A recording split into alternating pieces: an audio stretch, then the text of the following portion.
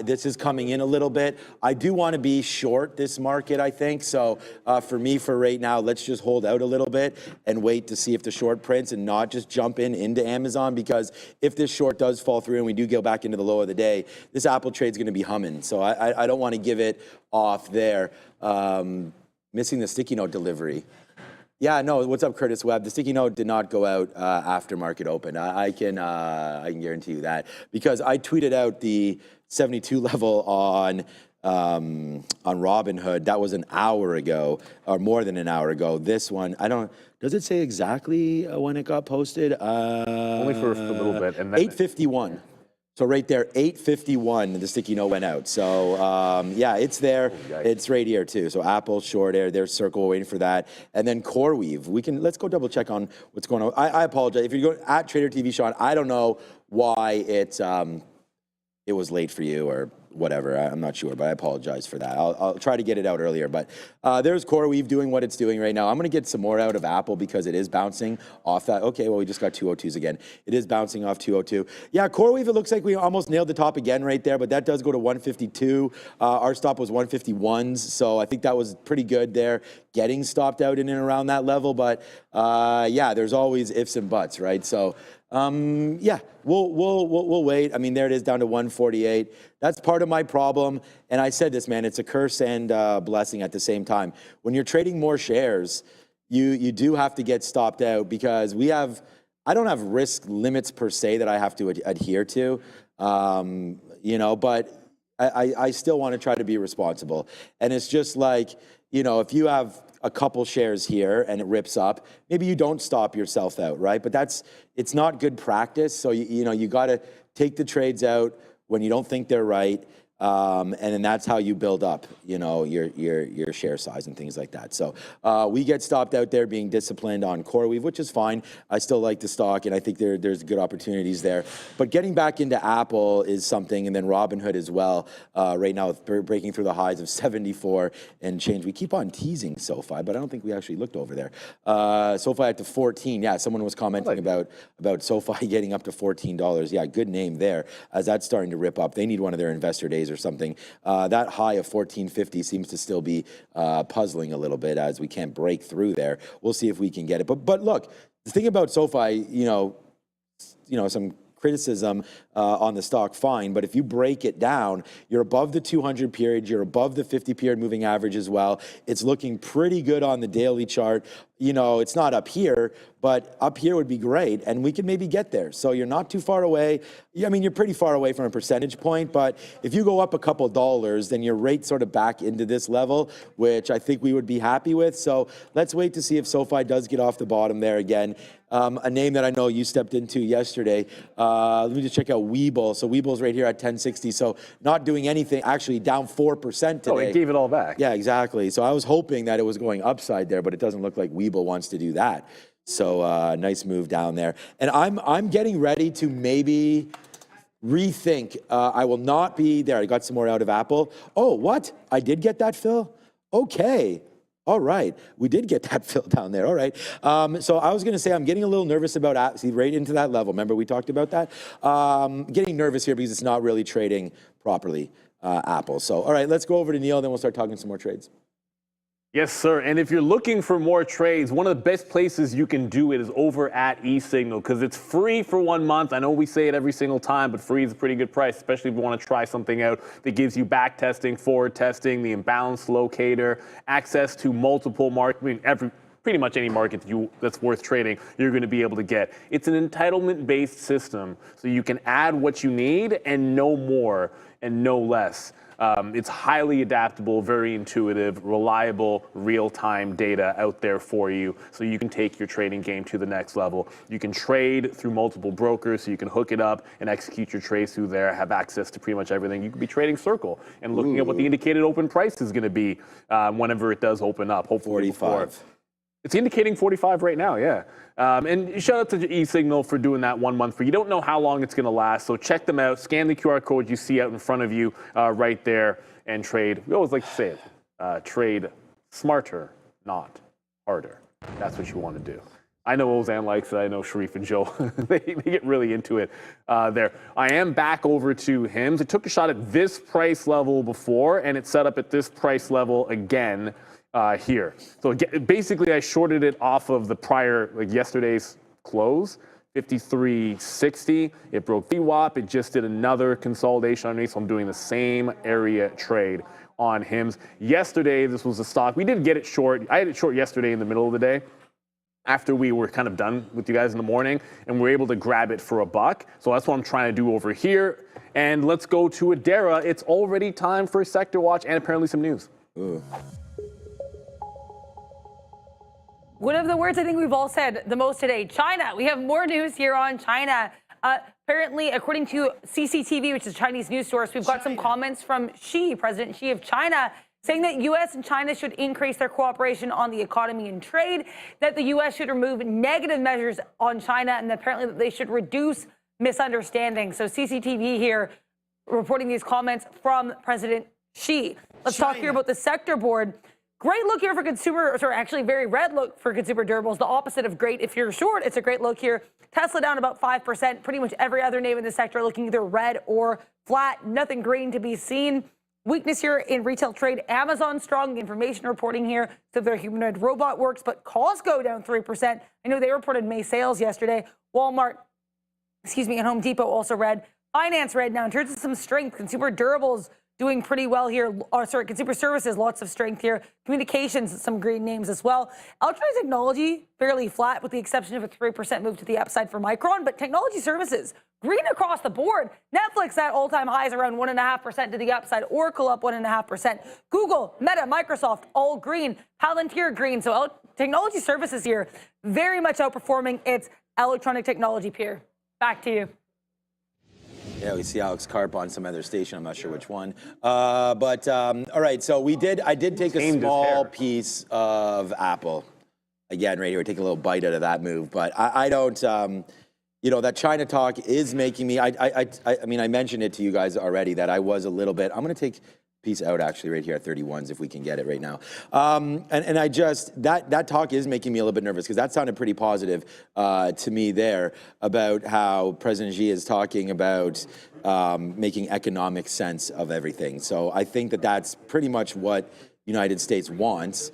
Is for this to work out for everybody. And if China can talk nice about it too, then that may make the leader of the free world a little happier. So let's wait to see what winds up happening right now with that. 20208 is my, okay, well, now we're starting to come in a little bit. Let me take that. We just reloaded it. I mean, you want to talk about trading. This for me for Apple, we punched the 200 short, bang that trade like huge, hit it again. This is where all the money was. And then these reloads are kind of small because I'm waiting for the 200 period, but the small reloads are adding up. Huge, right? And so let's just wait to see. We did not get our 16s there. We're also waiting at 08, and then we'll wait to see. So, yeah, I mean, President Xi, hearing it in our ear again, I mean, Adara's already dropped the news. He would like to see some diplomatic economic trade. That's good. That's good trade. That's good talk, 100%. From Xi. So I'm going to, I just took another piece out there in the 25 area. We're just going to watch out for Apple. My out is 203. If we do break above that, then we'll slap the big F on that one. But for now, the shorts have been working out, and I'm waiting at 202.75, right at the 200 period moving average to try to get something right there. So there, see, here it goes. There's so many more headlines coming through. Yeah, so this is probably a problem. So we're going to be getting out immediately on this one as the market really likes this little report here, Neil. So the thing is, I'm getting it in my ear, and it's like I want to be able to read it verbatim, but when we're talking next to each other, I missed that last headline, but I can tell you right now, like I manually punched out. Like, look at what Micron just did. I was over, I'm like, gotta get out of HIMS, because even that was starting to go. My Apple trade? Like, I was in the money 25 pennies on HIMS, and then whatever happened, that just took out the high. And Micron, which I was waiting to close above VWAP, that just broke out and went to 107.80. So this is looking very, very strong. Let's go to Adair and get the exact headline. Yeah. Yeah, so just more comments here being reported by the CCTV, which is Chinese media. They're saying that apparently President Xi and Trump have agreed to start a new round of talks ASAP. So apparently they have agreed to start these new talks very soon. Keep an eye on Alibaba and these Chinese ADRs as well. We also have China's Xi saying that it's important to dispel disruptions to the U.S. and China relationship. So he doesn't specify what these are. We know one such disruption, though, has been these tariffs. So we're going to have to wait and see what happens here. Market, though, moving to the upside. Sounds like there will be some more talks and, I guess, mending of the relationship between China and the U.S., according to President Xi, as reported by CCTV, that is Chinese state media. Back to you. Right, well, we kind of sniffed all that out. I mean, at least we were talking, thanks to Dara. I mean, that's why you guys are hopefully joining us every day, because we had this story a minute ago, right? And that's why we were covering down there. We took some more there at 75. We did get punched out when it broke 203, right? Like we said, but then I only got out of 75%. Now we're just getting the rest out right here, basically for flat. So obviously everyone's looking for that win-win outcome right here, and it sounds like China willing to come back to the table. The question is like, who cares if they're willing to come back to the table? I mean, Donald Trump is the guy that's going to be hopefully pulling some of these triggers and announcing something or truthing something out or whatever. So we'll wait to see if there is anything like that. Obviously, Adara has the account up, and she will get that to you immediately. So, she is also saying that the U.S. needs to handle the Taiwan issue carefully. So that's not going to make Trump very happy there, because he thinks he can handle every country the way he wants. So we'll wait to see what happens right there. 202.60 coming in now. So we are pulling back. I'm waiting at 58 for some reason. There it is. We get the 58, Phil. So, okay, not bad after all for Apple, but we did give it up there as it came back up into the upside right there. So let's go, man. We're going to wait to see what winds up happening, but this is definitely a developing story right now with China and the market. I am looking at the NASDAQ. We just went back up into these highs again, but look at that spike. You don't think there's buyers on the sidelines right now? This market wants to go to all-time highs and never look back. It's just, we just need that headline. Look at that spike, man. It bang right there on any sort of a talk like that. So yeah, really excited for what this might mean for the longer-term portfolios, the swing accounts and everything, as the market trying to go back upside right now. So congratulations, anybody that had patience for the long today. It definitely started to pay out there. Yeah, I can tell you a hood, the initial long, just going back. By the way, Circle is getting a little bit higher. It's creeping towards that $50 level, so now 48. I'm only saying is for some people, I know I use limit orders. Like, I'm not getting in with a market on open order. I'll just use an aggressive limit. So like right now I want to put like 50, just above 51. It's indicating 58, 48. So if it goes above 50, I'll keep on adjusting it. But I don't want to be too far out there. Robinhood just tagged 75. So, obviously this was the best dip buy opportunity for names that lost a bit early. But right now, all you can do is look for the next opportunity here. Let's let this calm down on anything that's China related, but I don't think Robinhood necessarily falls into that category, so I wouldn't be too worried about it. It's above the volume weighted average price. I don't necessarily want to play a breakout, but I will play a fail break, which we've done before. Just means if you break the high of the day, I'm looking for the dip after the high of the day break into the prior lower high, which is now 74.5. So that's the plan of action for me. And I don't necessarily love, I don't know if I want to get into a chip name while they're still talking, because we're still hearing stuff in our ear about this. So I feel as if you're holding something in the money or whatever, that's a different story. But I don't want to buy. I don't want to buy the top on Micron in here. We'll wait to see if we can get a little bit more clarity with what's going on with President Xi and Donald Trump. And Aiden Bridge, what levels am I looking at to short Tesla?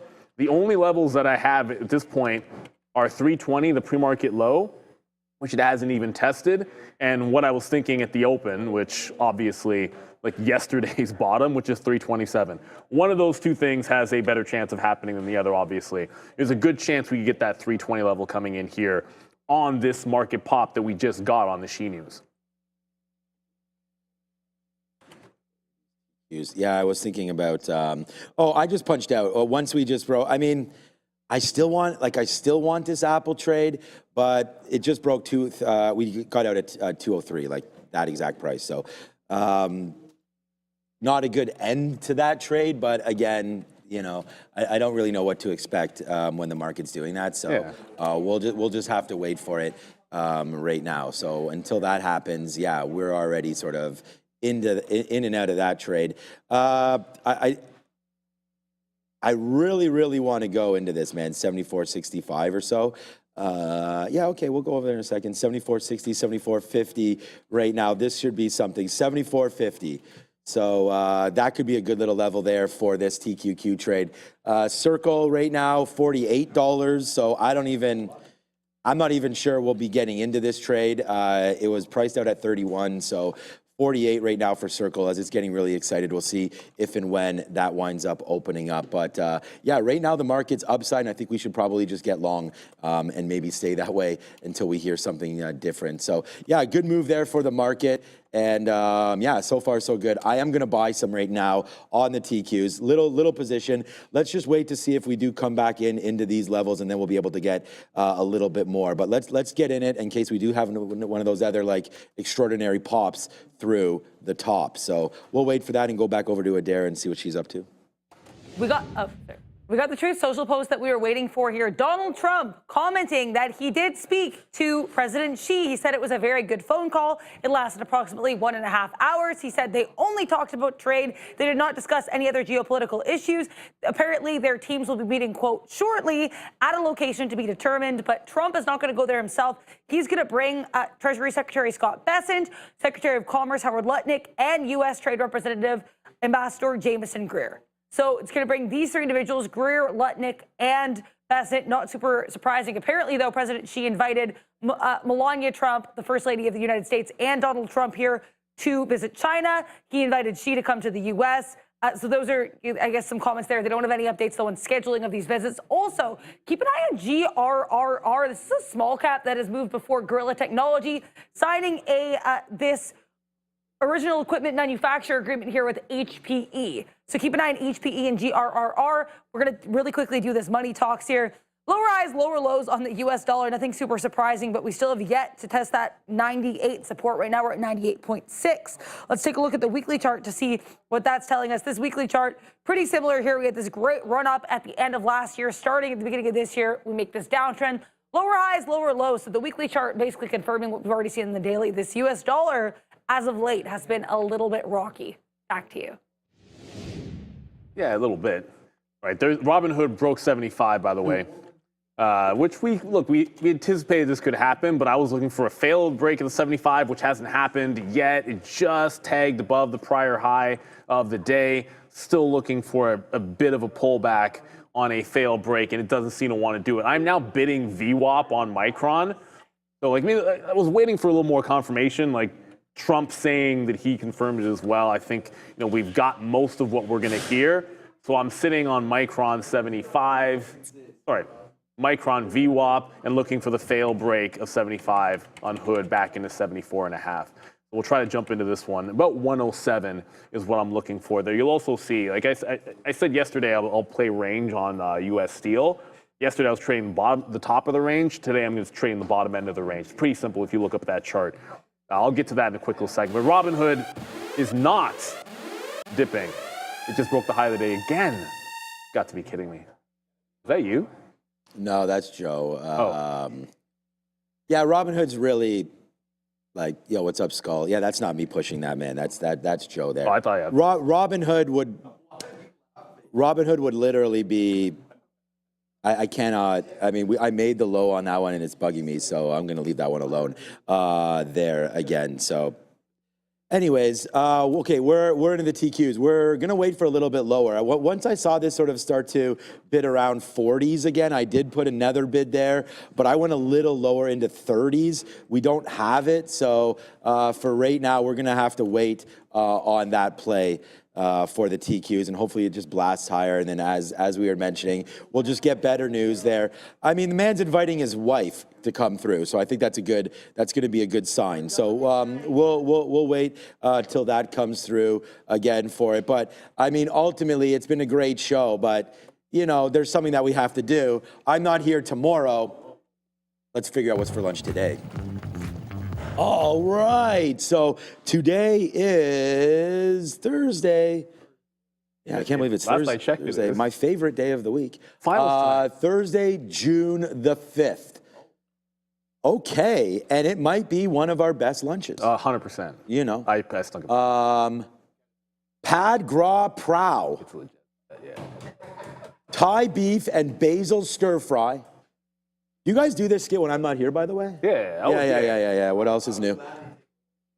I know you guys would. You took over lots of stuff already, my guy over there. You stay there, Joe. You stay there, my guy. You come up with your own things, okay, my guy? All right, so there it is, man. Steamed jasmine rice, vegetable stir fry. It's part of your thing, man. You got to come up with some content, right? You guys have the bro show. You guys have all the eggs and the chicken and the protein. All right, steamed jasmine rice, vegetable stir fry, Thai cabbage salad. So I think that one is another one. That's a win. And props it up. That's a winner there as we have fun on the Better show. with pork. Right there. So yeah, it's Thai. I like Thai beef with basil, man. I mean, honestly, I agree. Yeah. Yeah, like as long as it's Chinese beef as well. As long as it's not like that, they don't overcook it a bunch. Yeah. That would be my only fear because I've never had it from the caterer, so we'll see. Well, we never had what? This? We've had this from this. Yeah, lots of times. You sure? Yeah, many times. That's what I'm saying. The best one we've had. Oh, what? Is this? You know what though? We always get tasty beef. We don't eat it. We get the salad lunch. So I probably we just try to steal some beef on top of it. Stolen any. I'd do that today. Yeah. So okay, that's what's for lunch. All right, Tesla. I mean, I do roll call, but that's Sharif's thing now, you know. So there it goes, right there, as we go. So yeah, you did. But all right, so let's go, man. Beef from China, yeah, maybe beef from China, which I don't know. Well, I don't know where they're sourcing it from. But here in Canada, we don't have some of those tariffs, obviously, like you guys do over there in the United States. We're having a good time waiting for Circle to come up. What's up, Thomas Kondo? Your trade, that's funny. I only read the first couple seconds of what you said there, Thomas Kondo, but you're like, Thomas Kondo, I'm trading in my parents' garage. Can y'all adopt me in the backstage of the show? Yes, we can. I mean, if you're located here in Toronto, go find out Real Trading, and you can talk to the guys around here about trading with us at Real Trading. Go to realtrading.com. I'm going to throw it to Neil, and then I'm going to look up the numbers from yesterday and see what kind of numbers people put up around this place yesterday for Real Trading. But yeah, go to realtrading.com, find that out, and see if you're eligible and qualified to trade with us. No United States, that's unfortunately, but everything else is GTG.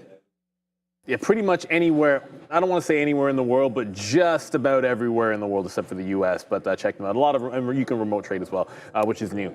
Tesla, it just doesn't seem to want to get to $320. So I looked at that. Okay, well, what's the next possible thing we can do with it? Because the market just wicked the highs. In here. I'm like, okay, well, we'll play it off the prior high on a trend break until it gets to the 340 levels. That's we went into it. Can only give it less than $1 there. So ultimately, Tesla, take like a 90. I guess I give it less than $1 because I just looked at it, I lost 90 cents. But this is what I'm looking for on Tesla. Into the 320 and a trend reversal. I want to stay thinking short on this name. So until it breaks above 320, and then all of a sudden you get waiting to like 25s or like 27s, then I want to play it for shorts off of this range in here. Robinhood, well, I said I want to wait for a fail of the breakout. There hasn't been a red candle since VWAP until potentially now. Like, this is obviously going to be one that got away, but let's see what happens next. I mean, the prior high play now looks like 75 even, which is fine. Whatever the dip happens to be, I want to be involved in it. The other thing you can look at is go to the higher time frame, like on a 15-minute. It has yet to put in a red candle on the 15-minute. So really, like, there hasn't been any kind of a trend break on this since that low. What are you going to do? Like, get it a little bit early on that 73. It was an obvious fail break, but there was just that one heavy red candle on the 15-minute, and ever since then, it's been buying up a storm. So if we get another red candle on the 15-minute, I'm going to treat that as a buying opportunity on Robinhood. That's what makes sense to me. That's what worked last time. And I doubt you're going to see a red candle that's $2 from the 15-minute. You'll probably see something a little bit less violent that we'll be able to dip into. Right now, I'm looking at 75 for sure. Yeah, and they keep saying in my ear, Robinhood at the highs, yada, yada. Of course it is. Yeah. No, we had Robinhood. I made the bottom of Robinhood breaking through $72. Sharif just asking what's up, but you know what? Whatever. Honestly, we just move on. There's other trades. I mean, I'm literally sitting in quite a big position right now on the TQQs, just waiting for this thing to pop. right now. So let's just see if it continues to go higher here. I'm waiting for something at 96, just ahead of 75. That was basically been the high, 75.11. We'll see if we just get a piece out. We've been dancing around here right now. I mean, this could almost be my best trade. Well, the best trade will be Palantir, which, by the way, is back up to highs right now as well. Just frustrated because of this. Like, that's, you know, that's annoying. But it is a trade. So we'll work off of that. But there goes 75 and change there to the upside. It's just, you know, when you base it out and you put those trades on, you really like them to work out. And unfortunately, the very bottom, I could have got back in, but I was even sitting here, I was like, I was happy not to trade it again, because it's when I find myself not trading something very well, there's you know, areas where I can improve on, and that is to not be so stubborn to getting back into these kind of things over and over and over again, right? I mean, we're still happy to have the net that we have today, but could always be better, right? Bigger and better always. That's the whole idea. We're not coming here to screw around. We're coming here to make money and to trade. So yeah, that's you know, anyways. That's what I'm doing, but there it is, 74, 75. There we go. We get a little piece out there for TQQs. I'm still honestly just waiting for Circle now to open. I mean, like I said, I have a big position here in the TQs, but in the NASDAQ as we try to break the high of the day. But I'm just waiting for this to open up. The new tap is now 48, and if you just go over to here to the imbalance locator, I don't have any idea when this is going to open. It was 5 million earlier. It's still 5 million now. The paired is like they're having problems, I guess, finding shares for this. So I don't really even know what that means. So let's just wait on Circle and you know, hope for the best when that winds up opening up. So I hope Sharif Sharif's in live today. Actually, are you? No, man. Come on, man. Next time, respond to those emails, my guy. Man, I wrote it on Monday. No, I know, but you have they give you 30 days warning, dude. All right. No, I only say that because Circle, I don't know if you're going to be able to trade it in sim mode. That's all. So, but Joe will be there anyway. So, all right. It's now 11 o'clock. It's just not good in sim mode. That's what I mean, like the opening prices, all that kind of stuff. I don't. Sim mode is great. It's just, I don't know. I've never looked at it with. I can't say I have either, but like my general understanding of it, and we've been in real trading a very long time, and it goes with any quality simulator. The simulator is always 1,000 times better on the more liquid names. Obviously, the less liquidity there is in the book and the more that goes in the dark, the harder it is for the simulator to be accurate. So yeah, I mean, you can definitely trade it on Circle, which, by the way, I can't remember the last time I saw something like this. 6 million shares is what they came to market with. And right now, if you add up the imbalance in the paired volume, it's 5.7 million shares. Open interest is gigantic. Hope it opens like right now. So, yeah, I don't know. It's not going to open right now. But if it did, we'll be locked and loaded for it. It always happens this way. Big anticipated IPO, and the Bash Brothers are the ones that are going to have it. Hey, watch this. Robinhood, $100 next Friday. Oh. No. That's what I'm doing. How much what? So you want to bet me that's going to go 25% in 1 week? He likes betting that because he's long the stock, so he knows the free roll. Dude, you just worry about those beers. You just worry about the beers for the Florida Panthers, my guy over there, right there, okay, right now. So, all right. Oh yeah, well it's past 11 o'clock. All right, let's go. It's past 11 o'clock. I want to know what happened with your iBit shares. That's what I want to know. The ones, did you guys transfer them over? They had to. Yeah. Oh, you had to give him the actual cash. Okay, well, at least you're making money on bets, right? Okay, we'll talk to you guys very, very soon. Thanks for joining us, and we will see you soon. Robinhood, $100 incoming. De La Hoya. This guy's a freak. Boom! Oh, boom, boom, boom! Greetings and salutations, beautiful people. Welcome to the Midday Show. That's your boy, Joey Slithers. Whoa, whoa, whoa. Come on now, let's go. And I'm Sharif, and so we're gonna wait for everyone to come on over from the other side. Hello from the other side. I'm sorry, guys. Mateus Lane, Pelosi's insider. I want information now. Just Living. We got Cool Man. We got Cristobal, Jacques, Kevin Stubb, Bull and Bear Signals, Anish, Kapow. Oh, I love that name. We got one of my favorite guys in the chat, Benton C. Come on, you Gunners. Another one of my favorite people in the chat, Tisha Perkins. We got Just Living. We got Jason Tang, Pizza Rat, Jacques, Amir. Who else, man? We got a Dara. Oh, my goodness. Daryl Finch, Mr. Mixie, oh, whatever, bro. Kirk D, Covalence, Lo-Fi Soul, and Chris EDW. We got Mark Susi. He's always here, baby. Big Smash 88. I think Big Kyle may want to fight you for that big moniker, so you better watch out there. Ron, we got Jimit, we got Photo Rabbit Trader, Frosty, Bernard, the Tranquil channel. This is definitely not the Tranquil channel, neither when Sean is on, nor when I am on. Holly, Christmas, Sony, we got Bax, we got Repo Dennis, he's out there with his tow truck. Watch out for your car payments, baby. Jeremy Crypto, Chef something or another. Donkey Trader, Amir Orabi, we got, who else? Blue Arrow, Yao J, Eric H, one more, Joseph, and Kevin Brooks. Shout out to my guy. I hope everybody's having a fantastic morning. There is a bunch of small cap traders or small cap gappers going right now. Chief among them, let's talk about this one. Guys, still in the sim, waiting for the back end office to clear everything up, but we're gonna trade these the same way. MODV, we're long at 40. We just wet the beak all the way up to 80. Now let me explain why I got in here. Bull flag numero uno. What's the top end of that bull flag, you asked? Nobody asked, but I'm gonna tell you anyway. 340. Look where that entry is, right at the top end of that initial bull flag. It holds support like a dang glove, and right up to 80s we go. Alas, we are still below the day high at 414. We're zigging and zagging right now with that 3 3/4. So let's go ahead and set up some more profit takers at 82s, and we'll layer into 88s as well. Looking for this one to really go here. MODV on one, but there's just so many small cap gappers. I can't keep my man waiting this long. Joseph Wilson, what are you looking on that side, my man? Yeah, just short. It's the strongest name in the market right now. That's Robinhood. Let's see if we can get some topping signals.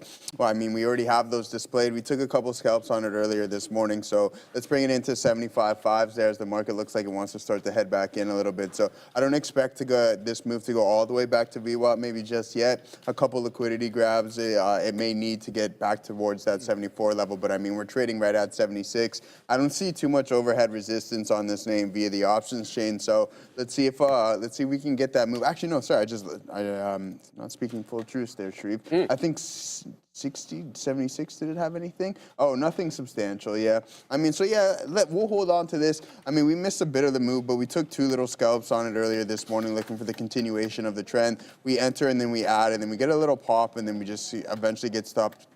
Break even, first in, first out rule, which didn't allow me to hold on to it. And I was just like, all right, let's go for a little walk. Slightly tired and see if we can find something else here. But that's what we got going on. Gonna look for 75.5s, and then that's gonna probably be the end of that trade there. But let's see what Adair's got for us. Be aware, keep an eye on Regeneron and Apellis Pharmaceuticals. That would be REGN. That's this right here, and APLS. Seeing this story reported here from Stat News, they're saying basically the GLP-1 drugs might be linked to elevated risk of serious eye disease. So now, keep in mind, the chances remain low, but apparently they're about doubled for patients who were obese versus patients who were actually on the GLP-1s, apparently. So both these companies, Apellis and Regeneron, do actually have ophthalmology sectors, or they work in the eye care space or eye diseases space. So APLS and REGN getting a little bit of a bounce. It's worth noting, not a ton of volume on either of these, both under 500,000 shares traded on the day, but story to be aware of nonetheless. Back to you. FFI definitely wasn't partying last night. The freaking fire alarm went off at 2:30 in the morning for an hour. So that was not fun. And baby Milo? Yeah, and Milo was puking Sorry, too. guys. Yeah, he was acid. Had a little acid reflex. As soon as you fall asleep, obviously, he decides to start heaving, and then it's like, all right, we got to get out, clean up that mess. But yeah, fire alarm, condo living, 2:30, bright and early, letting us know that they're there. Yeah, exactly. So that went off for an hour. So that disrupted the sleep sleep a little bit. But regardless of that, guys, let's see what we got going on. If we crack this high a day, then you don't want to just continuously trying to be shorting the strongest name. I was just looking at some indecision prints here. It's going to be this one on the lower time frames to see if we're going to get any form of a pullback. But if it's not displaying itself and I don't see the weakness continuously coming on the tape, then we'll just look to get out of that trade and not continuously try to beat a dead horse there, because you don't want to be going against some of these big names right now, up 5.5 or 5 1/3 here, Sharif. So some good luck there. Or sorry, what? 5 1/5, the guys there. Good math by me. There it is on Robinhood. So yeah, we'll hold on to this. This is a positive sign, right? So I'm looking at this as kind of a breath, and you can see the volume on the lower intervals here starting to cool off. So yeah, maybe we get somewhat of a pullback, but I'm not looking for that absolute capitulation type move here in Robinhood, Sharif. All right, man. Let's look at the small cap gappers that we got on today, because there's a lot going, and a lot of them are quite strong. So let's start covering these. I don't want to say chief among them, because they're all quite good for the moment, but look at Oscar. What the hell is happening here? This is the 5-minute chart, and the last red candle we had was at 10:10. That was an hour ago. And all in all, since that bell has rung at 9:30, there have been 3 red candles on the 5-minute chart on this name. I'm putting a dip trade here at the $0.50. It should be filling me. There we go. We just got filled. So let's see exactly what the situation is now. Let me throw in my stop. Okay, so, oh, wow, rockets right back up. This is crazy. This Oscar, whoever's buying this stock is obviously got a buy program of note. Now, the concern is, around that noon hour, maybe even a little bit earlier, the buy programs tend to get shut off. We've seen this story before where things are very directional and then all of a sudden they're not. Now we've actually got a topping tail candle on now on OSCR. So let's see exactly what we get. Prior bar low. The 11 o'clock candle has a 1632. So let's go ahead and set up at prior bar low for a dip trade there. Let's go ahead and do that. And I'm going to front run it as I typically do. I'll put it right at 35 to see if we can get something around there. So OSCR on one right now. Let's keep an eye out on that one. So this is very, very directional. But there's so many others. You guys have been yelling at me to look at Zena, Z-E-N-A. Shout out to one of my best buddy's sisters. Her name is Zena.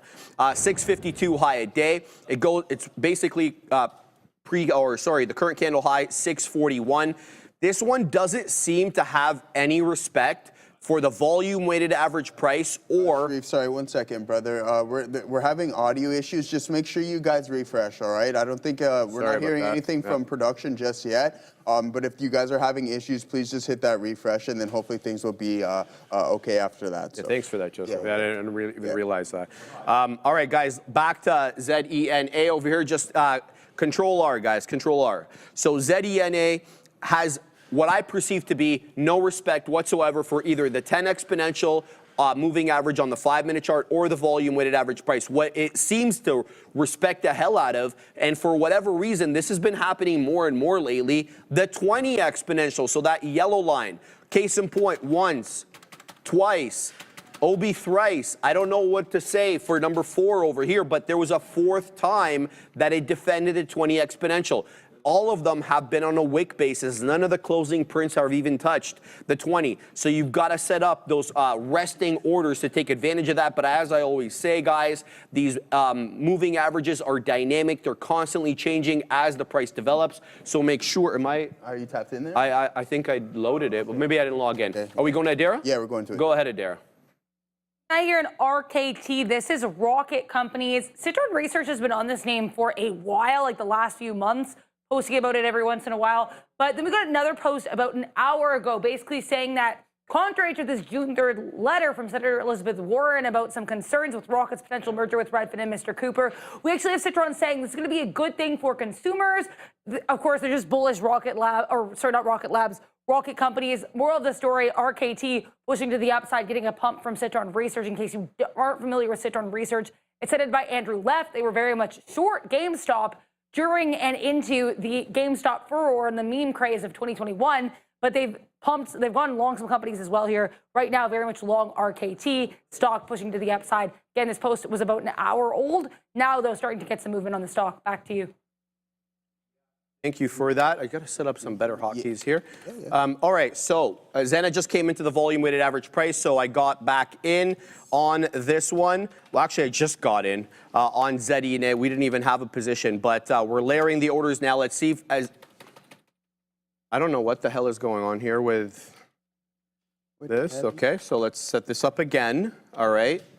Yeah, this is what happens when you don't have everything set up because we're in the sim. So I'm going to set this up again at 69s. Let's see if we can get a dip trade because it just came into the volume weighted average price, bounced off it. Excellent. So going to keep an eye out on that one. Anything you got on your side? Yeah. I'm just about to hop out of this Robinhood trade as it's continuing to climb higher and higher, now closer to 6% up on the day, and you just don't want to be in this just in case it decides that it wants to squeeze. I talked about any overhead resistance. I'm not seeing too much on the options chain, so I mean we can just start free roaming here. We're not too far off of those all-time highs. I'm pretty sure shortly after it IPO'd, it went up into those 80s, and that's exactly where we're headed. So yeah, we're going to keep an eye on that. I do like the short here on Bitcoin, so I'm going to slowly start to get involved in this one because it looks like we're curling over. We have the inability to breach the volume weighted average price.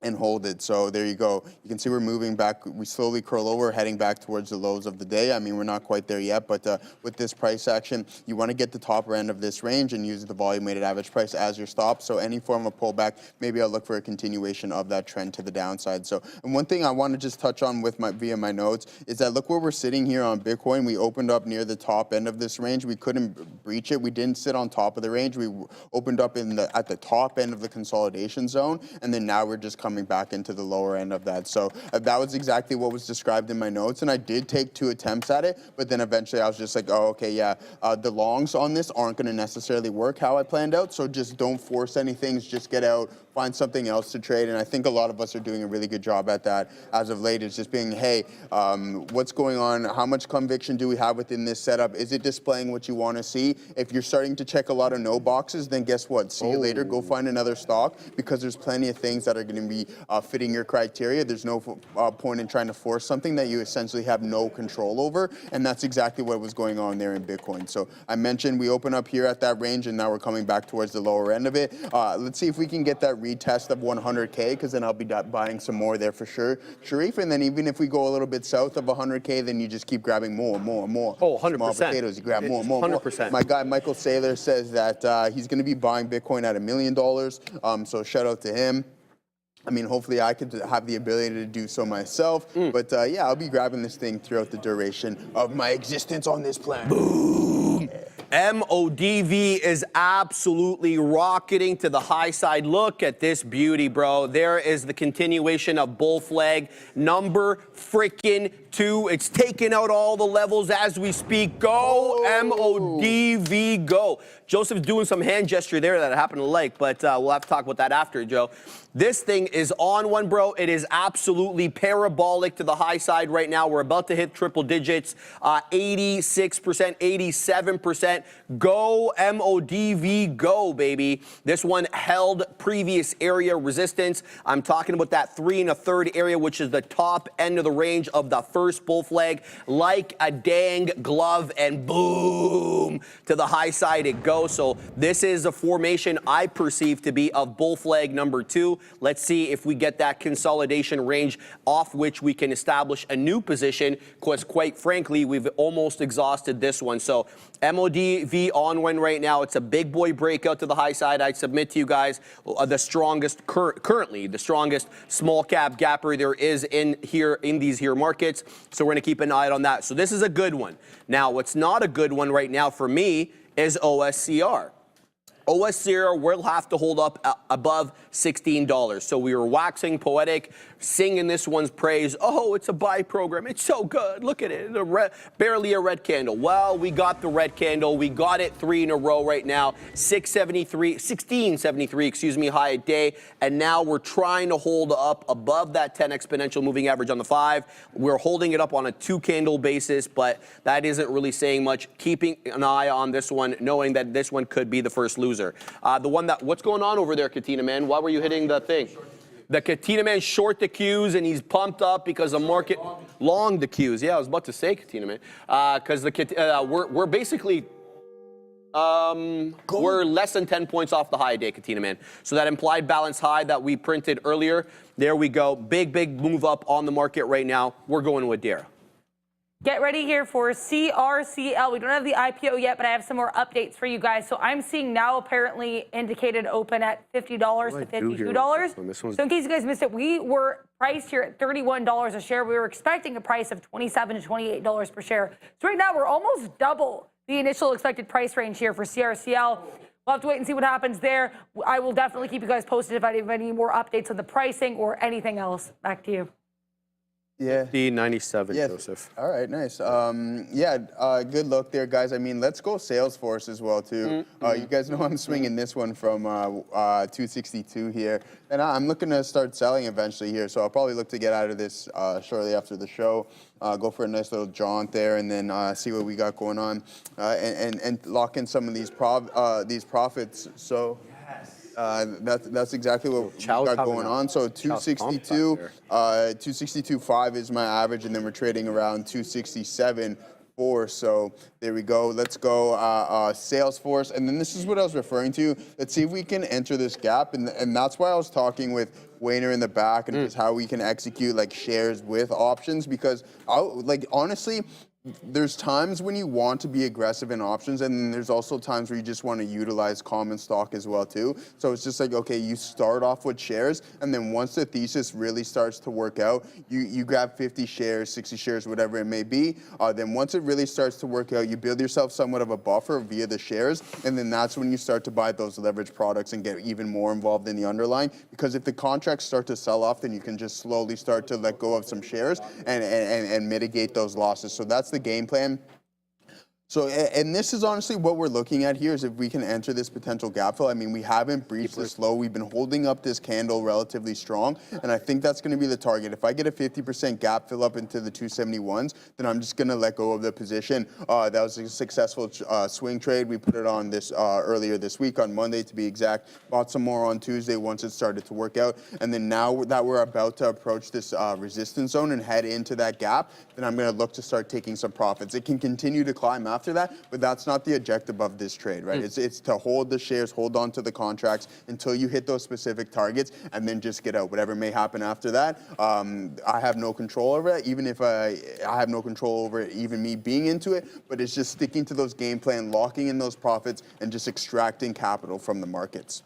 Well said, Joseph. Looks like I'm about to get stopped out here of the OSCR, which will suck, because this one I have a much larger position on than any of the others. Even if I'm in the sim today, I'm always thinking the same way.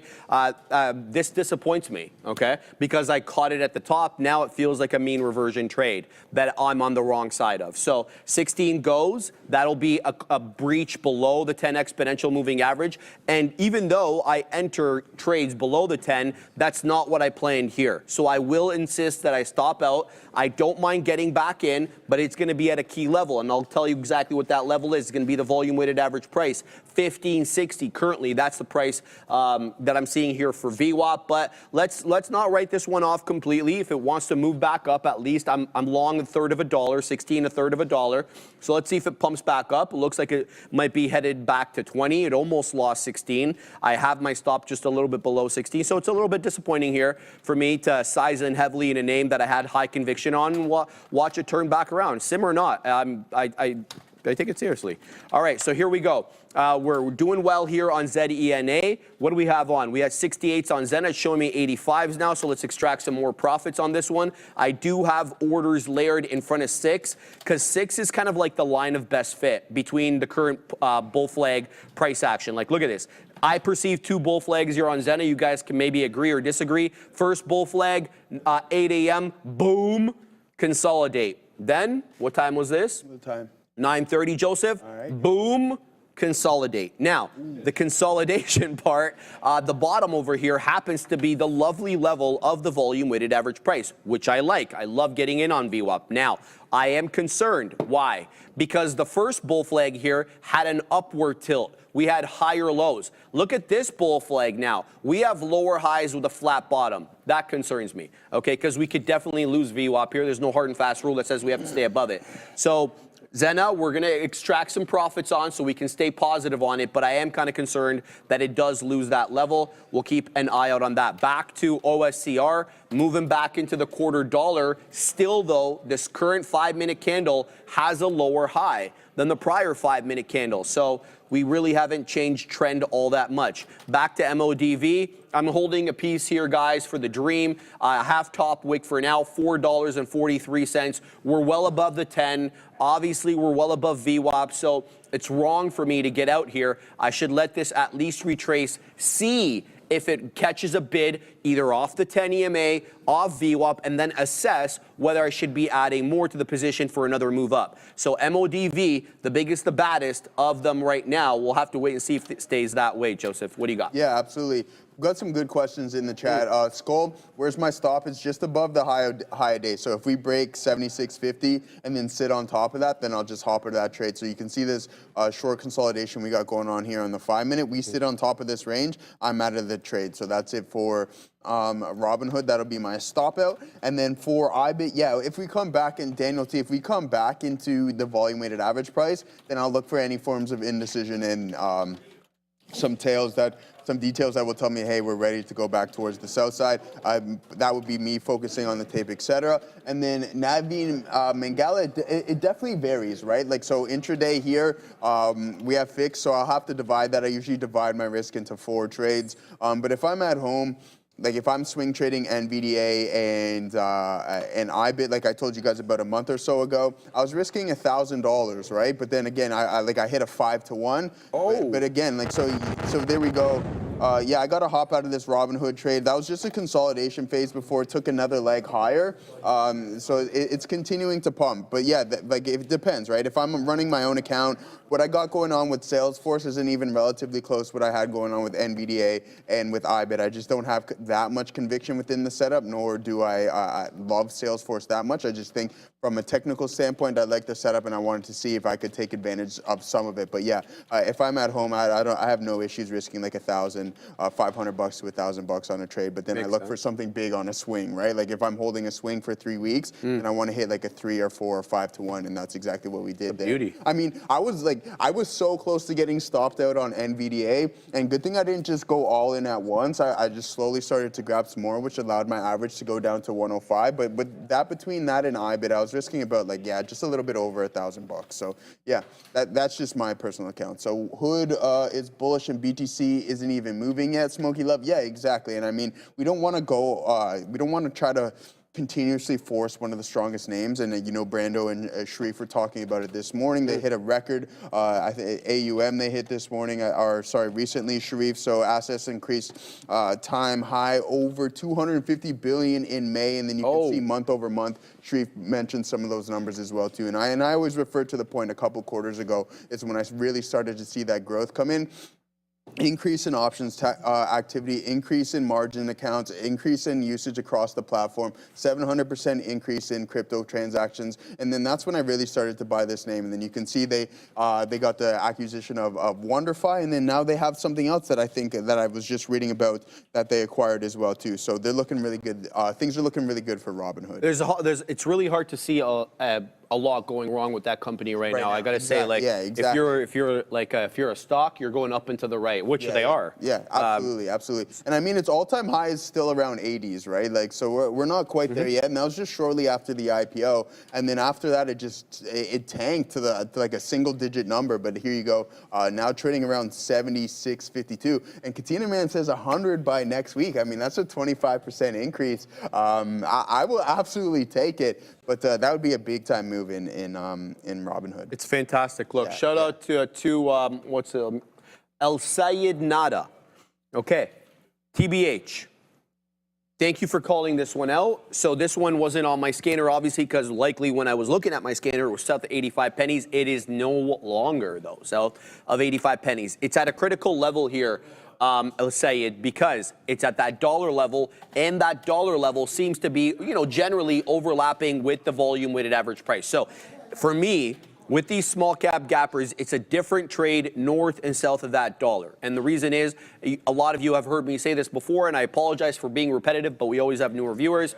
There are algos that just won't participate when a stock, one of like these small cap gappers, is trading below $1. Luis Barbados, small cap gapper trader extraordinaire, was on this morning. He gave us that tidbit like about a month ago. And this one qualifies for that sub $1 stock. Alas, it is now over $1. fighting to stay above $1. High a day, $1.30. I'm going to personally need to see more than just a quick wick intra candle above that dollar area. I need to see more. I need to be able to base my levels on the dollar so I can say, all right, you know, it dips back in. I got that dip trade ready at that buck. I'm going to hold off. It's a good looking one, I'll say. So it might replace one of these non-performing names right now, like HL. I'm going to put TBH on there. We're going to throw it on, and we're going to throw it on provisionally. If it loses that dollar, it loses its spot on the side chart. Full disclosure, but here it goes. $1.10 now. All right. So let's see. That $1.20 was kind of, I don't want to say it's a double top, but that's where both candles opened and closed at. Even though wicks in $1.30 looked like it had a hard time clearing that $1.20 decisively, of which it's quite close now. $1.13, that current candle high right now. So TBH on one right now. We could certainly involve ourselves with this one if it is warranted. So let's go ahead. Let's load it up on a trading screen. It doesn't trade on the New York, so it's got to be on the NASDAQ. It is. So let's have a look now at the book. And let's look at the time and sales and see exactly what we need to see here. So 1 penny spread, not bad right off the bat.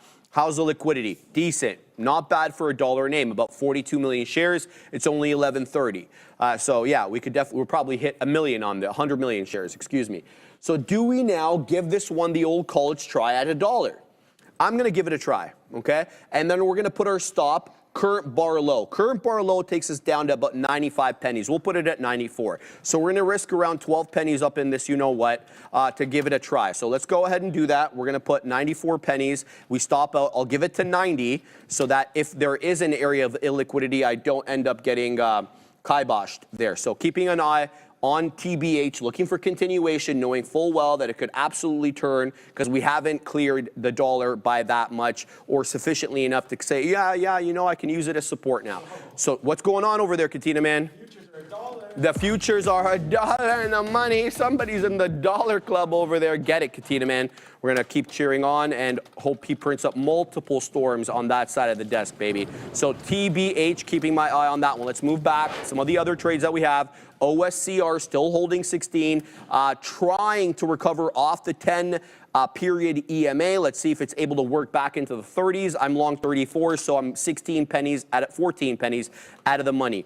Zena, I'm break even on, but I've taken the majority of the position out. I am kind of concerned here about ZENA being a flat bottom break. It does feel like it's setting up for that through the loss of the $0.50. So be careful if you're long Zena at these levels. I have a dip trade for that $0.50 to get a money fill. I'm talking about 550, but if it loses that, that's it for me. I won't be DCing south of the volume weighted average price on ZENA. So we're going to keep tabs on that. And let's go back over here to TBH because it is losing that dollar. So yeah, this did concern me. So let's see exactly whether we get stopped out south of 95 pennies. It feels like we will. Topping tail candle, the previous candle into that $1.13, and now we're south of 1. So this could be a bit of a trouble here, Joseph. Yeah, absolutely. Good look there, brother.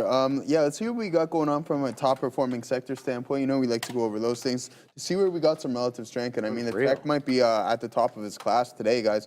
Yeah, and it seems to be the case here. You can see that we're up about 1% here in the tech sector. Communications sitting in second, up about 8/10 there, guys. And then we got the healthcare sector up only about a third there. So, I mean, materials were down not too much, about 1/10 there. Utilities, same thing, 1/10. And then here we go with consumer staples down 7/10. So, ooh, what's my guy Walmart doing? I mean, you can't be selling Walmart right now. Yeah, we'll take a look and see what Walmart is up to, guys. A crowd favorite, maybe? I don't know. Walmart? Yeah, Walmart. Yeah, for sure. I mean, think so? Yeah, I think so. No, well, I mean, it's America. It's America's favorite. No, I think so. Isn't it? Tell them. Yeah. Like again, I don't know too many shopping stores obviously in the States because I don't live there. But I mean, what would you rather? Where would you guys rather go, Walmart or Costco? I'm curious to see where that, because I mean, if you're going for the dollar hot dogs, yeah, if you're going for the dollar hot dogs, I understand that you're going to Costco or whatever. You might be careful with that. That's like going into a comic book store asking who the best superhero is. You'll start a fight, bro. Who is okay, all right, let's go. I told you this, Iron Man, baby. Man, hands down, Iron Man, bro. Yeah, That sounds DLT. Okay, yeah. I mean, Costco. A lot of people saying Costco in there. Walmart, Target. Okay, some Target, as Obi likes to say. A lot of Costco coming in here. Yeah. Okay, it looks like the majority is Costco. So never mind Walmart. But I mean, let's hop back into kind of the technicals of this. You can't really go wrong with this name. I mean, it is America's darling in my opinion, and I think it's still trading at a good premium. But I forget where it split. It split somewhere around. Someone wrote Walco. Walco? Is that? Hold on, boys. Do you remember Wolco? Yep. Hey, the boys remember. Pardon me? Byway. No, because someone wrote Walco for Walmart and Costco when they didn't really understand it. There was a store in Canada called Wolco, which ended up being bought by Walmart. Really? It bought all the locations and opened up there. Yeah. Do you remember Wolco? No, I don't remember Walco, but I remember Byway because there was a Byway literally across the street. Yeah. It was like the old. It wasn't a dollar store, but like you know what I mean, kind of the like older version of Dollarama kind of thing. Yeah. Maybe. What do you say? The catalog, consumers distributing. Okay, so this store on the screen there. That store, you couldn't buy anything like actually in real life. You had to go to the catalog, find it, get into the line like a schmuck, fill out a piece of paper like you would at a bank to deposit. So there you go, that business model. Oh man, those were good times, bro. Yeah, I mean, good times. They still got giant tigers around here and stuff. Oh yeah, like there's giant tiger. I know it was a little bit more popular back in the day. I don't know if there's as many as there are now, but I don't.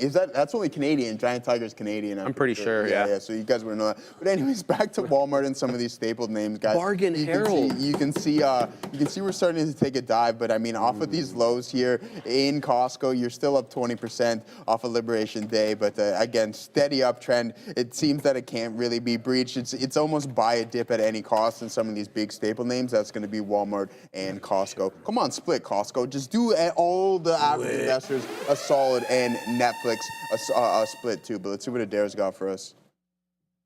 Yeah, let's not take these spready tickers away from those who trade them. No, I'm joking about the splits here. But let's talk right now about this market. Here's the NASDAQ here near highs. Comments coming through from U.S. Commerce Secretary Howard Lutnick saying that Donald Trump wants a full chip supply. Guys, no worries. Let us know when you're ready, Adair. We'll throw it right back. So we're going to keep an ear out for our friend Howard Lunatic and his crew over there. No, guys, I say that just as a joke. I don't think he's a lunatic. In fact, I think he's quite a smart individual, but we like to joke around, so I don't want anybody to get offended or anything like that. All right. I got stopped at an Oscar, full disclosure, so it's a big loss, but I'm right back in. Why? Right. Because this was a stop hunt. I got stop hunted yesterday, and I got stop hunted again today. When am I going to learn my lesson? I don't know.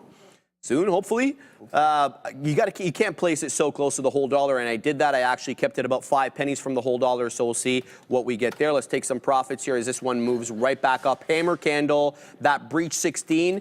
Let's see if we're able to make a new high above that previous candle. The high of the previous candle was 22s. We're showing 18s now, so we'll keep tabs on that. MODV, though, is headed right back to the high side.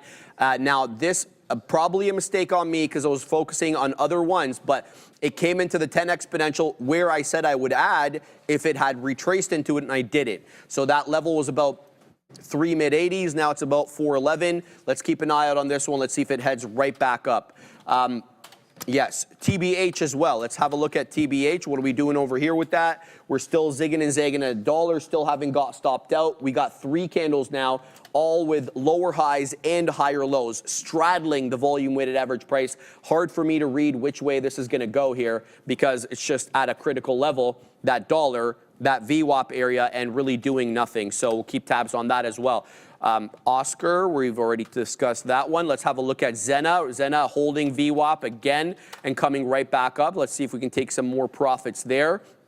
Yeah, really nothing for me to do here other than wait for them to get out of the consolidation zone that they're in. I'm talking about Zena, I'm talking about Oscar, I'm talking about TBH. MODV is the only directional one. It's the only one putting in higher highs and higher lows. So we'll keep tabs on that. But look at Oscar take out all my levels. As I mentioned, I did get stop hunted here, but we're right back in and we're going to throw more orders now. This candle did make a new high and it is preceded by a hammer candle on OSCR, so this could be a very bullish sign here.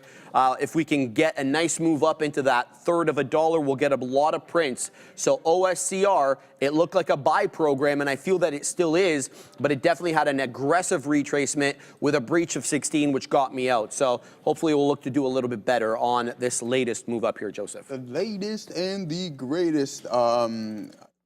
Shout out to my guy Vasily for retiring as well there too. Let's pull this up here. Okay, Loma. one more time. Yeah, Loma. Again, I'm not going to expect too much here. If we can break through this little support level right there, I'll just hop out. Nice little scalp there. Again, I should have hopped in back right there, but I'm like, strongest name, just best to avoid it. But there was another opportunity that displayed itself, so I'm just going to look to take advantage of it there. And I might just take a little scalp on it. There we go. We're all out of that. Nice little scalp. Even if it does head back towards the volume weighted average price, I'm not going to look to stay in this too long. So I'll take that little move there. It ain't a thing but a chicken wing. But let's go Salesforce, man. This is big time. We like this here. Again, big time. My average is roughly right around here, guys, and then we're getting that nice big pop there in Salesforce. All right, so yeah, Robinhood. Let's see if it heads towards the volume weighted average price. I mean, you can see the weakness slowly starting to pick up here in the tape, as we're continuously flushing the bid, and then you see the volume really start to step in on that bid, and there you go, you get another print, and then defense. You can see when we hit the ask and above the ask that we're not that reactive, but then when we get those clean flushes on the bid, then you see that we take that additional leg lower. So that's just kind of me keeping my eye on what the tape's got telling me, but we're out of that trade right now. If it looks for a bounce, if it looks to bounce, then maybe we'll get involved. I know someone in the chat asked me if I'm looking to my head. I guess I thought I heard you say that. My bad. It's too early. No. I'm just saying I didn't know that. I didn't say that. I don't think I said I was looking to short the Qs, especially when it's this strong. And if some of these big names are lagging, I mentioned this the other day as well too.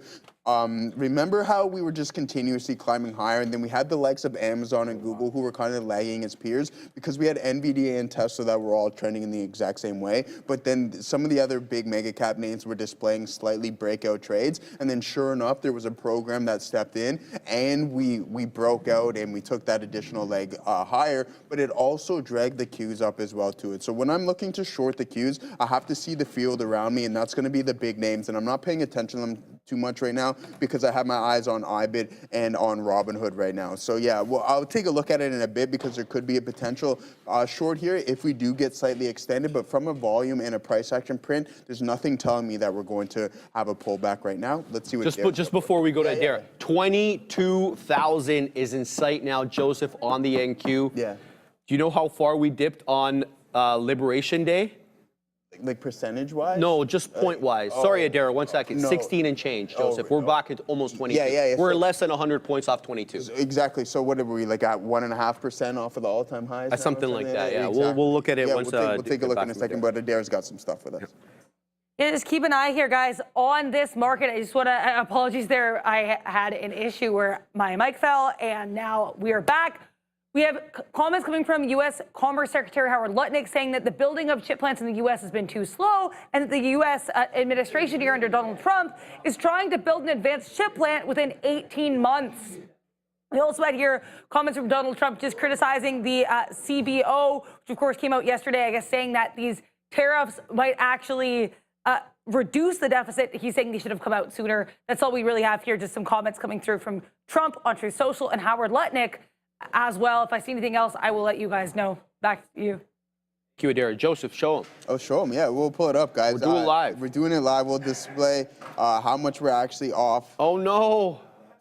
1.5. Where are the bears? Yeah. Where? That is not good, right? Like, imagine that. You're like, hey. This pleases me greatly. The thing is, though, it's like with all the, I never experienced anything like this. I mean, I didn't start trading until after COVID. And I mean, after that, I did experience, like it was a year or so bear market, but I didn't experience anything like this fast and then a recovery almost equally as fast. March 2020, baby. Yeah, I remember wasn't. that? No, I wasn't trading. Oh, at that. okay, yeah, okay, that's okay, what I was okay, saying. I yeah. wasn't trading during that COVID move, the dump in the. And, It was insane. But after that, when I started in 22, is when we went into that year and a half bear market. But even so, that recovery process was significantly longer. 100%, yeah, right, way for longer. us to hit this point. But I never experienced like a 30% drawdown, and then in a span of a month and a half, 2 months, Totally and then a get that. recovery of that exact amount in the exact same time, essentially, right? Like if you go to February here where we peaked, and then we bought them in April, and then, oh yeah, we bought them in April. Well, guess what? The exact amount of days after that, we're now recovering and heading back towards those all-time highs, now only 1.5%. I mean, the Qs can put in an all-time high tomorrow. It can put it in today. 100%, dude. I mean, today if it wanted to. And if we get some more details on this China stuff, or you know what I mean? Exactly. Yeah, Like it's one truth away. It's literally one truth away from saying talks are going great. And that's it. No, go on. And that's another thing.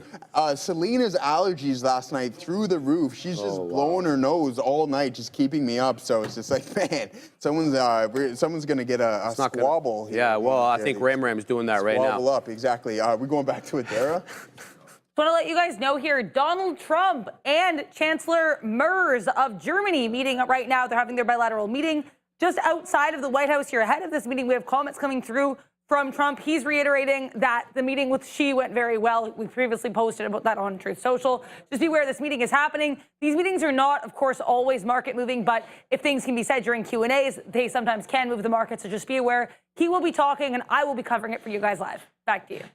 Thank you, Adara. I also want to remind you guys, we have an IPO today. CRCL, super easy, circle, very widely participated in. In fact, it's oversubscribed, so much so. Wow. That they had to, sorry, we're just giving her a hard time. Yeah. It was oversubscribed. Around here. Yeah. Yeah, well, to an extent. There's got to be like a cap or something. Okay, You know what I mean? Like, we're doing a show here. Doing a show. We're doing it live as well. No, seriously though, guys, it was oversubscribed. They didn't actually intend on putting that much of the company in the public markets, but there was so much demand. They increased the amount of shares that they are looking to sell in the public markets and the money they were looking to raise.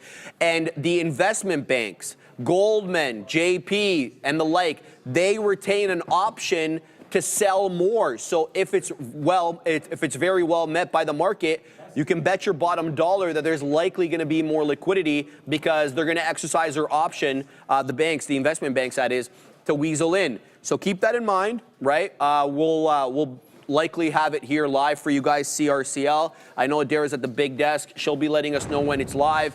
I know Neil and Sean will be looking at it as well, so they'll be yelling about when it's live. Say it again.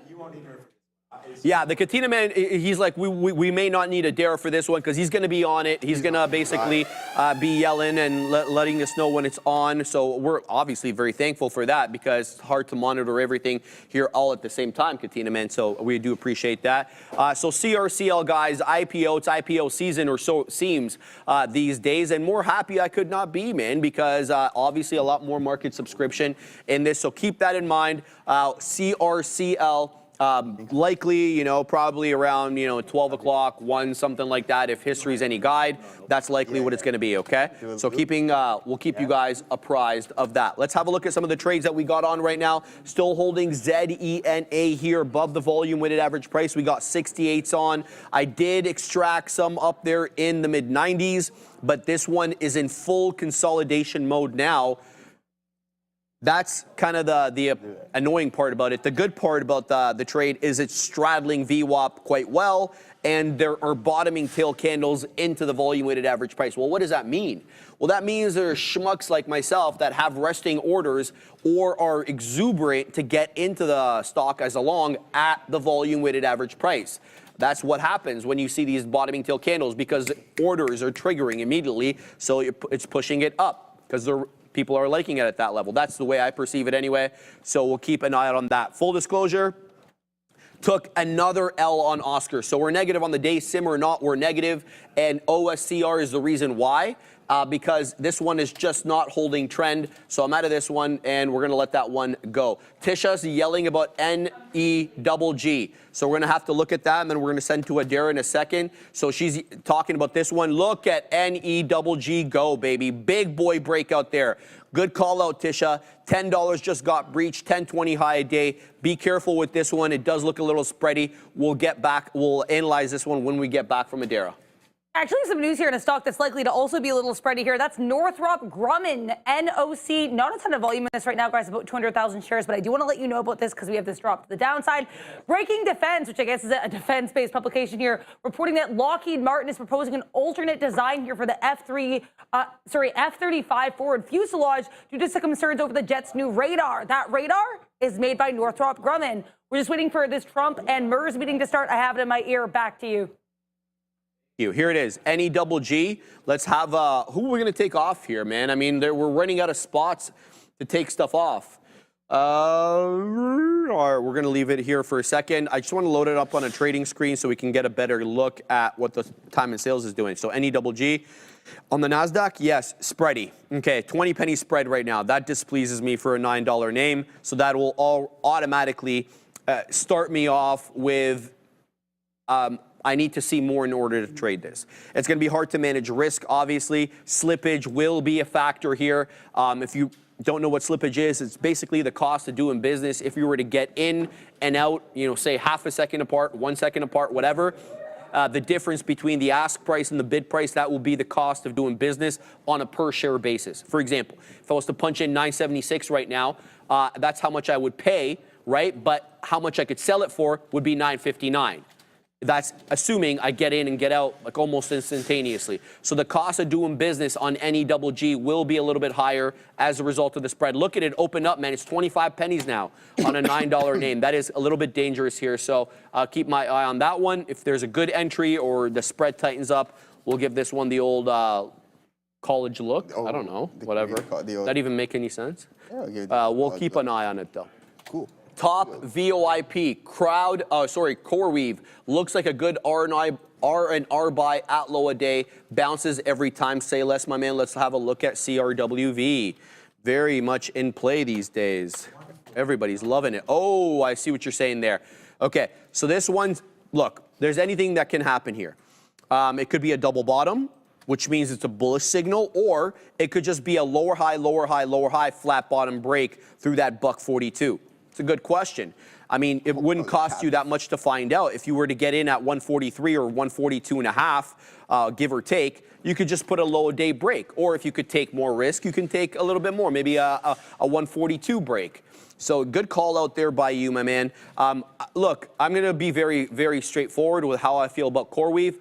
I'm looking for longer dated puts on this. I've seen this story before where an overvalued company that doesn't make enough, but is valued insanely, ends up mean reverting. I don't want to do it through shares. I will likely do it through options. I won't mention when I do it because I'm just going to keep it to myself. Ooh. But yeah, I will be looking to do that, Joseph. You're not going to tell me? No. I don't need you harping on me every day if I'm out of the money. Yo, Mopar for life. Mopar, please. What does that mean? No, the guy in the chat. Mopar. I thought you were talking about like a Chrysler Mopar or whatever. You know what's funny? Remember the old PT Cruiser there? Oh, amazing. You liked it? Remember the Prowler? The Plymouth Prowler? No. What? Yeah. Where have you been? Okay, well, hold on. We got to do it live right now, Joseph. Okay, do it. Plymouth. There it is, Prowler. There it is. Joseph, you don't know this car? Oh, yeah, What's happening here, bro? I remember that thing. This has become a collector's item now. They're like 35, 40K Canadian. No way. Yeah, like 25 years old. Yeah, well, I mean, look at it, right? Yeah, it's do you guys remember this car? Of course I remember this car. Yeah, that thing's pretty cool. Yeah, I remember that car there. Yeah. The PT Cruiser. It was like it was going through an age.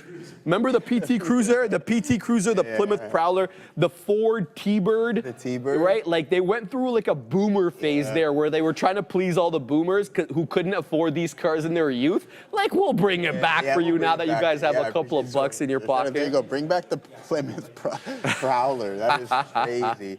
I mean, let's go. Robinhood continuing to bleed here. Kind of been the narrative of just letting some things go prematurely, but I told you that's the plan. We got out. And let's see if we can catch this move here on the TQs. We are short at this high, so if we break 75, 60s, Gonzino on that one. See ya. With that being said, we got to take a look at what some of the big boys are up to here. What's Amazon, Meta, etc., and my good friend NVDA all up to? Because if they're going to continue to climb higher, you don't want to force the short and look at NVDA. Go. Don't do it. Let's go. I mean, here we go. We're not too far. How many times am I going to say go there? But yeah, let's see how far we are off of those all-time highs here, guys. I mean, we're only 5% off of those lows. Big time move here as well, to 63% move on NVDA. And I said, hey, that's the time to buy this stock. And it was the exact same trade plan that we had going on with Bitcoin as we did with NVDA. As soon as that downtrend was cracked, we open up on the backside of it, look to get involved. And that was exactly what we had going on with IBIT, Bitcoin itself. So there you go. You can see that downtrend, a beautiful clean crack, opens up on top. All right, get involved. If it breaks it, comes back into the middle of this range, get out of the trade and then just hop right back in. So that's exactly what we did there with NVDA, still climbing higher. We love both of those names. We like Robinhood even more, even though it's starting to pull back. And I was short heading into the volume weighted average price. That was the primary target. Adara's laughing. There's something going on up there. All right, let's see what he's got for us. We're asking here about this deal. Donald Trump, of course, he's doing this bilateral meeting with Chancellor Merz of Germany, and they were asking, well, Trump, do you have a deal with China? What's the deal? And he said, well, they have a deal. It's just a matter of making sure everyone understands it over in China. So it looks like the U.S. seems to have their terms. It's unclear if China is aware of or has agreed to these terms yet, but he basically says that they have a deal and they want to make sure everyone understands what this deal is. They're in good shape with the China deal. Then we also have comments coming through here from Howard Lutnick saying that better trade deals, quote, won't take that long. So Howard Lutnick and Donald Trump both very optimistic about trade deals here. We're still waiting on Circle IPO, but I was seeing last an indicated open of $60 to $62. That is more than double the IPO price there of 31, if that is the case. Back to you. Seeing the tap at 60 right now as well too on Circle, guys. That's so, crazy, bro. Yeah. People are loving this thing, They're Joseph. Loving it, yeah. Oh I mean, my the God. IPOs are back, man. Good looking. I'm looking at Katina Man mentioned Discord as well too. So those are a couple of names that just keep an eye out, because especially what we've seen in the likes of CoreWeave, Newsmax, etc. Those were absolutely insane. Well said. So maybe we can continue that trend here and just go absolutely parabolic on this open here. So I'm going to be keeping my eyes on that one, and yeah, just maybe start building a sample set, because I never traded the IPOs too often. Your friend Donald's in the Oval Office there. Fantastic. He's meeting with the new German Chancellor. This should be really interesting here, because we know what Germany's doing, Raul. Look, we're going to talk a little politics here, because we have to, because it's kind of market related. No, Germany's rearming, bro. They're rearming for the first time since World War II. It's been a minute. What's up? Why? So there's probably going to be discussions there. Germany's talking about raising military spending. In fact, all of NATO now talking about this to 5% of GDP. Canada hasn't even met the 2%. We're going to meet it by 2030 or so, they say. Now we're talking about 5% of GDP, and there's a reason for that. Obviously, belligerency is increasing all over the world, so you have to assume there's going to be a little bit of talk there about some of that stuff, which may bring in some of these military names. Adara brought us that military name earlier. Adara, which one were you talking about up there? Okay, we're going to Adara. Yeah, just be aware here. Keep an eye on oil, and I have Boyle up here, UNG looking really similar. Donald Trump just saying here that he wants to make oil and gas part of these trade deals. So Donald Trump talking about oil and gas with regards to trade. Keep an eye here on Boyle and UNG. We also have Howard Lutnick saying that it's illogical to make cars for the U.S. in Mexico. So trade talk from Howard Lutnick and trade talk from Trump. Double trouble here this morning. Back to you. No problem. Thank you, Adara, for that. Assassino just giving us some information there, Joseph. Oh, okay. I didn't. Yeah, well, there it is. Eduardo, Sharif, Germany has a good army in the last decades. Even if not involved directly in conflicts, now they are going to bring it up to a top-notch army. Look, brother, I'm not going to ever count out these Germans. It obviously hasn't worked out for them in the last couple of wars, but that doesn't mean they don't put up a good fight, man. So you're not going to hear me ever disparaging them. Katina, man, that's what I do, baby. I'm a controversial figure. Right? There we go. Just so you guys see this right here. This is going to be the new standard after Studio 8 is done. It's going to be hard for anybody to actually be in the studio and not be on the show because it's going to be camera galore everywhere. So I'm super excited for that. Obviously, the big kahuna. Camera galore, yeah. The big kahunas as well. Shout out to them. So what you got over there, Joseph? Yeah, I'm still short this market here. Robinhood coming back in towards the volume-weighted average price. So yeah, missing out on both directions of that trade, but that's okay. We'll see what we got going on next. Hopefully, I mean, Tesla is looking like it wants to take a leg higher. Bitcoin's still hovering around the volume-weighted average price. Let's see what my guy Jensen and company is up to as it continues to climb higher and what happened higher. here, man? It's going? Yeah, it's moving. It's most definitely moving higher guys. So big-time move on NVDA. Let's go. 144 in change. Let's take a look at the options chain to see what we got going on from an open interest standpoint there, guys. And to see if we got any overhead resistance, because that's why we want to be able to identify call and put walls. And what I'm seeing, 145. 83,000 open contracts. So that is a hefty amount right there, guys, compared to what I'm seeing on the rest of this expiration cycle, which is ending tomorrow, that is. So June 6th, all these contracts will expire, and that's what we want to be able to identify. So now we've established that we have high levels of open interest at 145. What's going to happen next week, right? So we want to take a look come Monday morning. We want to see if we can identify those high levels of OI. Are they slowly starting to decay, or are they being lifted in increments through those strike prices? All right, so that's exactly what I'm going to be keeping an eye out for. And if it goes from 145 to 147, well, guess what? I do believe that we're going to remain in this bullish pattern, and that's what you want to look out for too, especially with those key levels. Bang. All right. Just having a look at, make sure Donald's good on that end. All right, guys, let's talk about some of the trades we have on. So we'll start from over here. MODV, the first one I was involved in. I've put my next I don't have that much left here. I put my next profit taker above the pre-market high, or sorry, the high of day, excuse me, which is $4.43. We are now putting in lower highs. Okay, that's the bad side. The good side is we're still holding above 4, and we're defending the 10 EMA on the 5. The question to myself is, with all these lower highs, for how long? So I am keeping an eye on this one. Zena, we did well on this one. The only thing that I'm really kind of disappointed with is I didn't get the money fill at the volume weighted average price. That's why you see that aqua or cyan line there with the circle. That is a resting dip buy, which did not fill. So next profit taker for this one, a little bit 615 or something like that, 616 in the teens, okay? As Zigs and Zags was 6, we have 68s on. Was then showing me 98, so we're in the clear there for the moment. Now, Oscar, biggest loser on the day. The reason why I'm red, finding support at the volume weighted average price, excuse me. It's done that on a 3-candle basis. We have bottom wick for now. We're extracting some profits, but that's, you know, nothing compared to the L that we took on this one. We had shares on with this one in the sim, and we're red on it and red on the day as a result. So we'll look to get out of some trouble on OSCR here. Let's see if it finds a bounce up above 16. I'd like to see a move above 16 right now. And then last but not least, we're still holding someone here on TBH. It's basically just a little bit below $1, a little bit above $1. I don't know which way this cookie crumbles. It's up 61%, so we're going to give this one the old college try. We're in the money on it right now. Let's see if we can actually stay in the money. We're going to send you to Adara for breaking news happening now and Neil's lesson of the day. Elon Musk and the big beautiful bill just got asked about here in this conference. I think it's getting a bit spicier, but right now let's talk about this market. Nice push to the upside. S&P 500 near days highs. NASDAQ near days highs as well. Both of these kind of consolidative at interesting levels. Will they break out?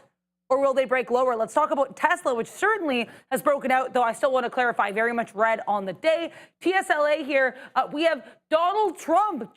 These comments just came in here, too. I already had breaking news on Tesla, but we have more now. Donald Trump saying that Elon Musk is, quote, upset because we took away the EV mandate, and he thinks that's why Musk has spoken out against the big, beautiful bill. We also had comments coming through from Howard Lutnick on the autonomous vehicle industry I want to talk about. So Commerce Secretary Howard Lutnick saying, and I quote, "We will see new rules for the autonomous vehicle industry." Tesla actually pushed a bit higher on that, but just keep an eye out. Looks like Elon Musk and Tesla could still be in the discussions here. Then FXI nicely to the upside here. Of course, China on watch, although this course below its day's highs. China on watch as we do have confirmed conversations from Donald Trump, President of the United States, and Xi of China. So apparently they are talking. Trump said they're trying to get a team to negotiate. Back to you. Neil and his lesson of the day. Yes, lesson of the day, which could be interrupted by, and I got to move my order again on Circle. Circle's tap is now 65. This is the downside of, look, my limit orders were as high as 61. I don't use market orders to get in. I use like aggressive limit orders. So I'm sitting at 61. I'm probably gonna take like a third.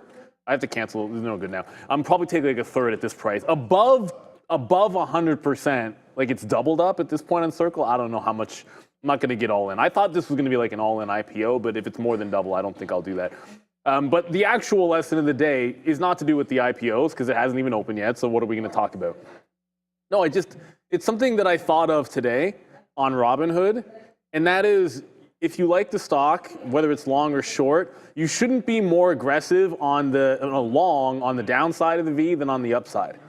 And it's easy to see why I'm saying that. Now, obviously, like there was an attempt to go long in Robinhood or right off the open, really did try to grab it and didn't get it. Was sitting right underneath the pre-market lows and missed it by a few cents. I elected not to chase it, which clearly would have worked.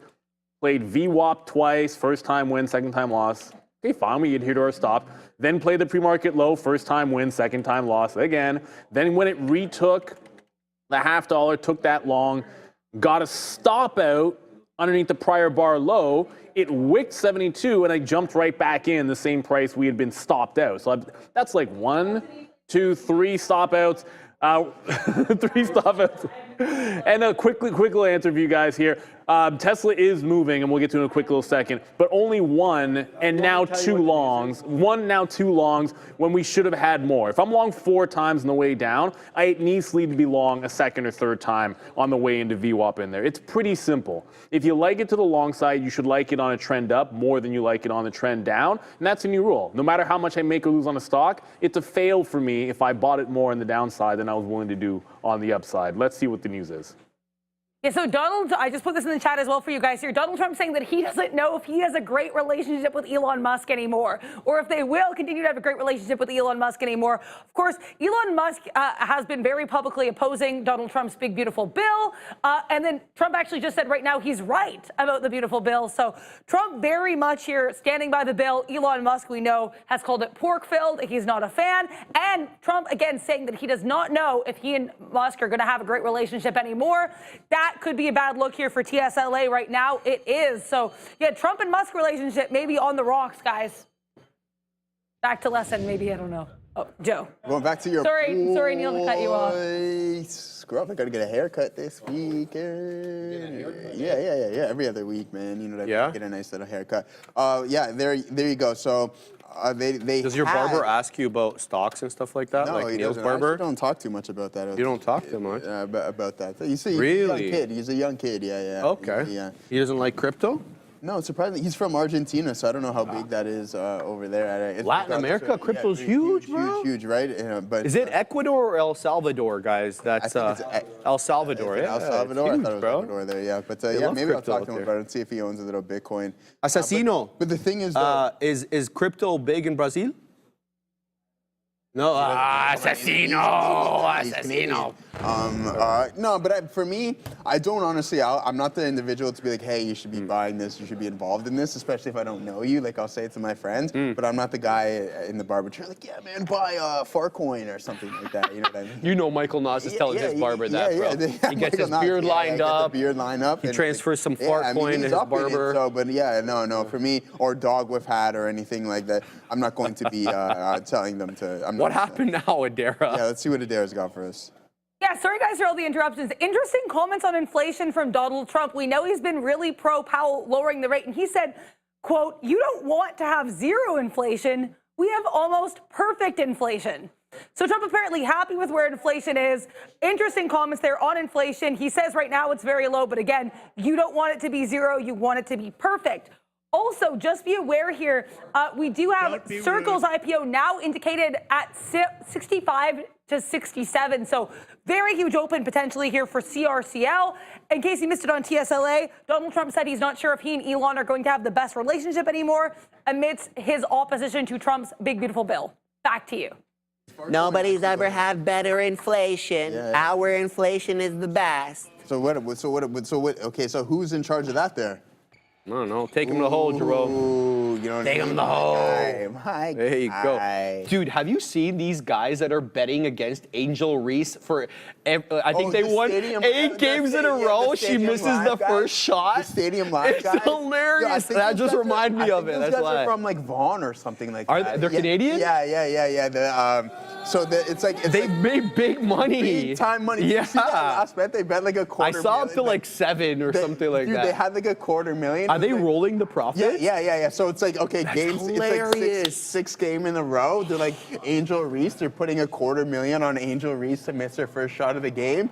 Just absolutely, I was dying when I was watching the video because as soon as Angel Reese got the ball, Buddy's like bricklayer. Bricklayer, yeah. She building houses with the bricks. Bricklayer, Yeah. yeah. Oh And then man, just it's so funny. absolutely, just absolutely air balls. She bigger did this shot. to herself though, bro. Yeah, she did. did this to herself. She honestly so, did. Yeah.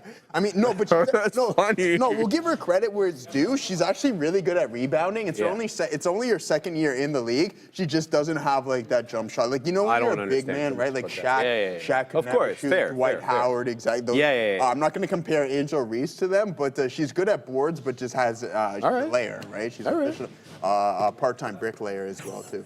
So, I mean, I think I could shoot a better percentage than me. Let's see what Adair's got for us. Yeah, we have Trump continuing to speak pretty negatively about Elon Musk here.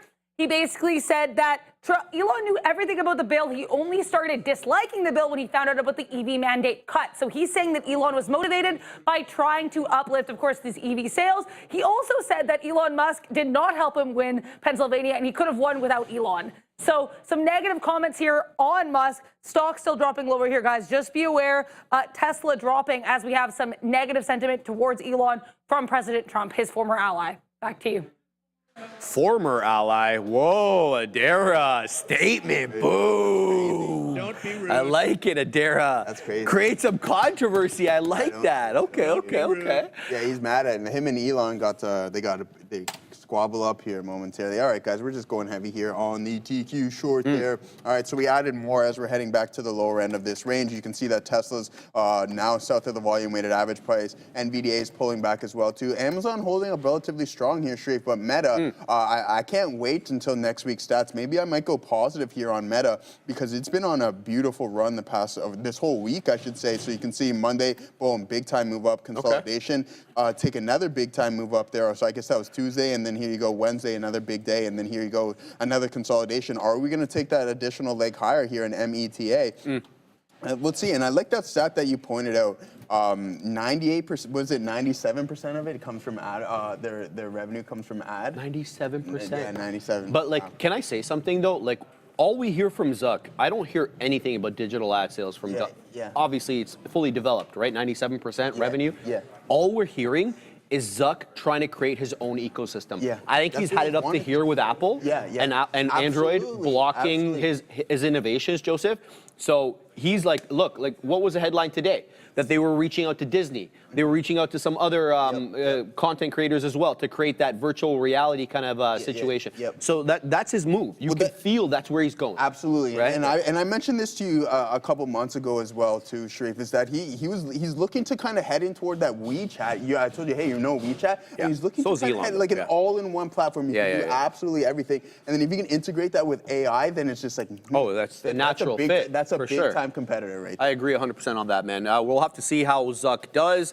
I have a lot of respect for the guy, and he's founder mode, right? He is the founder of the company. He's not a manager, and there's benefits that come with that, obviously. So we'll obviously cover that for you guys. All right, small cap gapper on the breakout right now. It goes by the ticker BW. It's got wide ranges per candle. Look. when it makes a new high, it has a tendency to pull back aggressively. All right, you saw that in the pre-market. You're seeing it at the you saw it at the open when it made the new high of the day, taking out the pre-market high.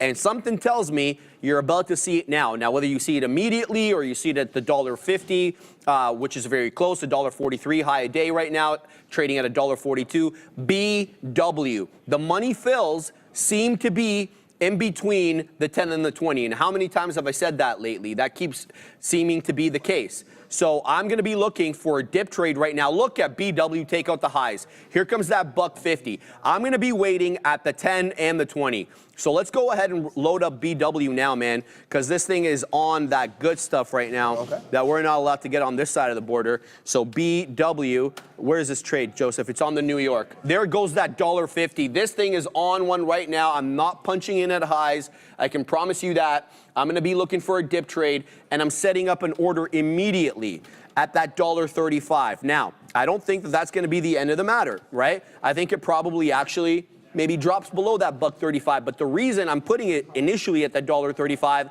is because of this area right here.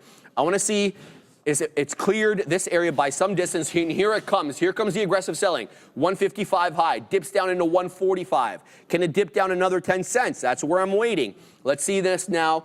Does it mean revert like it did at the open? They have a tendency to do this. When you have a wide range per candle and you mean revert on the high daybreak, you seem to do it over and over. So I'm going to leave my order right there at 155. Shout out to Ichimoku Cloud Surfer. I got it in $1.22. We're dropping the money for Ichimoku Cloud Surfer. I hope I didn't butcher your name, but this thing is going, Joseph. 162, 163. It's not stopping. So maybe we won't get in after all. This thing is on one and then some right now. It is really squeezing. BW is the ticker.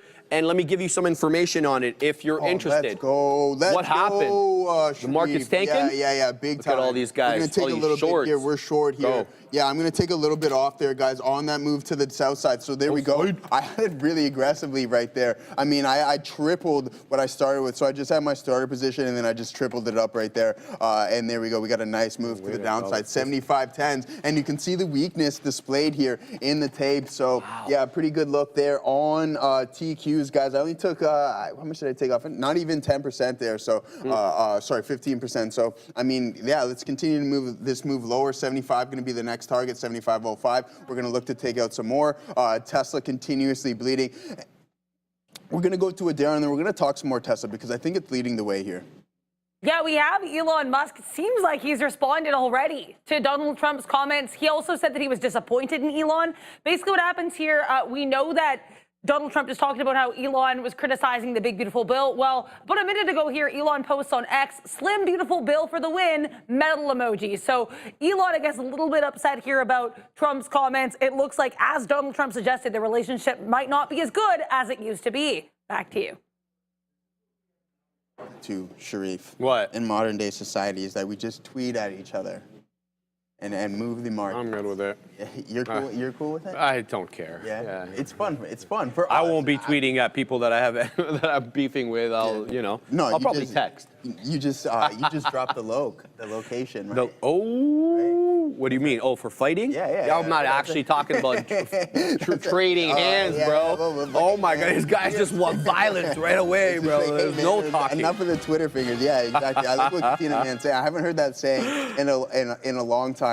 Shoot first, ask questions later. Oh yeah. Yeah. I don't know. It's an excellent recipe to get in trouble there, baby. You know what I mean? It's how you get things done efficiently, apparently. I love it. Oh, let's go. What's happening? Are we still tanking?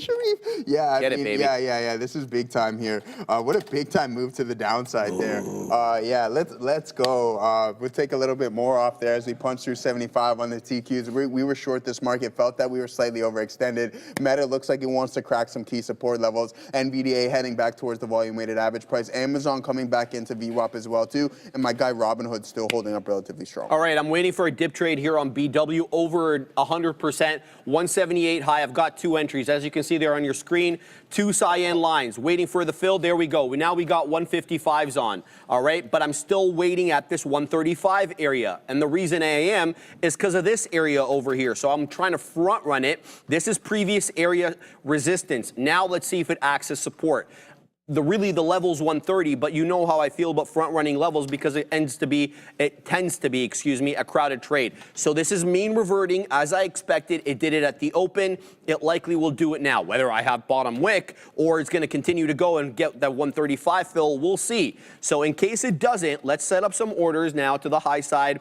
Going to sit at 155s initially, and then we'll layer, into 60s as well to de-risk a little bit here. But ideally, I get this fill and we get the better cost basis on BW. Big move up there on BW, expecting an equally big move down. If it's done it once and it keeps showing you its propensity to do it, it likely will do it again. Keeping an eye on OSCR. My biggest loser on the day. What do we have on this one? We got 77s. It's showing me 88s. This one is destined for a flat bottom break. I want no more to do with this. It really cannot make a higher high. I'll get out of this until it shows me it's able to make a higher high. You can see this. It's been basically all the way down into the volume weighted average price with lower high, lower high, lower high, basically defending that volume weighted average price as support. That usually ends up in boom. Flat bottom break, guys. Basically my version of a descending wedge. So we'll keep tabs on that. Back now to BW, as it comes a lot closer to that 135. So big mean reversion trade, topping till into 178. Can we get that 135? So we're out of the money right now. We're at 150. What's going on, Joseph? Take it this through market it, baby. We're moving to the south side here, guys. Big time short here in the overall market, heading right back towards the volume weighted average price, being led by the likes of Tesla. Meta's starting to pick up some steam to the downside as well too. So let's go. Oh my days. We're tanking. Yeah, we're tanking big time. Bigly, Sharif, as my guy would say. Yeah, Bigly over here. I mean, there it is. I was read earlier in the day. We'll go. Oh my days. All right. Oh my days. Yeah, exactly, bruv. But we got to see what we got going on. We'll take some more off down here, guys. How much? I don't even know. I got about 30% of my remaining position there. But yeah, I mean, I was red. We'll go through those trades momentarily. I shorted some Robinhood that's now back to VWAP. I didn't hold on to that, but I'm glad that I held on to this into the volume weighted average price, and I took a couple stabs on Bitcoin. But we'll go over the review now. Just slightly green, but with this unrealized, I still have around like 20% of my remaining position there, but we're really starting to move to the downside there, Sharif. If you want a prop firm that's transparent, guys, and it's also fair and actually wants you to succeed, listen up. PropX gives you 1 to 200 leverage, one of the highest out there, and no high watermark. That's cool. You also get fast payouts, real support, and a team that's on your side. That's why they're rated 4.6 on Trustpilot and climbing, baby. So use code TRADERTV to get 50% off your challenge right now. Scan that QR code or click the link in the description box and start trading smarter with PropX. Pass the challenge, get funded. I like how, their slogan is very straightforward. You pass the challenge, you get funded. No ands, in if, that or order. buts. You don't get funded. No. You can't do that, Joseph. That just doesn't work like that. I got one thing I want to touch on before I send it back to you here momentarily there, Sharif. Jonathan Canny, this is for both you and I here. Sharif, please, any advice to manage the 2-day very bad hit? Thanks. I mean, it's only 2 days. Very bad hit. Make sure you just have those risk measures in place and kind of get comfortable. You don't have to take very bad hits. I mentioned this before. There's only a couple outcomes that can happen in trading. You either break even, you lose a little, you lose a lot. You either make a little or you make a lot, and just try to stay within that frame. And the one thing is, you don't want to be on the latter half. You don't want to lose a lot when you're not planning to. So just kind of scale back in size, get your head thinking straight again, slowly gain that confidence back, but make sure you just have stop losses in place. Yeah, well, the first thing I'd ask is why I lost a lot. Yeah. What happened? Exactly. Like, what did I do that I didn't execute correctly? Did I give myself way too much way too much room on my stop? Did I not follow a hard stop? Did I remove it because I thought I'd DCA into it? Did I have unplanned dollar cost averages? So I would be going through a step-by-step list of what I executed wrong that led to that loss, because there's no way you could sit on a table and say, all right, I'm gonna try to make a 2-to-1 trade here, and then you end up losing maybe 4-to-1 on the downside. Like, what happened there, right? So that's what that would be my first starting point, to go through the list of what I executed wrong, or what wrong ideas that I had. So that would be my first thing there, just to see exactly how it all fell apart. And then I try to make the adjustments accordingly. And that's kind of how I would look. So without more information, obviously, on what happened in your trade, it's really super vague and more theoretical. If you want to, someone said in the chat, "Are you ever planning to?" But no, I will tell you this right now. And the saying goes, "Failing to prepare is preparing to fail." Right there. So. Failing to prepare, 100%. Yeah. Like, I don't think you necessarily mean sit there and, go through a checklist and, an actual physical checklist. But if you have a mental thing that you go through, a process that you go through and that you didn't do this time because you saw stock moving aggressively and you punched in, well, yeah, of course, you're going to have trouble there. No question about it. Absolutely. I definitely agree with that. I mean, it's the trade plan, right? Like, again, just stick to the trade plan and just get comfortable with losing quite often. It happens all the time. I mean, the NQ's bouncing off VWAP quite aggressively there. Really aggressively. It's now formed a hammer candle there, Sharif. So, yes, sir. And I mean, we got a hammer at the lows here on Tesla as well, too, there, guys. And the volume signature is supporting that you might get that bounce back towards the volume weighted average price. So you can see that we slowly were stepping as we started to accelerate to the downside. But now we have this candle that's probably the fourth largest of the session. Excuse me. So look for a potential bounce right here. I mean, it's not completely isolated, but just see that this will determine a lot, right? Like if that volume profile stays relatively weak on this 5 minute, then maybe this is just going to be a breath. You get that consolidation before you take an additional leg lower. But this signal also displays like, hey, we might be able to bounce back in towards the VWAP here. I mean, it is just headline. Nothing has changed fundamentally. So again, I think that's when Tesla really started to tank, when he decided to tweet about that his big beautiful bill there the other day. But again, I don't think that's anything that's really hindering the stock fundamentally. It's just also been on a monster run the last little bit, and the market will find something to sell off on. Absolutely. Just changing this over here. We're going to change. Did I put that one over here? No, I didn't. So we're going to take TBH off. We're going to put NEGG. Shout out to Tisha, because this is one of her callouts here. I happen to like this one, Tisha. I think it's setting up nicely. NEGG setting up nicely right now on that pull back into $9 and extension of the volume weighted average price. Still waiting for something to happen here on BW. It has two bottoming tail candles that are all coming into the 10. None of them have filled my 135. Okay, so I'm moving up my 135 now into 140. Okay, because there's way too many bottoming tail candles there for me to continue to watch that. And if I end up moving it incorrectly, well, so be it. All right, so we're going to cancel that previous 135. Oh, goodness, I hate this thing.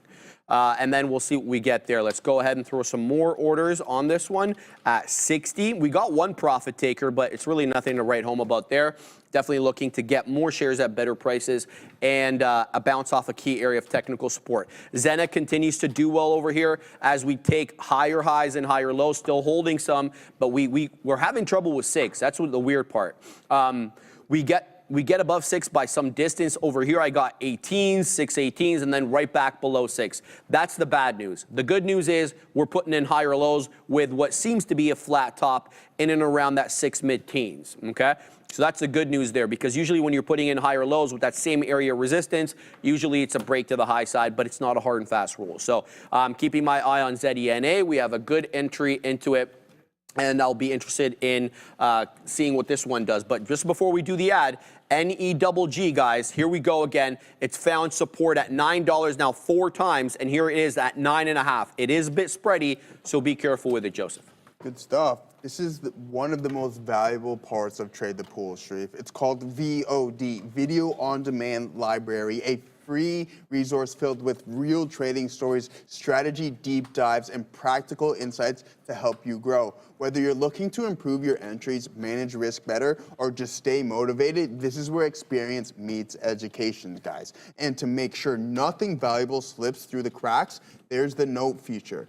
See something worth remembering? Click note. Write it down, and it stays saved inside the video. That's pretty cool. I might have to check that out there. Okay. Head to tradethepool.com, tap the trading VOD, and start completely free right now. Go check out Trade the Pool. Man, so trading can wake you up, that's for sure. There's no questioning that, guys. We're still sitting in this, so it looks like we got a breath. So if this level holds up, right, then maybe we can get a little bounce back towards the volume weighted average price. But as soon as we give up most of this move here and then head to the lower end of this wick, then look for a continuous move down. I mean, there is some key support levels right there. You can see we bounce off of 312.39 right now, and let's pull up the options chain, guys, to see what we got going on. Pull up.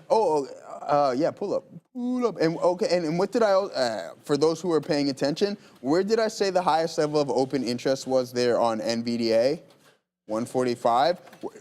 Where did we trade as high to? All right, so there's a little bit of a call wall right there. Okay, with that being said, it's up there. Yeah, little Paul wall up there. Let's pull up some Tesla. Let's see what we got going on. Is there any? Why are we holding up this 312? There's nothing on the put side that says, hey, this is some good solid support. Again, this is 1 DTE. This is tomorrow's expiration cycle. And there's nothing from a concentration standpoint that I say, hey, there's some definitive levels. I mean, we can go all the way down to 300, but I highly doubt that Tesla is going to trade to $300 by tomorrow. All right, man. Yeah. We got a partial fill on BW. Oh, let's see. It's closer. Sorry. Hey? No, I'm just saying 300. I mean, that's only 12 points away, so it can most definitely happen. I thought we were around 330s for some reason, but yeah, after that dive, 311. All right. Guys, yeah, just excuse the noise back there. You guys know we're doing the Studio 8 renovations. Assassino, are we able to give him a quick look there at everything, just so everybody knows what's going on back there? Probably hard a little bit to see because we put some, yeah. We can show them if we can. If you're able to, no worries if you can't. Yeah, so we have studio renovations going on, guys. The biggest renovation we've ever had in the history of the show. And we've had some renovations. Trust me, I've been here 3 years, more than 3 years now. So there's been some stuff, and this is by far the biggest one ever. So there's going to be some noise in the background, and obviously we do apologize for that, but hoping to do it better for you guys. We do it live every day. Shout out to the boys back there, man. They're absolutely killing it. They're trying to get stuff done in the morning before all the noise comes in. But, sometimes we just can't really help that. So that is the situation. All right, guys, NEG keeps going up higher, man. I didn't want to punch into this because it's just too spready. It's just too wild here to manage risk. Right now, it's not that bad. It's about a 10-penny spread, but I've seen it as wide as 25 and 30. So that is going to be a bit of a problem here to be able to manage risk. So NEG, trade it at your own risk. But this one is the gift that keeps on giving. ZENA keeps putting in higher highs and higher lows. So looking at the beak now at 30s, and then at 40s for the next little profit takers. It's got a great hold above the volume weighted average price, and since it found support at that $5.50 area, it's been a plethora of higher highs and higher lows, so we'll keep an eye out on this one. But it is right now make or break time for this trade, BW. So we got the fill at 140. And now it's going to have to hold up above the $1.25. I've layered my orders out on this one, so I'm looking for a mean reversion spike up. If we've seen it once, possibly seen it 100 times, this one has a tendency of making new highs and then mean reverting immediately. So here it is. We got bottom wick now. Here comes that $0.50. Are we able to clear the $0.50? Because that's the initial area I'm waiting at. And then I've layered every 5 pennies. Adira, Palm Beach. Sharif Gabriel, we do have here the conclusion of this bilateral meeting between President Trump and Chancellor Merz of Germany. As you can see here, NASDAQ trying to bounce a little bit. This is the chart, just so you guys know, these remarks are now over. Now we also have Elon Musk continuing to respond to Donald Trump on X. We know that Donald Trump spoke not necessarily super positively about Elon Musk during this meeting. He said that he was disappointed in how he was going against the big, beautiful bill. Elon Musk continuing to, I guess, refute some comments made there. Just letting you guys know that back and forth is still happening. And it looks like this friendship might no longer be a thing. Back to you. His truth, eh? I went to click one of his truths and he deleted it. Oh, okay, here we go. I'm just having a look. Look, guys, I had no choice. I had to give Truth Social notification permissions, which I don't usually give anything notification. I hate getting inundated with notifications. But we had to do it for Donald because he's a market mover. He's his latest post there 31 seconds ago, him and Friedrich Merz, which is the Chancellor of Germany, meeting at the front there. Yeah, nothing really over here, just a bunch of videos of him. He did about an hour ago talk about the CBO, the Congressional Budget Office, who he claims is a Democrat-run institution. He says, shockingly, the Democratic-controlled CBO just announced that the tariffs will be reducing the deficit by at least $2.8 trillion. Too bad this information couldn't have been released earlier. It would have kept people from knowingly saying untruths. All right. Okay. And then, yeah, the one prior to that was about President Xi, which Adair already brought us, so we'll keep tabs on that. Savage. He's dropping cash in the chat, Joseph. That's what he's doing. Love the show and everything you guys do.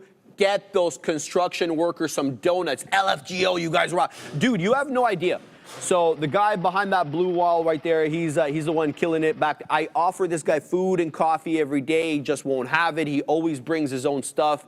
Shout out to him, man. He's all class, very polite guy, and obviously very skilled at what he does. He's a carpenter. Yeah, he was telling me. Yeah, awesome guy, man. Yeah, he's very, very kind. Yeah, so those guys are absolutely killing it back there. He did have a little bit of help yesterday because we're still in the demo process, guys. Yeah. We're still demolishing everything. So, Assassino, if we can, this wall right over here, that wall is coming down right there. So you guys can see that wall. They've already started destroying the boardroom on the other side of that wall. So all that stuff came down, but there's a pipe there that needs to be relocated. So we gotta take care of that. So it's taking some time here. All right, yeah. Good luck there. And I seen that the algo room is slowly starting to come together. It is. They put up the new wall for the algo room there. It could be done soon. I like having the algo boys on the floor, though. I like it, yeah, because they're always in the room. So I never really got to talk to them that much. But now, you know, now the algo boys are out and about. Now they're out and about there. Yeah. All right, yeah, good stuff there. Good look there from. Get it, algo boys, Adair says. You know what, Assassino and Fabian, we're still waiting on the Get It GIF here. So anytime if you guys. There's no Get It, man. We don't have that yet. So we're still waiting. Yeah. Well, we don't tell the Chilean Nightmare what to do. We don't tell them. Yeah. But we can make suggestions to the Chilean Nightmare. I'm suggesting there. I don't want to tell them what to do. No. We live in fear of the production team. Yeah, for sure. So I apologize, guys, if I ever offended anybody over there. Trust me, I'm not telling you what to do. But no, we have fun. Guys, saw this MMA bloody reel of Andreas Gustafsson and Tony Lamprey. Oh, my Lord. Okay, sorry. I thought that was more trading related. Maybe we'll talk some fighting later, but we got a lot going on in these markets. Bitcoin heading towards the low a day here as well, too, guys. For whoever, I know someone in the chat, we were talking a little bit this morning on shorting Bitcoin. It curled over around the volume weighted average price and then made that additional leg lower. So if you've put on that trade and are still currently sitting in it, congratulations, good call there. And that's what I was referring to earlier, is just looking at everything from a bigger picture as well, too. Where is the underlying sitting from a daily standpoint? Where is it going to sit when we open up? And you can see that we were at the top end of the range, but we didn't sit on top of it. We just opened there, and then sure enough, it looked like we were just going to consolidate and head back to the lower end of the range. And that's why after my second attempt on the name, I decided, like, hey, I'm not going to get involved in this, because in my notes, I wrote that down, and I'll display those here momentarily. But these were my two. It's at $70 right now. That's crazy. $70 right now. It's crazy. Obi's seen these before. He's like, yeah. Do you think Circle can just squeeze to like 200? How you remember you were telling me about Newsmax? Yeah, all right. He has no big idea. spot. You're killing me. So yeah, just getting back. So what's that, brother? All right. I'm just saying. Hey, man. I'm just asking because you said you had.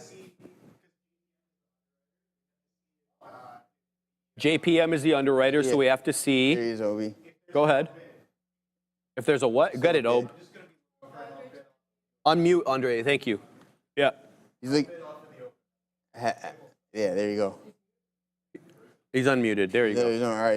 He said held bid off of the open. So that's exactly what he's looking for. Gorev, yeah, there it is. And that's what I was referring to, Gorev. It just looked like a breath. I mentioned that to you because we just couldn't hold. As the market took a little move to the top side, Tesla was having no part of that. And then here you can, here you go. You can see that we're making that additional leg lower. So now 300, definitely in the works here. I'm not going to say today, but maybe by the end of the week. There is where we have the highest level of concentration on the put side. This is obviously right at that whole dollar right there, 300. And it's nothing for Tesla to drop $20 or anything like that in a day. But I think it's going to be a great buying opportunity. See what your friend Elon just posted about 45 minutes ago? Yeah. He retweeted a tweet that Donald Trump posted on July 31st of 2012. Yeah. 2012. This is sounding like a bad breakup. This is getting into. This is getting into. I love this. Okay, listen. So Donald, in this 2012 tweet, wrote, "No member of Congress should be eligible for re-election if our country's budget is not balanced.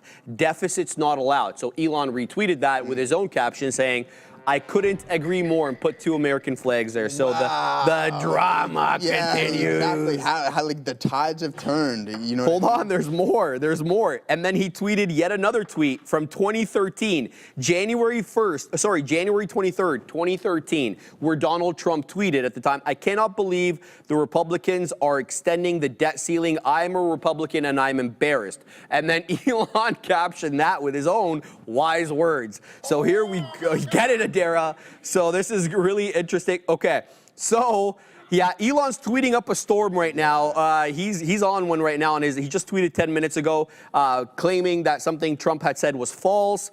Basically, Adara's going to cover all this. False. This bill was never shown to me even once, and was passed in the dead of the night, so fast that almost no one in Congress could even read it. He was responding to what Donald had said in the meeting with the German chancellor, which is, "I'm very disappointed with Elon.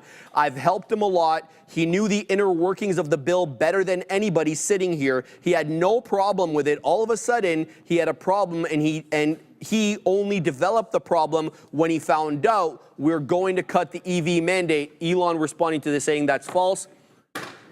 Get it, Adara. Getting some super chats coming in. All of this Elon and Trump drama aside, I want to talk about the market and some inflation here because that is also, of course, on watch. We know Donald Trump earlier today said that inflation doesn't need to be zero. It just needs to be perfect. We have Fed's Kugler, though, raising some concerns about inflation. She's saying here that the pandemic inflation experience is apparently still impacting expectations. Also saying that she views inflation as a bigger risk right now than weaker employment. So Fed's Kugler very concerned about inflation. Keep an eye on this market, and I guess keep an eye on X here for this Trump-Musk drama. Back to you. Oh, baby. Our guy, did you read Big Spiles? Yeah, I saw it, man. He blew something or another there. Yeah, Big as Spile, a blue-collar guy, we want coffee and nicotine. Pretty simple guy. You don't ask for much, Big right? Spile, don't tell me you're on that nicotine tip. I'll get very disappointed. Bro, you've been killing it with the health. He's lost a ton of weight. You know that, right? Yeah, but there's other stuff there, Katina, man, that's, you know, like... Don't hop on the old Zyn or Zonic train. It's better than the inhaling carcinogens. You know what I mean? Like, I know a lot of people use that to get off it, right? Did you ever smoke cigarettes? Never, man. Never smoked cigarettes. Like once in a while. I hated it because my parents, I told you, used to smoke when I was young. It was I hated just something it. that never caught for me. I didn't like the taste of it or anything. Or the smell. It used to drive me smell. crazy when my parents would smoke in the house and I'd have to smell that hot garbage, yeah, but right? That's how it is over there, right? That's what it is. Well, it was here, bro. I moved here when I was 4 years old. But You know what I mean? Like, they grew up there. Oh, they're all about that life over there. Yeah, they're all about that life. $10 from TD Baker. Thank you very much for that. I see it, Scott. I see it. For the Trump entertainment. Yeah, we got you covered there across the board. Adara's going to be bringing us all those news.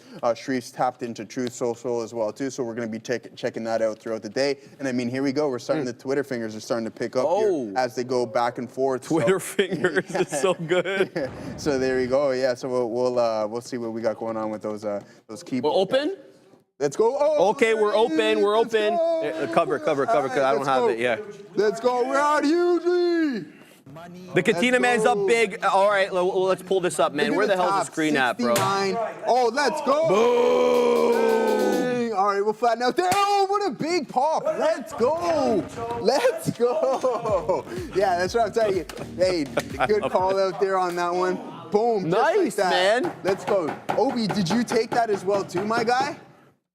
Obi's not saying anything. All right. Oh, yeah, he's let him concentrate. He's doing his thing, bro. Yeah. All right, I got to go ahead, cover it, because I don't have it here, bro. Yeah. Nice, Katina, man. Great trade, brother. What fantastic trade. Way to stay emotional about it. It's already did it halt already? All right, so there I go. Of course it's I was halted, in at 72, out just before 74. It's a $2 pop, just like that on Circle. Let's go. And I'm still sitting in the overall short in the market. We're trading at 75, 76s. What is the top 75, 90s right now? Halted, didn't even last for 30 seconds there, guys. Man, what a big time move on that one. Great call out, Katina Man came in with me and say, hey, Joe, do this. And I'm like, all right, my friend, I'm going to try it. Did I take the size that I should have? Probably not, but we got involved in it anyway, so that was a really good ride. Wow, what a big-time move there in Circle. So a nice little scalp. Seeing the strength. Got involved. We weren't shorting this name whatsoever. Up 144% already. Hasn't even been open for 2 minutes yet. We're already hitting those hold parameters. This thing is really, really close. And we're still locked into... Are you kidding? Damn, let's go. Nice, Neil, man. Neil took it too, and he made more money with less size than the CoreWeave trade. Exactly. Fantastic trade, Neil, man. Yeah, I made more money with way less size on Circle with TQs as well too. So yeah, I'm happy for you guys. That's a great trade by all you guys on this floor, man. Fantastic look. Oh, you're good, Neil. You're good. You're good. What happened to Tesla? Yeah, Tesla's... He's fighting with Elon. That's why Tesla's absolutely tanking, guys. And we're still sitting in this Qs trade as well, too. I'm going to take a little bit more off streak, but we're going to ride this trend all the way down to the depths itself. Oh. Yeah, exactly. Take it down to the bottom, baby. Yeah, we're riding. Well, I mean, that would be insane. Got it from the bottom now. But, yeah, Circle looking really good there, guys. We're halted already. Nice scalp on that one. Oh, wow. Oh, Katina Man told me to take an X amount, and I took a fraction of it, but we still got involved in it. We had a little bit of fun. He's like, just do it, Joe. But yeah, there it is. We're still sitting on approximately, we'll call it 15% of what we had going on in the TQs. That was a short, but we made substantially more on that Circle scalp right there. With a fraction amount of the size right there. So there we go. Tesla continuing to bleed. I know you guys want to start talking this one, so we'll pull up Tesla. This is what I was referring to. This could have been a breath, right? We didn't get that move back towards the volume-weighted average price. As soon as we crack some of these, the low a day, boom, you get that another $2, $3 move down to the downside there, guys. So that is Tesla continuing to bleed. We got TQs to breach the volume-weighted average price, and then Circle just like that. Oh, did you actually? Yeah, that's fine. You can talk about it. Yeah, big time move. Nice move there, Katina Man. Beautiful scalp there. Shut up for that advice. We took that. We like Circle. We're going to pull it up one more time. What is the top sitting at? Man, these IPOs are absolutely insane. Still 75.90 where we're currently paused at, guys. Big time move. $2 scalp, just like that in a span of a couple seconds on Circle Street. All right, man. While Circle was breaking out, Joseph, I don't know why. Zena broke out. Zena absolutely rocketed almost into $7. We got $5.69 on now. So Zena, Z-E-N-A on one. Look at that breakout, man. Right into, I think, the high of the day there, $6.92. We were able to get top wick. Now I've set up at south of 7. Wow. 77.5, I'm being told now, is the theoretical auction price on CIRCL. So I'm going to go ahead and set up at 707s over here on ZENA. Let's extract some profits, but let's look at CIRCL. There it is. Let's look at the theoretical auction price. Just allow me a second to load it up on my screen.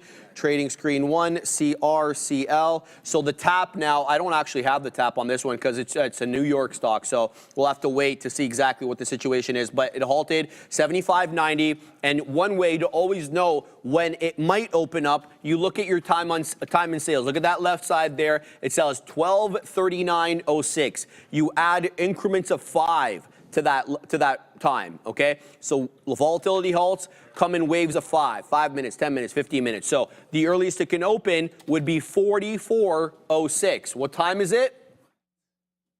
43:37. So we got about 30 seconds or so until the first possible open time. Now, most likely, this is not a hard and fast rule, most likely, because it's a first halt, an IPO, it likely will be a 5-minute halt. Usually they hold it for a little bit longer when it's been halting multiple times. That hasn't happened here, so let's keep an eye on CRCL.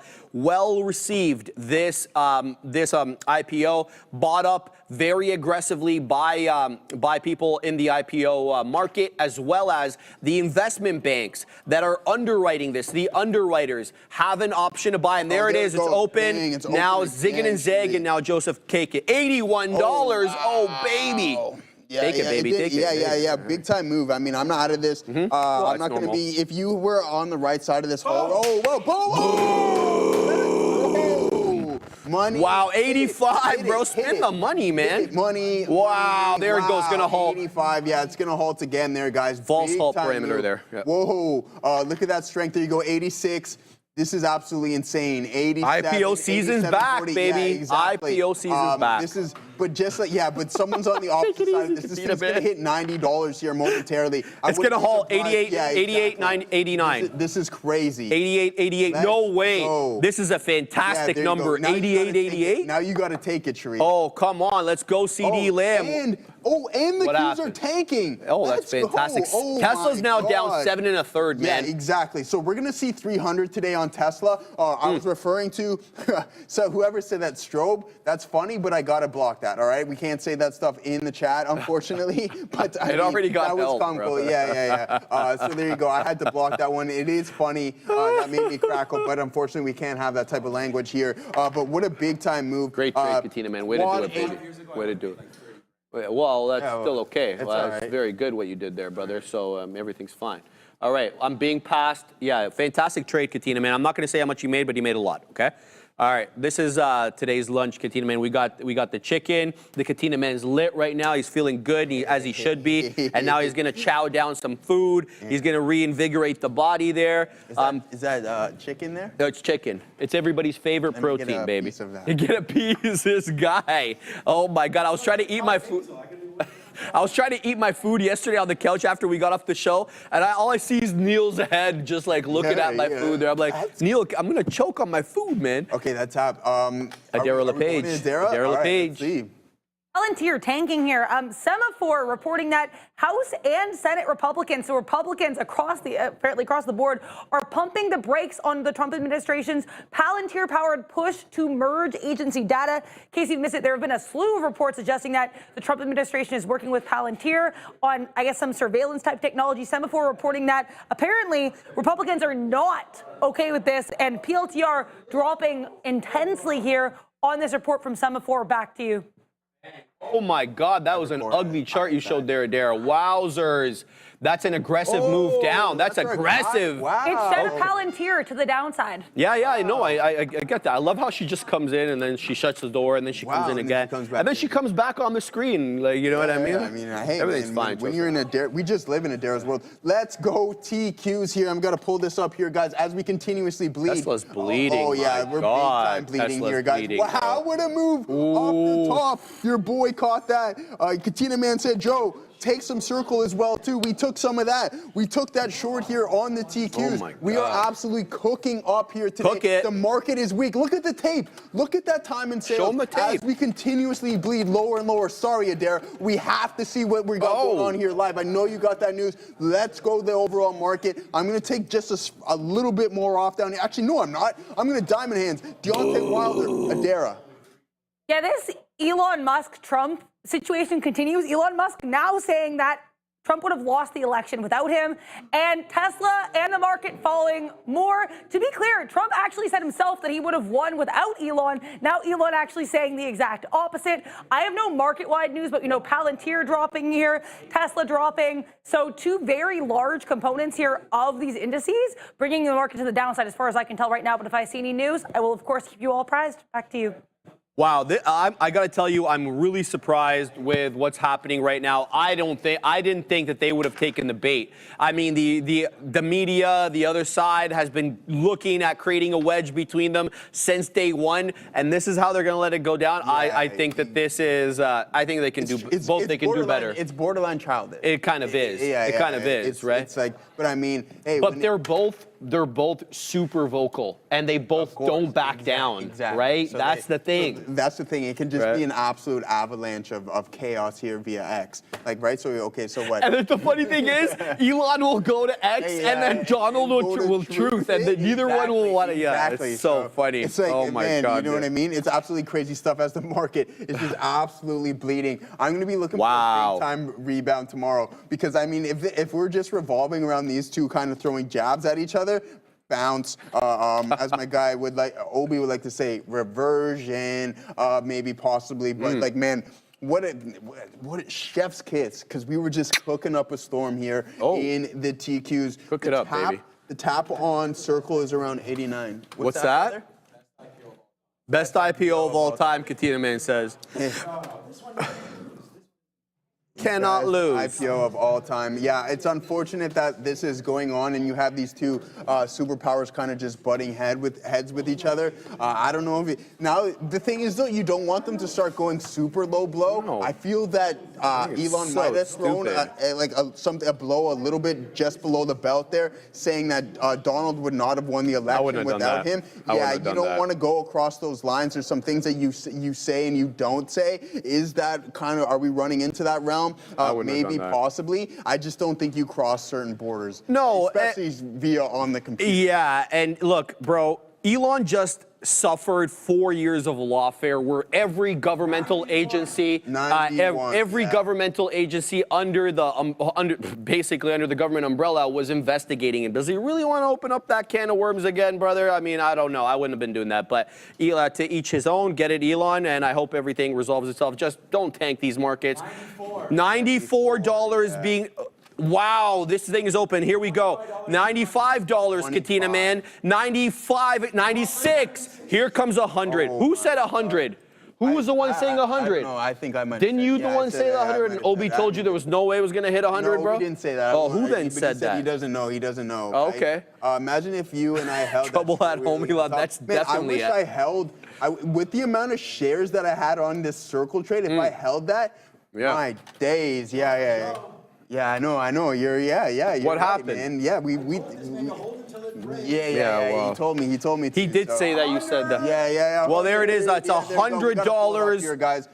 Circle. He did tell me that. Let's go. Look at that. Ooh. This is it. 102. Okay, 105. 102. Here we go. This thing is going to continuously going. As Assassino says, don't forget to hit that like and subscribe. If you're enjoying what we got going on, the market's You have the option to like and subscribe. Oh, there he This is. trade There he has is. Flex on him, unlimited baby. upside. Where's the VWAP video? Bam. Bring it out. Man, There it is. standing in my b-boy stance. You know what I mean? We would have been. All right. We would have been good friends. Reminds me of back in the day. like Marky Mark and the Funky Bunch, bro. Who remembers that? We would have been good friends in high school, man. I love it. I love it. We're having a good time, guys. The Katina Man says, circle, you know what is halting down. Here we go. It's basically a 104 high at the moment, and now we are losing 92. Here comes 91. Do we lose 90? The halt level, Joseph, as we've talked about many times before, intraday areas of support and resistance, $89 being held on to for the moment. Oh, here we go. Coming down into 90. Does it lose that halt level? Wow. So a lot of profit taking, one has to assume, at this level because, well, there's really no fundamental reason for anything to be up here yet because this is well overvalued, 200%. And right back up into 95 it goes. Good look right now for CRCL. You're not holding it anymore, are you? On Circle? CRCL? No, I'm out. I'm going to take a little bit more on the Qs here. Oh, my days. I don't even have that many shares left, guys. Full disclosure, I have less than 10%. I got like 5% left, but I'm just riding this wave all the way to the downside. Look where we were. Dude, I tripled up my position right here. That's crazy. I'm going to be honest, I was slightly like, yeah, whatever. Boom, punch And right up. Decent, yeah, and then there you go. Fantastic, We get that bro. massive push to the man. downside there. My guy CRM holding up relatively strong. I mean, we were trading up almost to 269s. Yeah, we're out of that. I mean, oh, wow, yeah. Circle, just absolutely fantastic stuff. If you guys are enjoying what we're doing, just please make sure you hit that like and subscribe. Let's go, OB. Let's go. Let's. I got excited there. I was like, what happened? He said it. So OB, there you go. It might be on the short side of things here in Circle. Nice, OB. Yeah, that move back towards the volume weighted average price. Let's go. Great trade, OB. He put on some shares as well there too. So good time stuff. Once again, guys, hit that like and subscribe. If you enjoy what we got going on, Adair's got the news.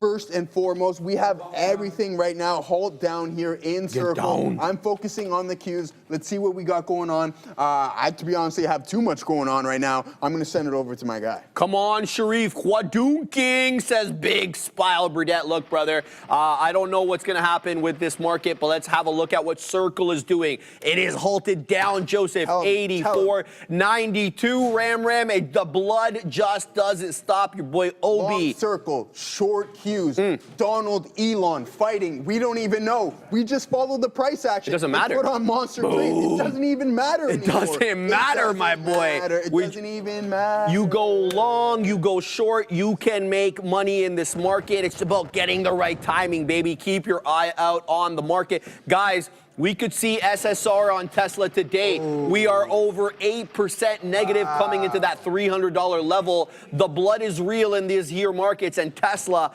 paying the price for what is end up being a big boy public breakup between Donald Trump and Elon Musk. Whether it's all real or whether it's all scripted, it doesn't matter. The price action is real, and that's what we're looking at right now, Joseph. This one won't stop bleeding. Let's load up a Tesla chart right now because we're talking about it, but we're not showing it. TSLA is on the move down. There has been no green candle since 12 o'clock. We are 55 minutes of blood. Yesterday, just to give you an idea, we closed out at 332. We are on the way down to 300 and possibly get short sale restricted here. So, ouch. Yeah, ouch is right. I mean, we were literally 10 minutes ago, or like literally less than an hour ago, Sharif, you and I were talking about the market being 1.5% off the Yes, we were. now look what happens. I mean, I'm going to buy some Tesla down here. I mean, seriously, why not? Yeah, I mean, why I not? sold in like Yeah, have at 230s. it, We're now baby. trading back to 300. We got Optimus, and then we got the fleet coming out too. There you so go. yeah, let me get some more. Oh, and let me talk about this though. Okay. Because I caught some heat. I made a mistake, right? I sold Tesla at the lows, but what did I do? I bought Robinhood. Okay. Yeah, and how's Robinhood doing? Well, that's All right, fantastic. so there you go. Talk about a portfolio management. You make one mistake, you hop into a good name, and then sure enough, I would have been up. I'm up significantly more in Robinhood than what I would have gained back in Tesla. Bang. So there you go. I also sold. I sold a couple of my second and third largest positions. Google and Tesla, and I rotated into some NVDA hundreds. We like that one. Rotated in some Robinhood mid-30s. We love that one. And then and we bought a little bit more Bitcoin. So those trades really working out for us. So just getting out of things that have weak sentiment and just rotating into things that have stronger and more potential, in my opinion. Maybe not necessarily with Tesla, even though I still like this name. But yeah, just some solid moves by me. Yeah. Michael E. DeRider. I love some solid moves by me. I love it. Yeah, attaboy. Yeah, Attaboy. I mean. There we go. All right, guys, looking at ZENA. So this one, what do we have here on ZENA? So I added over here because it did dip into the volume-weighted average price. So ZENA, we're break-even on now, but we did add at this level right here as it came in to that predictable area of support. So I get out if it loses the $0.50, okay? Full disclosure, but it has been above the volume-weighted average price basically the entire trading day, and I'm banking on it to hold VWAP here. So that's my look right now on ZENA. We're going to keep an eye out on that. New position alert, though, PL. This one retraced into the volume-weighted average price. It's up 47%, was much higher at the high of 645. This one is losing VWAP. I've tried to give it enough room, but I don't want to give too much back. So 77s is my out on PL. It's a good one on the day. Let's see if it ends up holding there. BYON, though, is tanking quite aggressively here to the downside. So keep your eye on this. If you were involved in BYON, it lost VWAP very aggressively there with basically nothing stopping it at that moment. So on the lookout for that. I'm also keeping my eye on BW because I've been building my position on this one. Where's my BW trade? BW over here. So I've built my position on this one. Anything below that 125 area where the volume weighted average price is, I'm out of there. So that's what I'm looking at right now on BW. It's kind of a bizarre kind of looking stock where it has a lot of bottoming tail candles showing buyer exuberance at that level, but it's really not bouncing up. So I'm going to try to pack my patience on this one and see if we can get a nice move up. And then last but not least, the other position that I have right there is MODV. We're basically all done this one. I'm just holding a piece for the dream. I'm waiting for that 4.5 to get hit, but this one's been kind of consolidative since we got top wick there on that. So we'll keep an eye out on that one. NEGG though continues to go. Shout out to Scott H. It's holding up levels quite well. It might have had a little bit of trouble with $10, but it's above it again here at 10 1/3, Joseph. So very good look for some of these markets. Yeah. Oh, there's a bunch of super chats we have to cover. Big spile. Joe, double or nothing on Tesla bet. 200 before 400. You ready to go for that with Big Spile? No. What'd he say? He wants to double or nothing on Tesla. He says it's going to hit $200 before it hits 400. Oh, yeah, I'll take that all day. Okay, well, there you go. So you're going to have to get involved with him. Yeah. I can send you his Instagram account, and he'll Venmo you. Savage the Second, $10 super chat. Thank you very much. Your news just made me $3,000 on Tesla puts. Had y'all playing in the background. LFG, my man. We're going to spin the money for you right there. Adara says, get it. So we're shouting out Savage the Second. Great trade there, brother. Hope you're printing up multiple storms. Very good trade by you. Keep us updated. And thank you for the super chat, Joseph. Yeah. I mean, Big Spile. I mean, you know, I put on these bets every day. You know, well, not every day, but I'm a betting man. You know what I mean? If I have some conviction within it, I'm gonna be like, hey, all right. We're 9% now. Yeah, let's put the Tesla down. We're not. We're over Okay, 9%. We're coming to SSR. Yeah, we're gonna hit. We're coming to 300. SSR. Yeah. This thing's gonna hit 300 here momentarily, and I think if we do, then there might be an additional leg lower. I think there it goes, bang. There, take another leg lower on the TQs. Now we're trading at 301.80s right there on Tesla, guys, as it's continuing to move lower and lower. I only have 2 outs left. I only have 2 outs left here, guys, so I'm going to take one of them right there at 73s on the TQs. Big time trade right there via the TQQs. Let's go. And I took an initial loss on it. So this morning, looking for that long at the break of the volume weighted average price, and then we just hop out. But this was significantly larger. Thank you, Katina, man, for telling me just take on Circle. He crushed it. These guys crushed it over there to the right of us. I can't wait for them to start breaking down exactly what their thinking was and how they executed their trades. I'm going to be paying attention 100% to that there, guys. And I mean, once again, let's see how many likes we have. Here we go. You see that I've been short the market. This is literally from those highs. Was I on the right side of it? Absolutely. The news could have, a different news catalyst could have brought it in a different direction, and it wouldn't be looking so good, but that's not the case. We were on the right side of the trades right here, right now, today. It's happening live. Make sure you hit that like and subscribe. Sharif, what do you got for him? All right, there's more tweets coming over here right now from Elon and Donald. So basically, Elon went and screen captured a whole bunch of tweets all the way from 2011 to 2012. Basically, where Donald Trump was making assertions about the budget, and then the caption above says, "Where is this guy today?" So it's quite interesting there. So we'll keep tabs on that. But yeah, the market at large dropping. Let's have a look at PL, that new position that we took on this one. Where are we at here with PL? What do we have on PL there? Let's look at the side screen. Oh, we got 97s. It's showing me 91s. I'm looking for this to hold basically generally the volume weighted average price. I've put my out at 77, so we'll keep tabs on that. Let's see if it ends up losing that there. Also, BW continues to not be good to me over here. Where is my BW trade? It keeps dropping down. This is my out, that $1.25 break. I'm looking for a hold up, ideally at that $1.30. I've averaged into this one sufficiently. I don't want to average anymore, so we'll be keeping tabs on that one. But it's really the NEGG show, which I refuse to get involved in because it was super spready. It's tightened up the spread now. It's about 6 or 7 pennies, a little bit better at times. But yeah, we don't have anything, and I don't want to punch it in at highs over here either.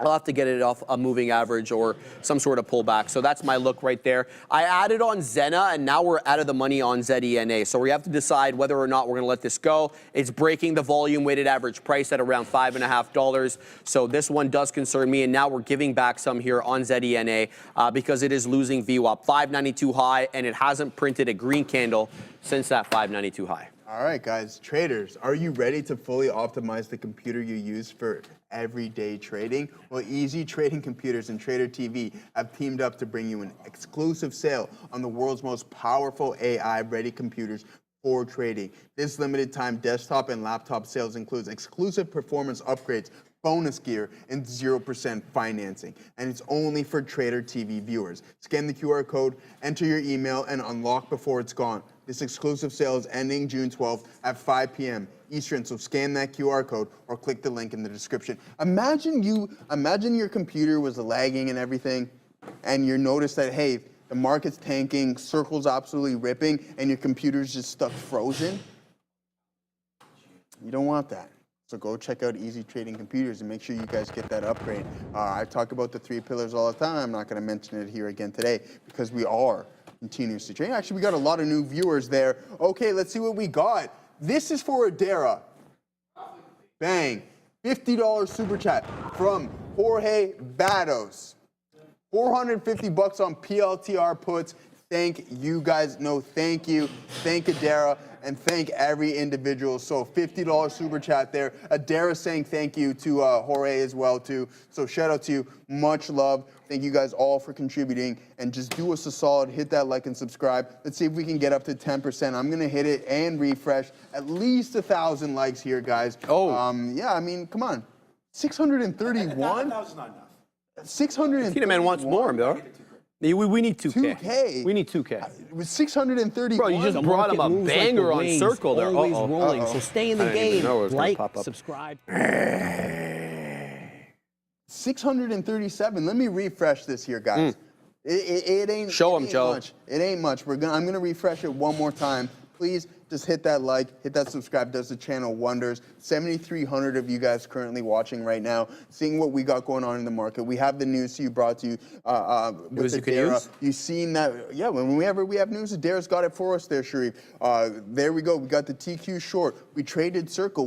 How much more are you guys asking for? All I'm asking is just a little like. We see we're starting to climb in numbers here. 752. Let's get to that 1,050. Let's go, baby. We like big numbers. I'm sure you guys too. I'm pretty sure they do. Yeah, exactly. So let's get it as big as we possibly can there, guys. Your friend Elon here is tweeting, but this is a bit still old. going on? But he was accused of being against the bill because they cut the solar and EV subsidies. So here's what he wrote. Okay. Whatever. Keep the EV solar incentive cuts in the bill, even though no oil and gas subsidies are touched. Very unfair, he wrote in brackets, but ditch the capitals. Mountain of disgusting pork, in the bill. In the entire history of civilization, there has never been legislation that both big and beautiful. Everyone knows this. Either you get a big and ugly bill or a slim and beautiful bill. Slim and beautiful is the way, according to Elon. So there you go. He's spoken those words, so we'll keep an eye out on that. He is, though, tweeting at the moment right now and saying he's now trying to compliment Donald Trump on one of the things that he said back in 2023. Adara, tell us more. I don't have anything on this Trump Elon beef. I'll let you guys cover that. I definitely, though we did talk a lot about this earlier, we'll talk quickly about these prison stocks. So this is GEO, sorry, this is CXW. You can also look at GEO. These are on watch here. Apparently, there's reports here from the New York Post or a New York Post reporter suggesting that apparently more facilities are going to be opening to continue to expand numbers of detention beds. These prison stocks, of course, have been on watch with this administration. Just keep an eye on these. Also here, keep an eye on X. I have made... Oh, that is Twitter. Let me get this ready. So this is an entire post here featuring all 31 holdings of Dan Ives' new ETF, DIVE. IVES is the ticker for this one. Here are all the holdings. Here are all the components. There are 31 of them. One of them is so small I couldn't fit it on the infographic, and it takes up about 0.1% of the index or the ETF. But you can check this out on X at TTV Research. People were asking, what is this ETF holding? Now you can find out. In honor of Dan Ives and his eclectic wardrobe, we have a beautiful little pastel color wheel as well. Over to you. I'm not reading that big spell, but thank you for the super chat there. Oh my God, what a liability. Thank you, Big Spile, for this. I mean, super it's chat. not too bad, is it? I mean, you can read it. I'm not reading it. Okay, Yeah. I'm not going to read Okay. it. I don't think it. How about it, baby? It's definitely not the most wild thing He said wilder. I'll give you that. I'll definitely give you that. So, can I? I just want to touch on something here momentarily. How the core weave? Yeah. I'm working on my. Can we my get some core weave? Core weave. Core weave. All right, let's just send it back to Adara. She's got Tesla news, and then we'll do the options. Put wall. Up. Where's Tesla bouncing off of? Up. Adara.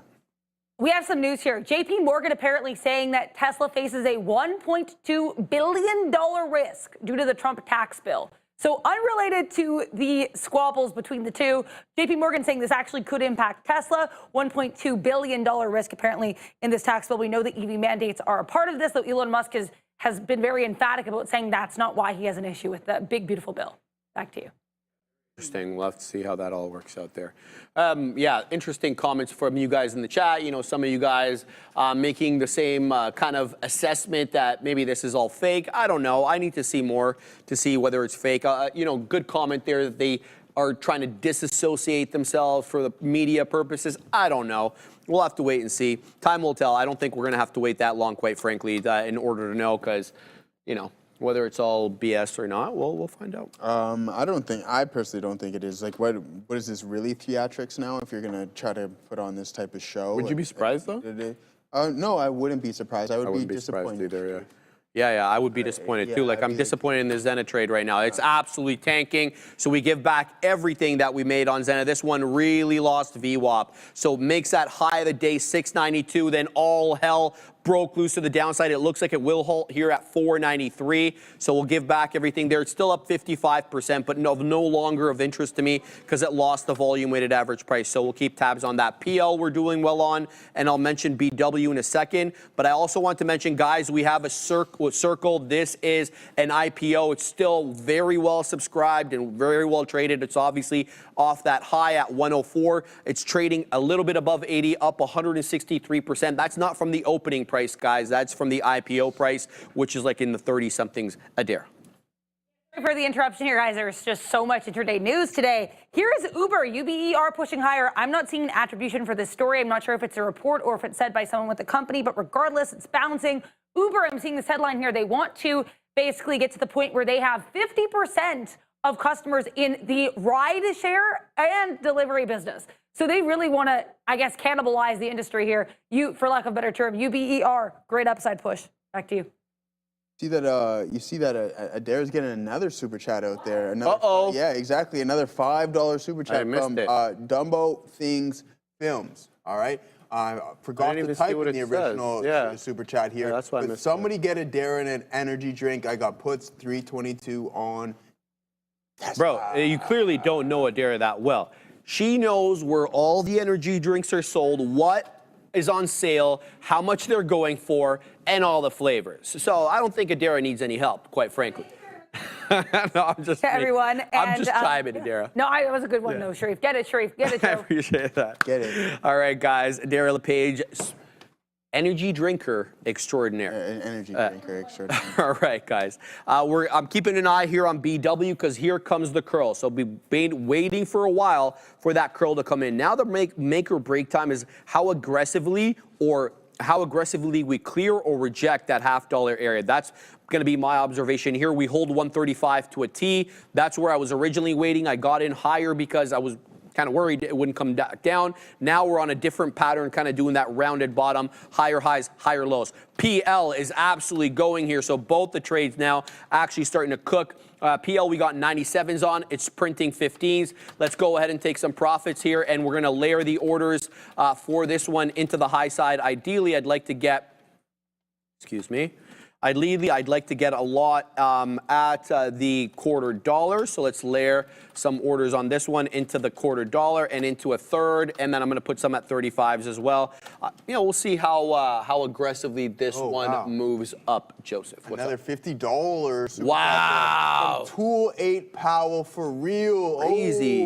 Crazy. Too late, not Tool. Too late Powell. Our friend Too Late. Yeah, our friend Too Late there. He's my guy. Bang, you guys always bring the heat. Thank you for that Too Late Powell for real. $50 big one. Big smackers from that one there, my friend. And Charlie Taff had a great question. I have no idea how long after an IPO that the underlying would be optionable. And I mean, ask yourself this right now. When you see volatility like this in a circle, do you really want to start messing around with leverage derivatives? My answer is going to be no. But if you have this insane threshold for risk, then by all means, dab into that world of options. But I'm looking at a circle trade here on one of my side charts, and it's moving like $5, $6 at a time. Think about it. If you're trading a leverage derivative, that would be a little bit stressful. Obviously, the more you risk, the more you can reward, and that would be the case, but just be prepared that things might not necessarily go in your favor if you start messing around. And Charlie, I know you're just asking a question. I'm not saying that you're going to buy them or anything along those lines, but for those who are just looking to make a quick buck,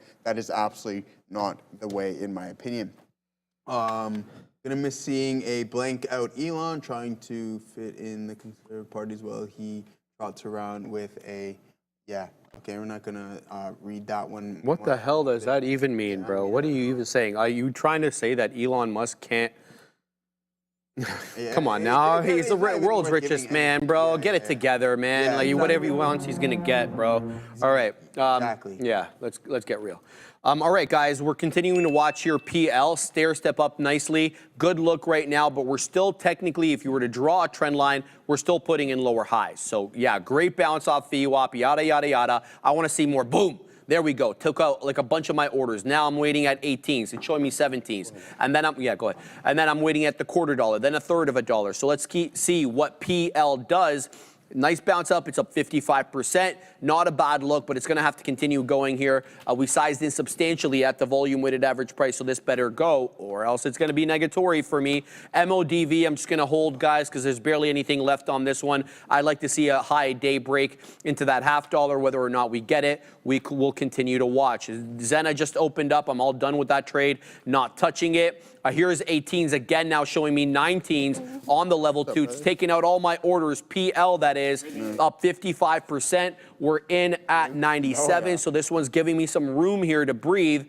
Good look. It's this one, though. BW up 77%. A dollar name, but really not finding the same type of gusto that PL has. In fact, this one at a better, more predictable level than PL was, yet it's not bouncing up. So yeah, that's gives you an idea. Trading, it's all about just taking risks and trying to put the odds in your favor. Sometimes it ends up working, sometimes not so much. So we're in 3 positions right now, all small cap gappers. PL looking the best out of them. It just took out my 20 order, and now I'm waiting at 25s and then 30s and then 35s. Let's go ahead and wait at 40s as well. So we'll wait there for a profit taker and see what is up. But I don't want you guys to forget, NEGG continues to go here, holding the 10 exponential like a glove. What I perceive here on NEGG is that the money fills are in between that 10 exponential and that 20 exponential. It seems to dip in between the two, finds support there, then makes a new high. Okay? The last little area, though, that we got into, that area high, 1060, that is lower than the high of the day. So technically, we are putting in a lower high. I'm talking about that area pop right there, and then this area pop right there. Wasn't able to clear it. So we'll keep tabs on that. I'm also keeping tabs on CRCL, guys. Here we go again. We've now made 1, 2, 3, 4 candles with higher lows, not necessarily higher highs, because this 88 area seems to be a bit of a problem. We've rejected twice now off 88 on CRCL. Been above it, of course, got to $104, but locally, anyway, we've been having trouble with $88. Keep your eye on that area and look for it on a closing basis. Pop there. PL is really going, guys. So here we go. We're taking out almost all my orders right now. We've got a 4-candle green setup. That's an aggressive green setup on PL. That's printing all my fills right there. Now I'm waiting at 30s. Good bounce off up here on PL. And I got to tell you, I was worried about this one because I had my order resting at the volume weighted average price, and it lost it. And it lost it quite aggressively. It dipped all the way down into about high 70s. Now, we've seen this story before where people get stop hunted. If I'm putting my order at VWAP, Joseph's putting his order at VWAP. Adair is not stupid enough to do that, but we are. No, I'm kidding, of course. The idea here is if everybody's looking at that same level, then what people are going to do is they're going to stop hunt you, right? They're going to put the sell order enough to take out all the levels, to push it below the volume weighted average price, only to have it move right back up there. So if you've been stop hunted before, raise your hand up, baby, because I have been plenty of times. All right. CRCL cleared 88, Joseph. This could be interesting here because it rejected it almost twice before. Now we're above it. Here comes $90. We haven't had a closing print above $90 on CRCL, at least on the 5-minute. This would be the first one. As you can see there, we obviously got to about $104, but there's nothing on the 5-minute chart that's closed above $90. This would be new. This could be yet another move up. We've got about 2 minutes left on the current 5-minute candle to close. So we haven't closed above 90 yet. In fact, we're barely above 90 at the moment. So we're going to keep tabs on that. Very, very good look. Tarbash said, stops are for noobs. All right, bro. Is that what he said? Who said that? Who said that? What's his name? Tarbash. I thought it was Tarboosh, but it's actually Tarbash. Stops are for noobs. All right, bro. That's crazy. Cool. Cool story, bro. All right, so we'll keep tabs on the 3 that we've got on right now, but I wanted to mention MODV. I'm really not doing anything on other than looking for a high day break, and here it is. It just wicked into about $0.33. The best print that I had on the day was 36, so we're awfully close to taking out that high, but it's successively lower highs. So this is the high right there. There's the lower high right here. And now with that 30 rejection, that's yet another lower high. So keep an eye on the Egyptian magician. Oh my God. Yeah. I don't know about that, bro. Yeah. That's a good one. Ooh, I like that one there. The Egyptian magician. Yeah. Oh, I don't know, bro. I ain't no magician. Yeah, you're gonna work a little magic. We got another $5 super chat. Please do a swing trades idea, Slack or Discord for monthly paid subscribers with price targets and stop losses. We talked about that. Yeah, we definitely talked about that. Joseph can add his strikes and expiry. Thanks for volunteering me. And expiration, Sean, money. No, so but like we talked about you, Neil, myself, Adara. We all wanted to kind of give the Friday swings. I think we're just saving that until the new setup. Yeah, which I'm totally into, right? Yeah. Because you know I like to place on swings. Absolutely. And one thing to note though, Alfred Perez, I haven't been doing this nearly as long as some people in this room, but from my perspective and from my standpoint and my experience, I've been doing this for over 4 years now. I've learned that you don't always have to be in something. Sometimes cash is the best position because it gives you the ability to pounce on certain setups, and that's just what I've been learning over the experience. Like you have the ability to kind of just wave out that FOMO and stuff like that. And for me, with my swing trading, when I'm ready to go, like I tell you, I'm in some CRM, NVDA. I was in Amazon calls a while ago. I got smoked on some short Tesla. I'm on some short Qs when Donald decides to put a 90-day pause on it. I tell you guys exactly what I'm in. But again, I think it's really important to understand that you don't always have to be in something. And what I'm thinking to myself right now, sometimes cash is some of the best position. It is one of the best positions because it gives you the ability to pounce when it's the right time. And you'll have that gut feeling, especially if you've been doing this for a while, be like, yo, this is the one. And then now if you're just like spread thin, as Shreve was saying earlier to me, is like, you don't want to spread yourself too thin because if that prime time opportunity arises and then you're like, oh, okay, well, what am I going to do? I'm out of the money here. I'm not at a target here, but I really want to take this setup. So for me, it's just like, sit on some cash, but when something really works out, you take that full, grand slam swing. And that's what I try to do from I like that. Yeah. Saving it till Discord's IPO, says Shane Adams. Yeah, I don't know, man. I think Discord should be an interesting IPO. I don't know. I find myself using Discord a lot less. I know we used it a lot when the boys were on it for the floor, but I mean, I don't personally use it other than chatting, but I know it's really good for other stuff, but I just don't use it for that. Yeah, exactly. I mean, it's really good for like creating trade pods and everything. Like groups well, yeah, stuff that like makes sense, right? And following certain channels. A lot of it is kind of spam. I'm in the same boat though, Sharif. I really only use it when I'm on my desktop. I'll just message a couple people here and there in a couple groups. But for me, like when I'm outside of the office, I try to really cut out like the social 100%. media. Like I don't go on social media. Yeah, X and stuff like that. And sometimes I'll just delete Snapchat off my phone just for the doom scrolling. It's like, okay, like just get this away from me and focus on like go to the gym or go do something more constructive, like read a book. I suffer the same affliction. You know, my favorite social media platform, TikTok. Yeah, and you get that doom. It's banned during the week. Yeah. Monday. Oh yeah. To Thursday.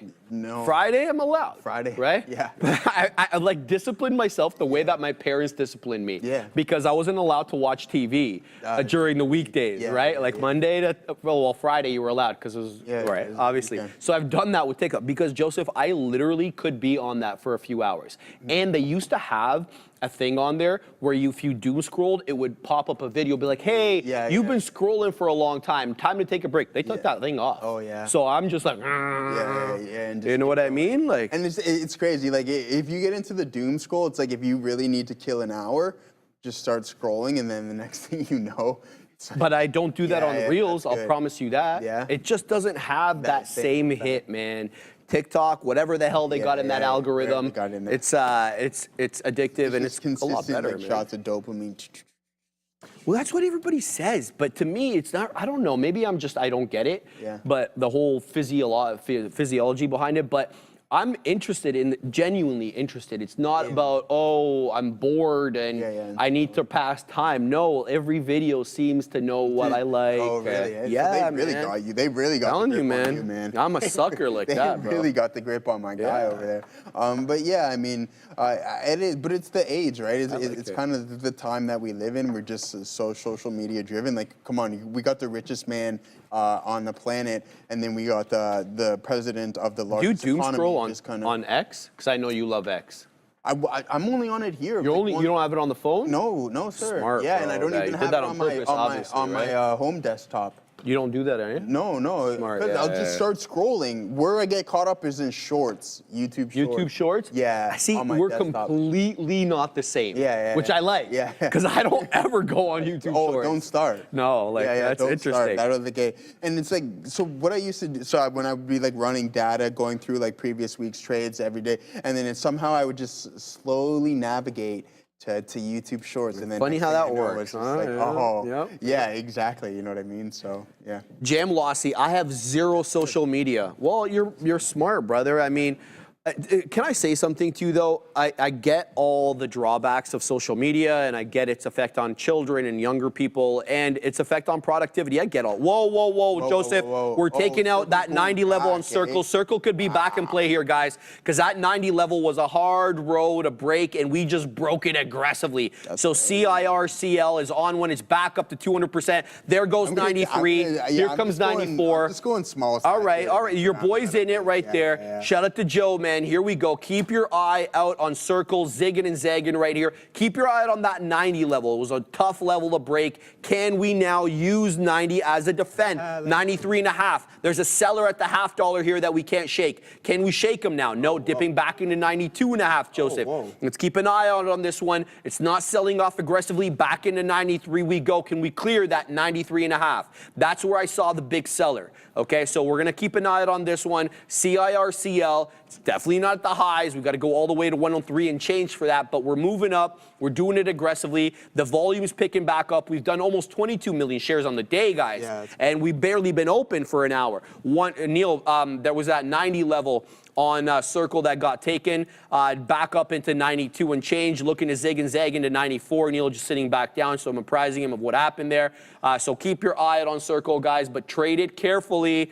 Keep your eye out on that. So what were we talking about before I got all excited about Circle? Social media. Yeah, I get all the problems with social media, Joseph, but I gotta say that for me, I feel like there is a net benefit with the information that it gives me. So like a lot of the stuff that I see about AI, and I always talk about AI, right? That Nate guy that I follow on TikTok. Like I wouldn't get any of that information if I didn't have social media. Sure, I could probably find it elsewhere, like articles and stuff like that. You wouldn't know what to necessarily look for. Not really. Yeah. Not really. No, to say there's only downside to social media, I would disagree because I don't think that's necessarily the case. I'm sure it's done great things for a lot of people. I mean, it's a totally new income stream, especially if you go to the likes of like California. I'm 100%. pretty sure everybody is working in that line. But for me personally, just trying to weave it out, right? Because, and I'll be honest, I'll tell you how it is. Like for me, I just got really sick of seeing people on yachts in Dubai and everything along those lines. See, I don't care about that, okay? Yeah, so we need to talk about that because a lot of people hate that. Yeah. And I don't give two you-know-whats about that. All right, you have a great life, fantastic. My life's good too. Yeah. And that's how I see it. Okay, like I don't care that other people have more than me. It does not bother me. Yeah, and it bothers a lot of people. And I had a friend who,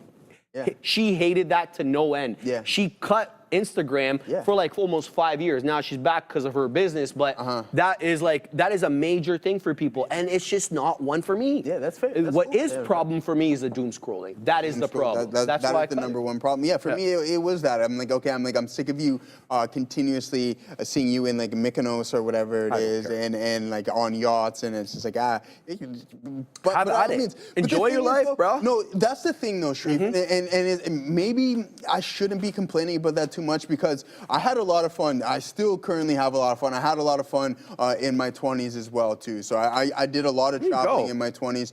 Me and my friends, we would always go to, on trips and everything along those lines. Yeah, Mexico, Jamaica, etc. I had a lot of fun. Trinidad, we would go to, and I got to travel. So I mean, I had fun in that sense, and I would post on Snapchat. So I guess I can't really complain about that too much, but I wasn't doing it like on a daily basis or rubbing it in other people's faces. Yeah, I respect the hell out of that, man. Fantastic.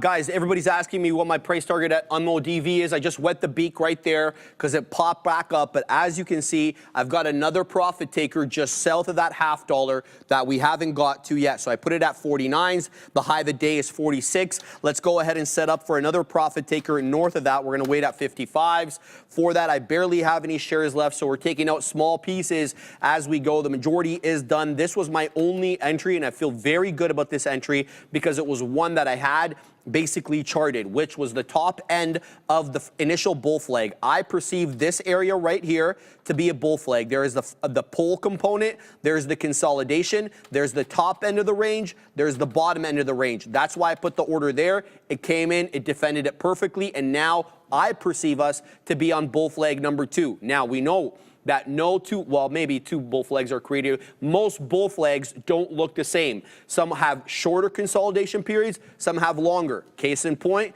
this one consolidated for about half an hour or so. Now we're on like a couple of hours. So they're not all created the same, but they end up being the same thing, which is where you get that sideways consolidation and a breakthrough at technical level to either form a new bull flag or, just kind of retrace to the downside. So that's what we're on right now, MODV. Now, let me talk about PL.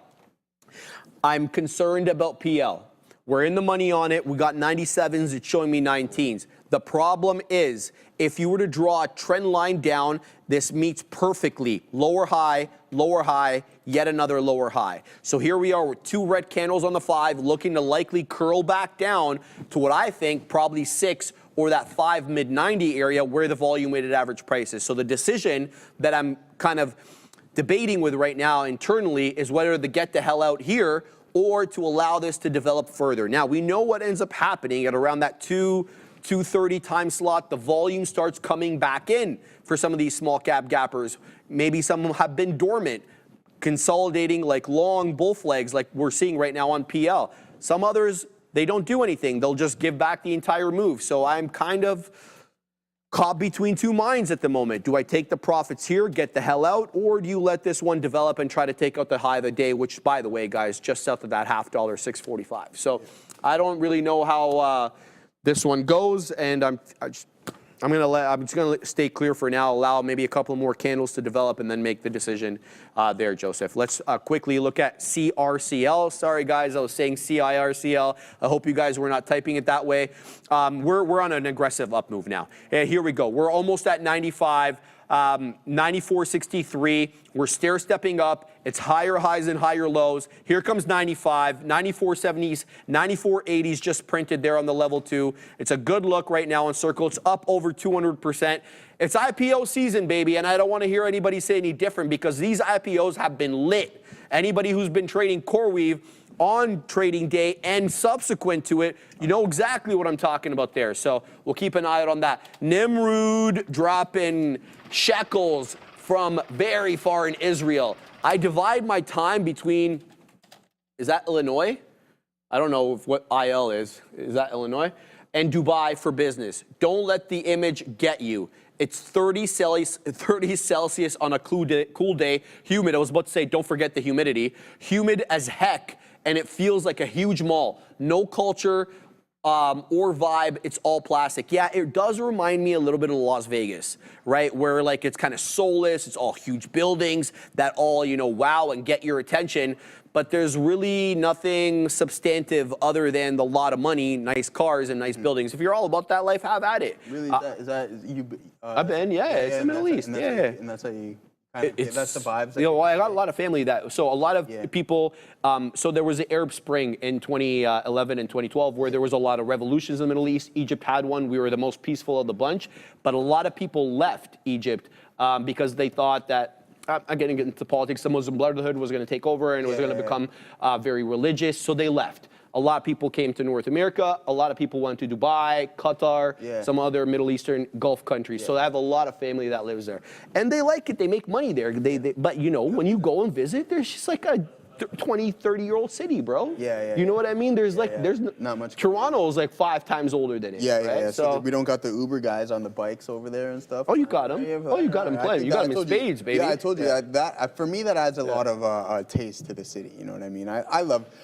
It's a nice city, Joseph. I don't mean. Oh, Dubai. It's a nice city. It's brand new. The streets are big, right? You know, building for the future. It is. But like, if you're looking for culture, you're looking for some history, you're going to the wrong place. You're going to the wrong place. I mean, I love the city that I live in. To the utmost. I mean, I love Toronto. If we could eliminate some of the traffic, that'd be fantastic. But I don't think that's going to happen. But I do love the city, and I love the culture. Love how diverse it is as well, too. Absolutely. I just like a lot about Toronto. I mean, I can't say I've been to any major cities or anything along those lines. But what I got here, I can't complain. And what you guys have been saying in the chat is that health as well. Someone just asked me in the chat if I'm mad at Moses. Guys on that one. I think at the end of the day, it doesn't matter how much money you have in your pocket or anything along those lines. If you don't have good health, then you don't get to enjoy any of that stuff. So just look at Steve. He said, yeah, all that money means essentially nothing when he's laying on his deathbed, right? So again, we have fun here, guys. We get excited, but you guys are right. Like health is absolutely anything, and that's why I just try to continuously maintain a healthy lifestyle. So. It is what it is, guys. Just maintain whether you're negative or positive on the day. I was negative to start. I mean, I lost my train of thought. But anyways, exactly. That's what it is. I mean, Toronto is definitely not the center, but I mean. Yeah, I thought you thought so too, right? I thought earlier. I thought a while ago that it was, but then apparently it's not. I'm only messing with you. Put me on for a second. Yeah. No, when you're young, man, like where you grow up before you can actually travel, of course you think it's the center of the universe, man. Like when I grew up, going into the city to Toronto was like that's a big deal, and it's not until you get out in the world and you travel. Like I see New York. You know, I see LA. Now I get to go to. You've been to Europe a few times, and like that's you begin to grow and you understand that. But here's the best thing about it, though. All this like this place is better than that place. Who cares? It's all good. There's something beautiful everywhere. Yeah. Like because in the reality is like there's cool people everywhere in the world. There's cool stuff everywhere in the world. So all you got to do is try to experience it, man. Like, be open-minded to everything. Like, you know, don't be a hater and just enjoy the gift that we all have, which is life, and get all enjoy this other stuff together. And I wish I was still in Circle. Oh, wish you were still in Circle. Yeah, we're gonna hear about those. But I like how Neil put that too. There's something beautiful everywhere, and I've found that throughout my travels. I mean, flying.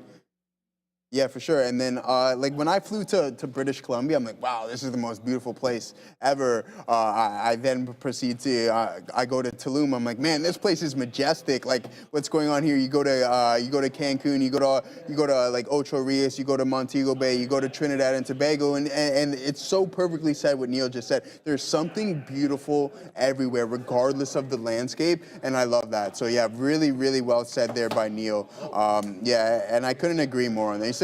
He said, we were just talking about how we feel like that where you live is the center of the universe until you start to expand and then go to other places, and then you realize that there's something beautiful essentially everywhere you go. It's so wise. Right? Yeah, well, which is like, you know, he is the wisdom dropper. Right? So there it is. Well put there, and I couldn't agree more on that front. So no, neither could I. All right, guys, new traders, listen up. First month free. That's right. We're waiving fees. Trade smarter, not harder. Upgrade to Elite. Analyze, strategize, capitalize. Our platform. It's everything. Infinite data, instant trading, lightning fast market insights, game-changing charts, predict with backtesting, reliable real-time data, global markets at your fingertips, all in one platform. Don't miss out. Execute your best trades now. Ready to elevate your trading. Scan that QR code or check the link in the description there, guys. And yeah, it is. But I mean, you've seen it here. Sharif and I, I've been trading alongside Sharif for almost a year. Come September, it'll be a year. Dang, man. That was quick. It goes by What so the fast. You know what I mean? That's insane. That's crazy. I'll never forget. You were on the escalator. Yeah. I'm like, you were telling me about options. I'm like, do you want to be on the show? You're like, I got lessons right. I'm like, speak up, man. Yeah, instantly. I'm like, yeah, man, let me send this to you. Yeah, and just like that, man. So much love to you Wow, for that was one. quick, Yeah, bro. it goes Are you by kidding really me? quick, man. You've seen the ups and downs. You see us put on good days. You see us put on bad days, and we just try to bring that content to you guys, regardless of the emotions that we necessarily be feeling. So if you're having a bad day, well, guess what? We're gonna be right here with you, and we're gonna be right here with you tomorrow. If you have a good day, we're still alongside you. So just make sure you celebrate when you have a good day, but don't dwell too much. Don't dwell too much. He's coming in hot, baby. Don't dwell too much on those bad days, because there are plenty more good days to come, guys. Attaboy, guys. All right, we're keeping an eye here on BW. Come on, BW. Clear that $0.50 area. We've been waiting. How long do we need to wait?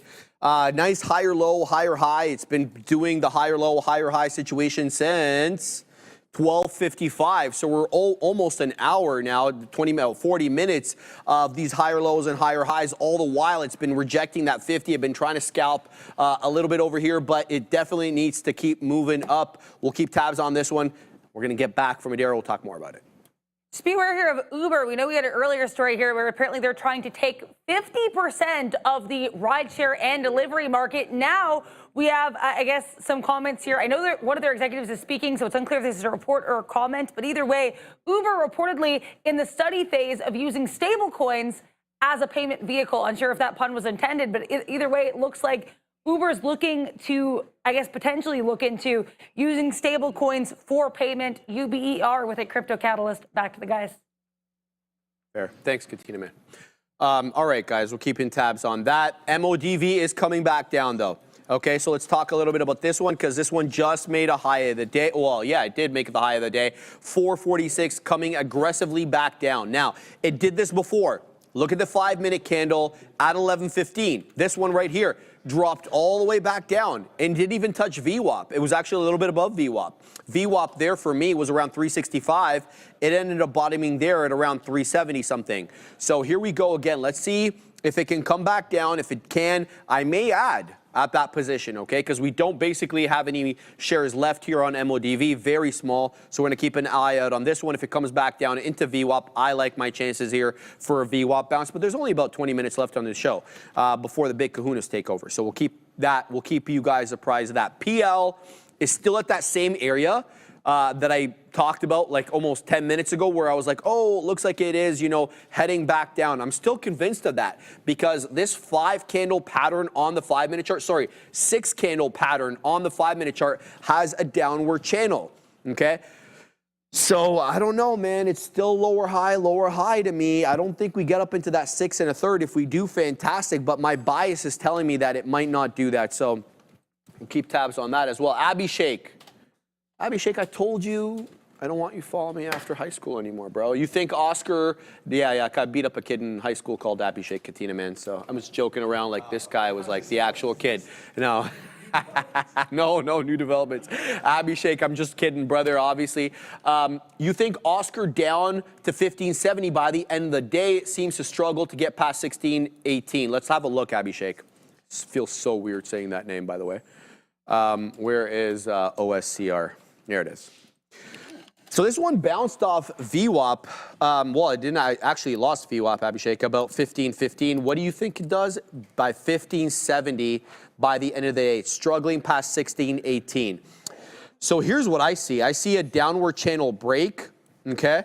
And I see a possible bull flag. I would say if you're going to get in here as a short, right, just place your stop below above area high. Maybe even give it to 30s or 25s. Like I wouldn't give it too close to 20.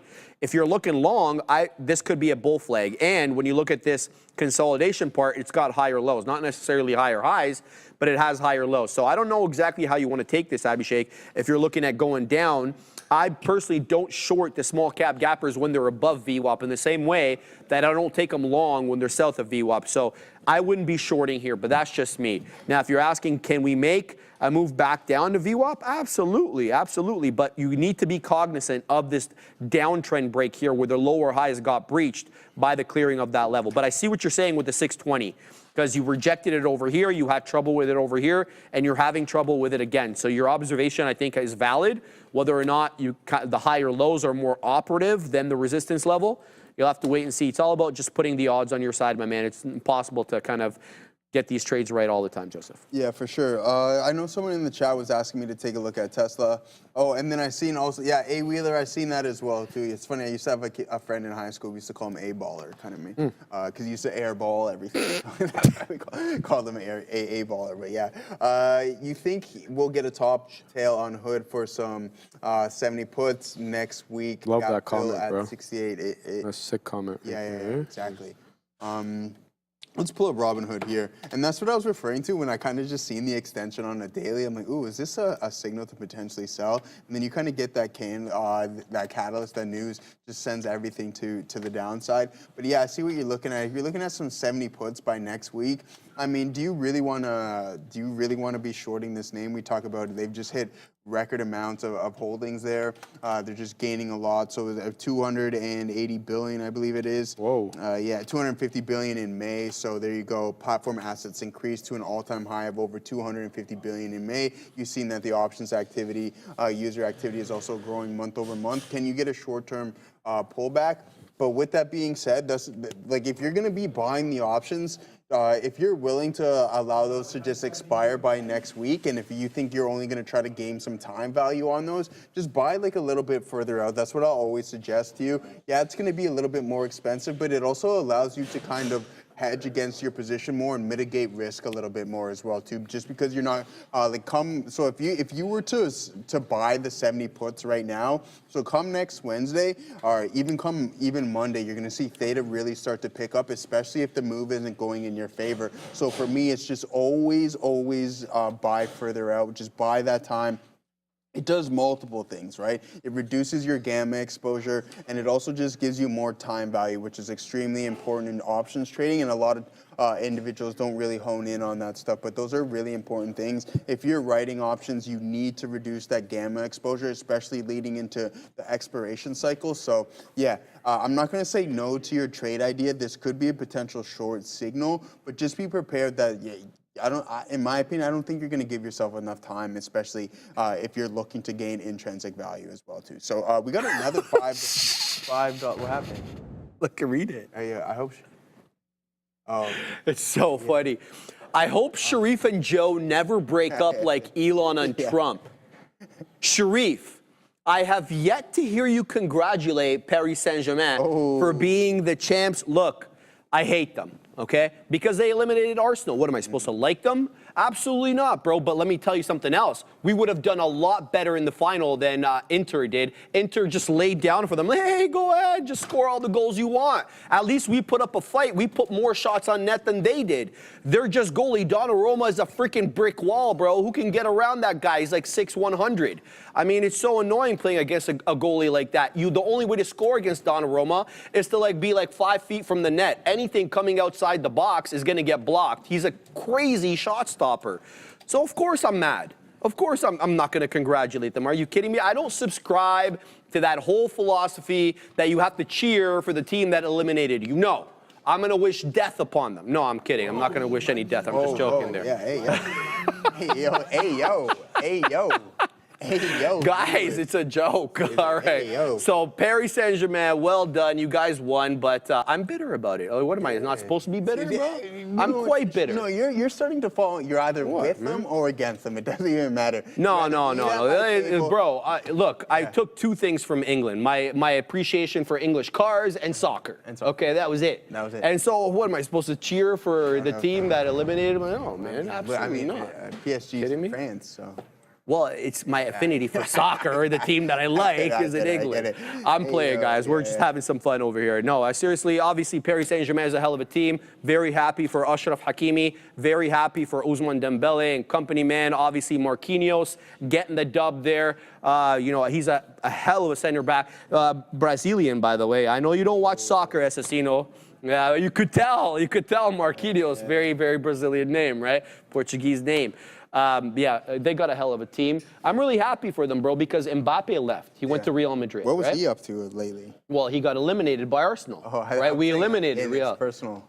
I think he's okay. I don't think he's doing anything too weird. But and anyway, he left Paris to go to Madrid to win the Champions League there. And the first year he leaves, Paris Saint-Germain wins the Champions League. So but that was, he's probably bitter about that. Because they had like Neymar, Messi, and Mbappe at one point, didn't they? They did. Gee. Yeah, they had Messi, Neymar, Mbappe. But Messi was like beyond his prime at that point. He had just left Barca, and he left Barca begrudgingly. He didn't want to leave, but they had some financial issues that they had to let him go. Yeah, because he cost up a storm. Think about it. It's Messi. So he left begrudgingly. He was not the same player.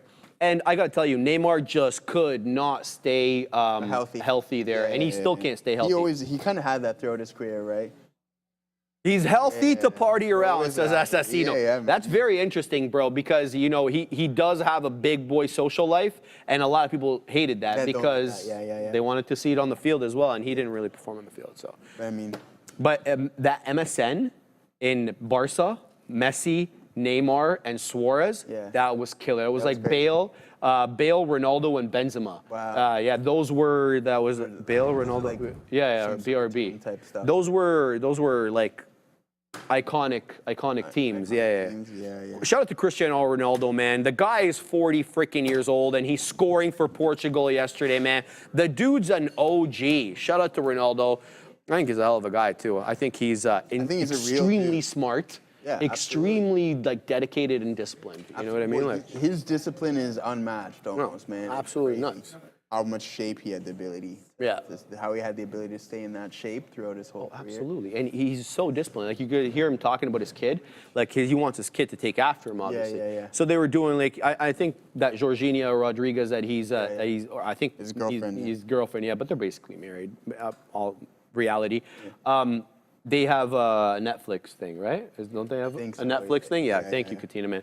And in the show, like I saw a little clip on social media, it's like his kid doesn't want to train as much as him, and he wants to eat chocolate. It's the dog, right? Like Cristiano Ronaldo had that dog in him because Junior kind of grew up in that privileged lifestyle. Isn't that how it always is? Yeah, exactly. You don't have that. Julio Cesar Chavez Jr. Yeah, right? Exactly. You know what I mean? Same kind of thing there. Yeah, exactly. So. Ronaldo is the GOAT, bro. So, I do. I mean, but then we do have the instances, like, it's funny that we kind of think about, like, that kind of that nepotism aspect where they're like, okay, yeah, you're good, you can get the best training. But look at Del Curry and Steph Curry. Well, it's not everybody's the same. Yeah, exactly. It's funny how that works, eh? Yeah, exactly. It's funny how that works, yeah. Well, there you go. Good call, Joseph, on that. But, all right, let's get into some trades over here. Let's see what our friend BW is up to. Okay, so as I suspected, man, PL is coming back down, so I'm ending this trade here. Disappointed a little bit that this one didn't have continuity. We're in the money on it, but we're going to flatten out break even, or not break even, in the money on it, excuse me. But this one doesn't really look like it's got the legs. What does look like it has the legs is it's finding support yet again at the volume weighted average price. So even though we have just barely any time left, I'm punching long here. Let's set up some shares for a $5 or $4 break, as well as north and south of the level. So MODV kind of feels like it might be a predictable one where it just ranges above the volume weighted average price, really not taking out that $0.50 quite yet, but not losing VWAP either. So kind of the opposite of PL here. So MODV, we just added into that position. Eddie R. But maybe his son doesn't like soccer. Respect to Ronaldo, of course, but his son does like soccer, my man. He is like in the, he plays in the whatever, under 16 and he's quite good. That's the thing. But when you're Ronaldo's son, quite good is, sadly not good enough usually, right? That's the thing. No, his kid is actually really good. Like when you look at his kid, he's relative to everybody else. To all the other kids. And then we got another good example there from Christmas. Well, like this one, Junior is good. Eubanks Junior is pretty good. He's got the dog in him too. Oh, absolutely. Right? Are you talking about Eubanks? Yeah, Eubanks. Absolutely, man. He is a tough fighter, and he's bigger than his dad, even man. Nigel and Connor Ben. Absolutely. There you go. Another good instance there. So There you there's go. a positive influence on that one. Who can complain about that, man? exactly. Obviously, it's some big shoes to fill that, you know, it's easy for us to say Yeah, while observing Right. Cristiano. Imagine the pressure There you just, go. on a kid. 100%. Too. But again, I'm not going to get too deep into that stuff. But sometimes, as children, in my opinion, anyways, you need to be led in a specific direction. You may not like it during that time, but you'll look back and you'll thank your parents. I think 99% of the time, even though it seems like you don't like them at that time. But you like them most days. And I always kind of like blame my sister a little bit. Although I shouldn't blame my sister, I'm going to get into it a little bit over here. there you go. Like, my nephew was stupid good at soccer. Yeah. Stupid good. And the thing is, I don't think he realized how good he was. Yeah. And he was always critical of how himself. it is. Yeah. Super critical of himself. And then came high school and soccer wasn't cool anymore and it was more about basketball, especially being in the States and LA and stuff like that. Soccer is not as popular, you know. Yeah. And so she let him quit. Oh. I would have put my foot down. I would have been like, no. You're going everywhere. Right? But, you know, it's easy to say when you're not the parent, right? And Extremely. but I just saw the talent in the kid. Yeah, you see he it. was so He had good. it, eh? And he's tall. And he's tall. Right? He's like 6'3", a center forward, old is he? which is, now he's in first year. He's a He's freshman, growing. Yeah, right? so there you go. So obviously, like, there's obviously that kind of thing, but. There you go. Yeah. Yeah, I know, sorry guys, we're digressing a little bit here, but let's have a look at what we're doing here on MODV. I added into this position because it got into the volume weighted average price and then bounced off it with a bottoming tail candle. So I waited for the subsequent candle to kind of close green, and that's where it is right now. Here we go. We're looking for a first print just south of that $4 area. Let's see if it's able to work its way above $4 or if it's going to struggle at the whole dollar level. So we still haven't gotten that print at 98s yet. So we'll pack our patience, see what we can get there. But it is really, in my opinion, the BW show going into the afternoon. Obviously, CRCL is doing big things, but BW is kind of giving me that curl off a predictable level, and I don't want to say it's flat topping at 150, but it keeps rejecting that $0.5 level. You feel if this one can clear the $0.5 level, it could squeeze, because there's a likely scenario where there's a lot of people looking to short at that level. So they may be getting stopped out here if we're able to break that that $0.5 decisively. That's my thinking here on BW. I'm going to let this trade manifest while I'm at the green screen, and we're going to put in the stop below the $0.25, and we'll see what comes of this one. So packing my patience on here on both these trades. As I mentioned, I got out of PL because it was losing the volume weighted average, or losing the level. But there is MODV clearing $4, so it triggers both my orders. Happy that we got into this again. Let's see if it's able to kind of get above that third of a dollar. Even though the high of the day is 446, have a look at where the closing prints are. They're all rejecting, or they're all below 30 pennies. So that's obviously something to keep in consideration when you're looking at these bad boys. Eddie R., you remind me of that Dirty Harry movie. Lieutenant, do you have kids? No, he answers, and Dirty Harry says, lucky for them. LOL. Yeah, thanks, Eddie. I love you too, brother. All good there. There you go. All right. She wants him to be a good, to be a trader. Good mom. I don't think so, Aziz. I don't think so. I got him crypto. I got him a little BTC for the last 2 Christmases. And he doesn't seem like he's interested at all, bro. He's holding it, which I'm happy about. Yeah. But like, he's not, you know, like, he doesn't check the price. He's That's not good. one of Well, those who knows kids. where that can be 20 years from now when he's done school. Well, that's the thing, and that's what I kept telling him, right? I even got him a little bit of ETH, but Oh, yeah? yeah, I just give my sister the money. She buys it in his brokerage account. Yeah. She holds it for him, but There you go. he doesn't seem to be interested. He asks. Yeah, About, he doesn't seem to be interested yet. Yes, Right? well said. You plant the seed, eventually it will grow. So. That's the idea. Yeah, well, we'll so- see if that manifests or not. All right, I'm going to go over just what we got going on via trades here today, Sharif. We'll just go through it. We'll do a breakdown of what we traded here on the day. I know a lot of people are I don't know if you're interested, but I'm going to display it anyway. So, all right. First on the list here, I traded 5 names this morning. All right, so there we go. Circle. That trade didn't work out, but this was a good one here.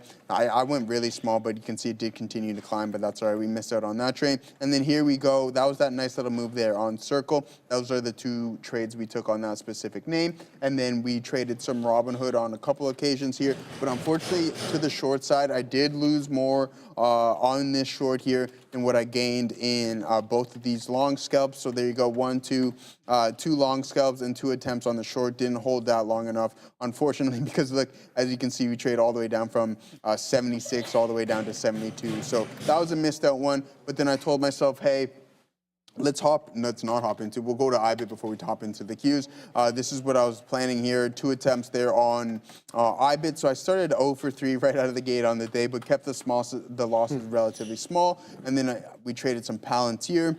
That worked out half decent for us as well too. We got a nice little scalp there on Palantir. So that was just a scalp. We didn't get the continuation, nor did we get the break of the high day. But the big time winner was Circle and the TQQ short there, guys. So we just happened to be in the right place at the right time. So you can see that was attempt number 1. That was followed by my 2 IBIT losses. So right out the gate 0 for 3, but that's okay because when we are right, we try to be as right as possible. So you can see I started relatively small. Once that momentum started to pick up, I've seen the volume on the lower intervals really start to increase, and you can see the weakness displayed in the tape. That's why I decided to make the position significantly larger, and then we get that big time move all the way to the downside, and then we were just sitting in that. I can't wait to watch the YouTube short on that because we were just sitting in this while she can stop sneezing. Maybe she can get it done. Elon and Donald were just going head to head right there, and I got to sit there, be right in the middle, stuck here in the middle with TQs, and just making a little bit of cash on that one. That was great, bro. Yeah. I didn't see that one coming, and it all exploded so quickly. Adara kept coming in with Elon said that, and I was seeing it as well. And it just got out of hand too fast. It got out of hand really quick. You know what got out of hand too? Tesla stock price. But we haven't recovered. We're still down 8 4/5. We're looking at go down 9. Let's have a look at the chart on Tesla. We're basically at 9%, Katina, man. So we barely escaped SSR. Tesla barely holding on for dear life. And if I could say one thing here, this looks like a flat bottom break waiting to happen. Look at this area, recovery, lower high, and then yet another lower high. All the while, it keeps finding support at around 302, even though the low of the day is 301.50.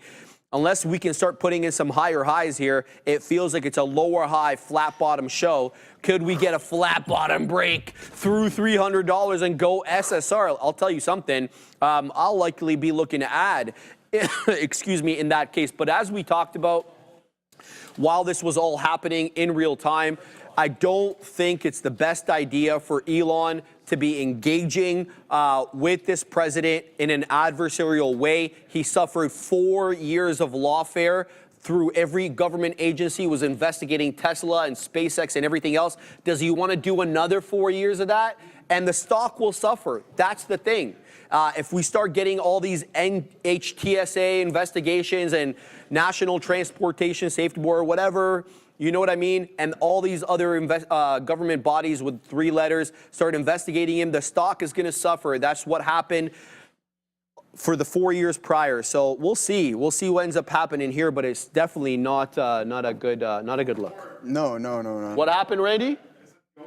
Go forward, Randy says. Now, hold on. That's his bet right there. Before we send it off, let's see what Ford is up to. Oh, God.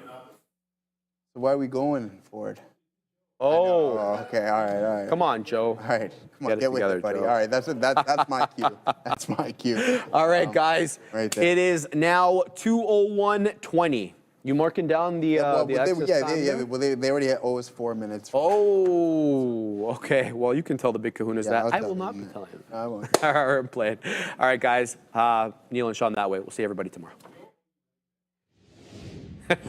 No, hold on a second. Let's not talk about owing people stuff. No, no one owes anyone any minutes or anything like that. So obviously some crazy things happened. You guys all saw what happened with Circle. I was just sort of saying, to be almost 10% down on Tesla, it's absolutely crazy. I was yesterday, just making sure I have the Tesla chart up. I was actually saying that I was going to sell another third if we lost the shelf, and I actually had a trailing stop in my PA. That in the morning bounce, I was like, oh, we're good.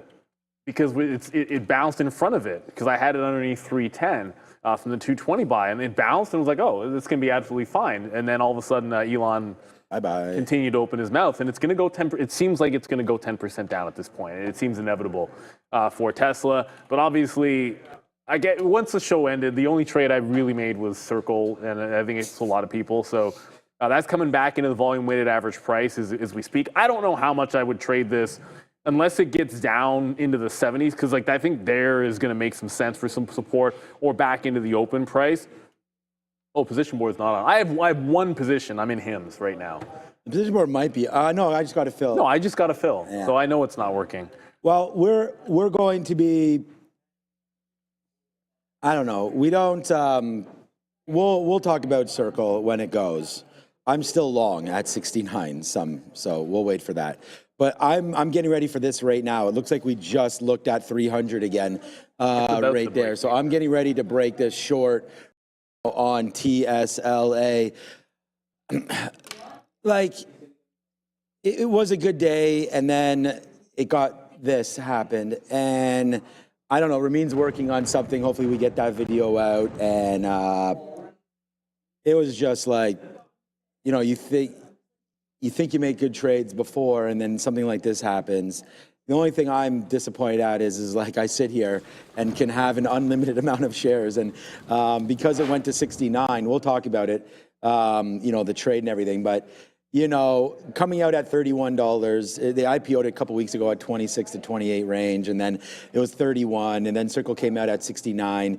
So like I didn't have as many shares as, I mean, I think that's true for all of us, obviously, and it's just like, you know, right there. But the one thing that I am most proud of is that Joe took the trade, like, because I went over there right at 11 o'clock when we were talking about would it still be as good in the simulator, or will it be as good as that, because Sharif was still working on his account. And I just went over there, kind of whispered to Joe, I was like, dude, just take the trade, you know, just take the trade, and give yourself some experience, you know, because Neil and I have seen, you know, tens of IPLs. I was going to say hundreds, but like tens of them that we've looked at. We've looked at 100, but like, oh yeah, you know, like the ones that we were traded really interested in. Yeah, we've seen hundreds. Like the CoreWeaves, the Coinbases, the Circles, This is more in the whatever. They're all the same. I wouldn't even compare it to CoreWeave. I think you got to compare this one to like ARM, Rivian, Snowflake. Or Snowflake is probably the last one I remember that was this crazy to the upside. Rivian, I don't have as much of a recollection of the open. I remember it was good, but I remember Snowflake was nuts because we had graduates on that one. It was just like you had traders. It's like, okay, make sure you take this one. Oh, we would have had hundreds of graduates. That's what I'm saying, because it's one of those strategies that you know what you're doing. First even dollar, open print, all that kind of good stuff. Oh wait, Tesla just bounced off. Like I whispered in Joe's ear, take as many shares as you want and never get out until it breaks the opening price. You'd still be in, and you'd be in right now if you had listened. I mean, I'm still in, but if you take that advice, that's $69 to $89, so it's a $20 winner. If you have 100 shares, it's $2,000. You know, anyways, there it goes, man. Big day alert on Circle, and I wish that we were it open for you, like when we were all together here. But that's okay. It opened up regardless, and it was an oh boy kind of a situation. Yeah, we're really happy. And yes, I am punching short on Tesla. Although now anything I do is going to seem like it pales in comparison to what happened on Circle. But yeah, we're going to punch short. If it breaks 3 bills, I'm punching short. It doesn't matter about the SSR. I haven't done the math. It is an SSR at 300. Yeah, I was going to say to me, I don't care about that. I just wanted to see, if anything, that's reason not to punch short, right? So I'm going to wait. Boy, you missed the front. Yeah, so I'm just going to wait for it to break. You know, this 50-period moving average seems good too. And I was saying to Neil, it must have happened just as we were waiting for Circle, because I was like, as soon as I heard out of Trump's mouth, this guy's no longer an ally. I mean, that was like, could have made a lot more money on this probably than Circle, to be honest with you. But there it goes, man, down 10%. We've seen these days before for Tesla, and I might be like a little jittery this afternoon just because of what happened on Circle. So, you know, we'll be here.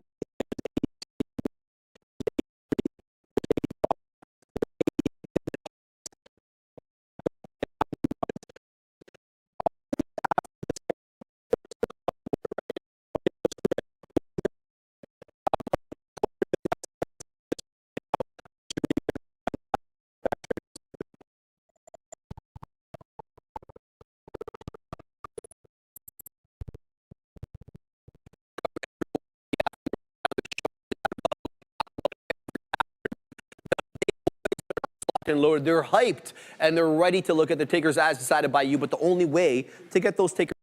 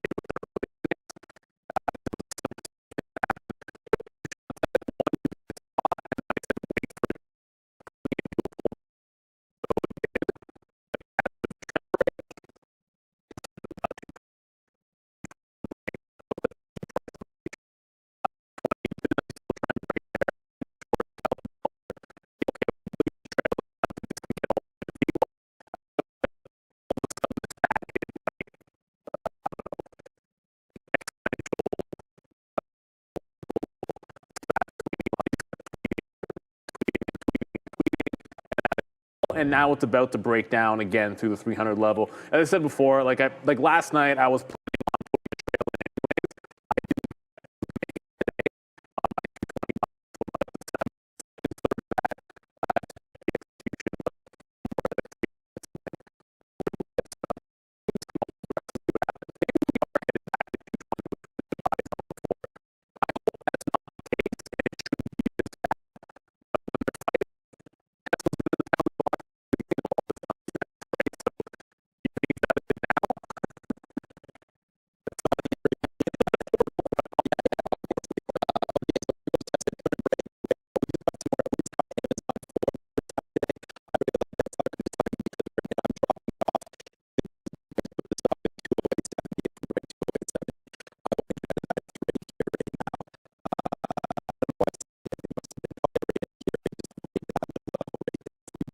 then we're gone. I don't need to be in here for a long time. But as I said, I'm still a little bit shook from circle.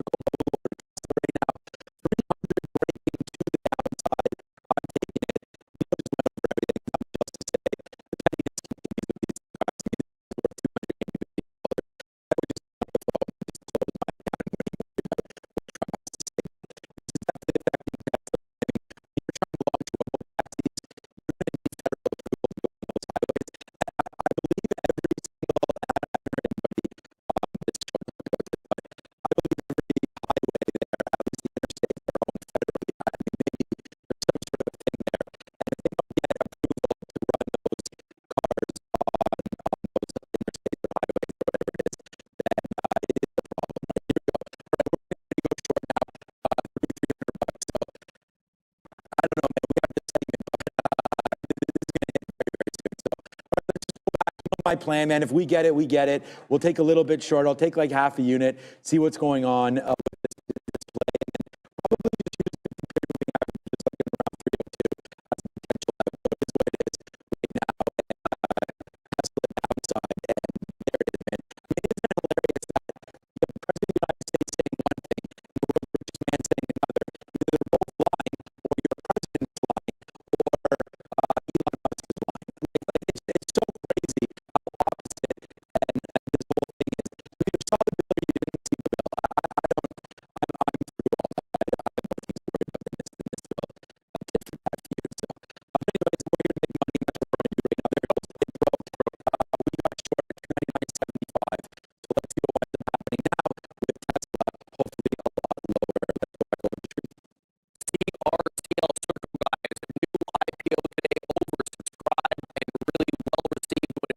guys, I want to remind you guys that the underwriters to this IPO, JP Morgan, Goldman, etc., all have an option to sell more. So even though liquidity is tight now, we could see more down the road. Guys, show us your trades.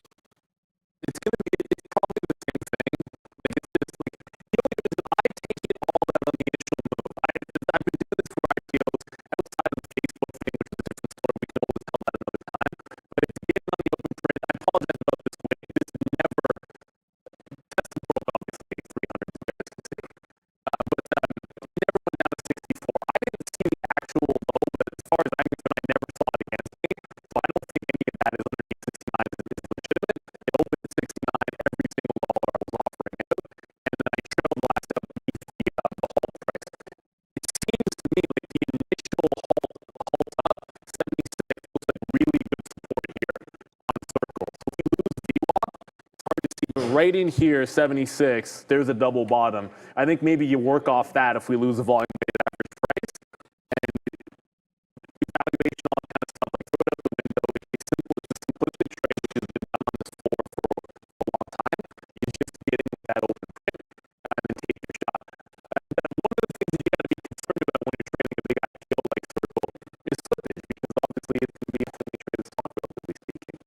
And if you want to optimize your computing so that you don't get slippage, then you want to see easy trading computers, everybody, because there's a Trader TV Live and easy trading team up that's bringing you an exclusive sale on the world's most powerful AI-ready computers for trading. The limited time desktop and laptop sale includes exclusive performance upgrades, bonus gear, and 0% financing, everybody. And it's only for Trader TV viewers. Scan the QR code, enter your email, and unlock the access before it's gone. The exclusive sale is ending on the 12th of June at 5 p.m. Eastern. So scan the QR code or click the link in the description box. Everybody start your take a shot. I think at the end of the day, slippage matters. You got back there. I just thought a better price, $299. I'm not holding the breakdown. So remember, it's SSR 300 at 299 exactly. So it's at what was on Circle. So I got in. I didn't take anything out until it made a fresh low here. But once it got back up through 100, so through 300, and this prior low, I'm out of the prior low. I'm jumping back in when it holds the prior bar. I don't hold breakout trades. I mean, some people like to hold breakout trades well past the entry price. I think that's a separate trade. Like, if I want to short off 304, 302, then I'll short off 304, 302. But for now, I just wanted to make sure that stopped it when it broke that prior low, and then if it wicks it, I just jump right back into the trade. Now we'll see if we can hold. It is SSR. No. Seriously? There it is. Now it's SSR. So now it's short sell restricted. It just bounced off that here on Tesla. You know we're talking about Circle. Okay, so yeah, we're still in Tesla, of course. All right, so we're going to wait to see what winds up happening here, obviously, with Circle and the rest of these shares. But yeah, it was just one of those things, man. Like I said, I felt pretty strongly about it. I went over there and even mentioned to Joe, man, just make sure you take this trade, right? And I mean, it's exactly the same trade that we always talk about all the time here. And it's a huge money-making opportunity, and that's exactly what it turned out to be. My best outs are $100 up there, and then we actually held some, and then got out here at 82 on the reopen of that halt, then got out again at 90, then got out again at 96. Like, the fun doesn't stop, right? And yeah, Circle. I'm holding just one little piece. I was thinking about getting out if we break below $80 here, but it's the same piece that we held for all of these trades. So yeah, look, man, these are the opportunities that you want. And for Tesla, I'm getting 298.25s.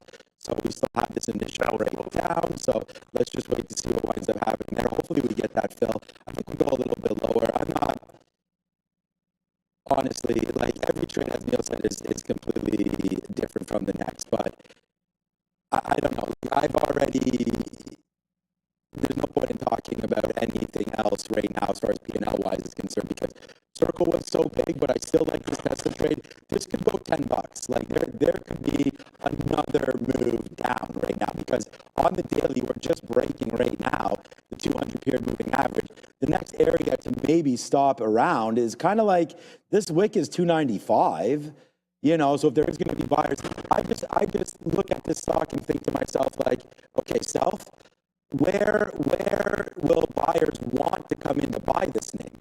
Maybe now because it's SSR. So, but other than that, man, we'll see if there's a downside move. My stop is still the same in and around 303. So we'll just play with this. I'm not, for me, I'm not trading very many share sizes from the default that I'm used to. I'm just trying to trade this to see where it goes. So, like, I just stared down there at $1.50 and didn't take it, right? So let's see if we can get a little bit more downside rate here for Tesla. And then, you know, we did get in and out of Amazon there quickly. Boom, to the downside. So that name bled a little bit on us there. So, but look at that. I don't know if there was some sort of news or whatever, but that just cracked through 208 on that wick down and then now blasted back up. So we actually get out at 70 break, so like we had said. So we were okay on that trade, but Amazon definitely going the other way. Let's go talk about now. Everybody was right, man. Like, you know, we don't have to worry about Robinhood anymore. That was a trade there that definitely we had and we dropped it, and now it's not irrelevant, but we feel pretty good about the day that we're having now. So let's go back over and talk about Robinhood, the missed trade. Yeah, great look for Robinhood today, even though it did retrace aggressively when the market started selling off there. But they did announce that their platform assets now above $250 billion, guys, as well as record-breaking trading volumes for the month of May. Yeah, so like you said, Robinhood was it's a disappointment. Like for me, up, down, around. Like I'm gonna be real. Like I flat out care about my decision-making process over the years more than my P&L. So I will look back at Robinhood and grade myself all of the Fs on Hood. You know, it doesn't, like, I'm actually flat on the stock. I've been stopped out in it like 6 times to the long side, and I feel like my timing outside of one long at the 72, like every other one was kind of poorly timed. The VWAP wasn't any good. And then the exit, like I literally got out of it at the perfect moment to have been short. I mean, whatever, like that was the Elon stuff was going on. And I think, I don't know that I anticipated that the Elon Trump spat was going to cause the market move to the downside that it was. Otherwise, this was probably the easiest, just punch anything that's breaking support after that spat heated up. So, you know, that's what happened on Robinhood. If you just go to the higher time frame though, like, look, it held yesterday's close on all of that nonsense. And if you're trying to trade it this afternoon, maybe you wait for it to get down to 72 where the buyers clearly feel pretty good about this. Robinhood next to get into the S&P, maybe not. I tend to think, we all seem to think it's going to get in there at some point. But remember, like somebody's got to come out for you to go in. So there's lots of names. There's always lots of names, but like there's like an order to these things. They'll get in. It's just a matter of when.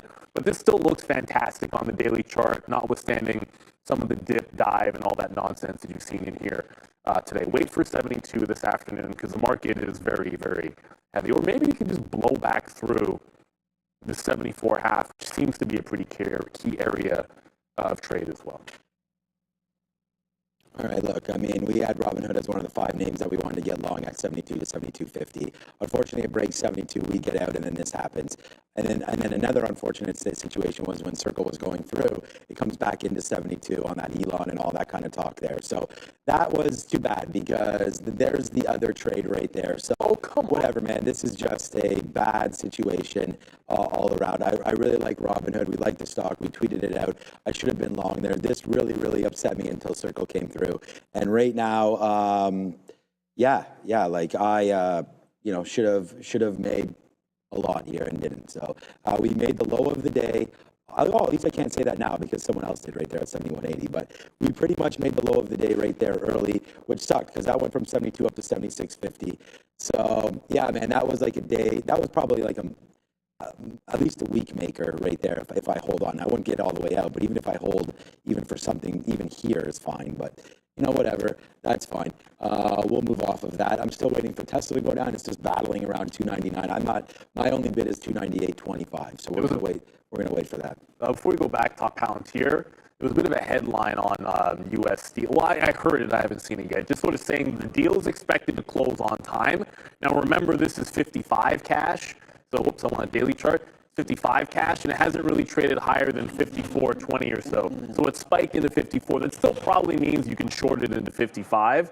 But if you see, I mean, if it gets back into the lows, I just tried bidding the bottoms because I was in this one as well. It was a reversion play, and if I can get back in off the lows, I'll probably try to get into US Steel. So closing on time, I'll double check the website I use for this, but I'm pretty sure that's like the end of the month.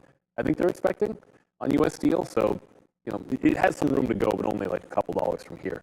Let's go talk about some Palantir, one of the other things that went ham during Circle.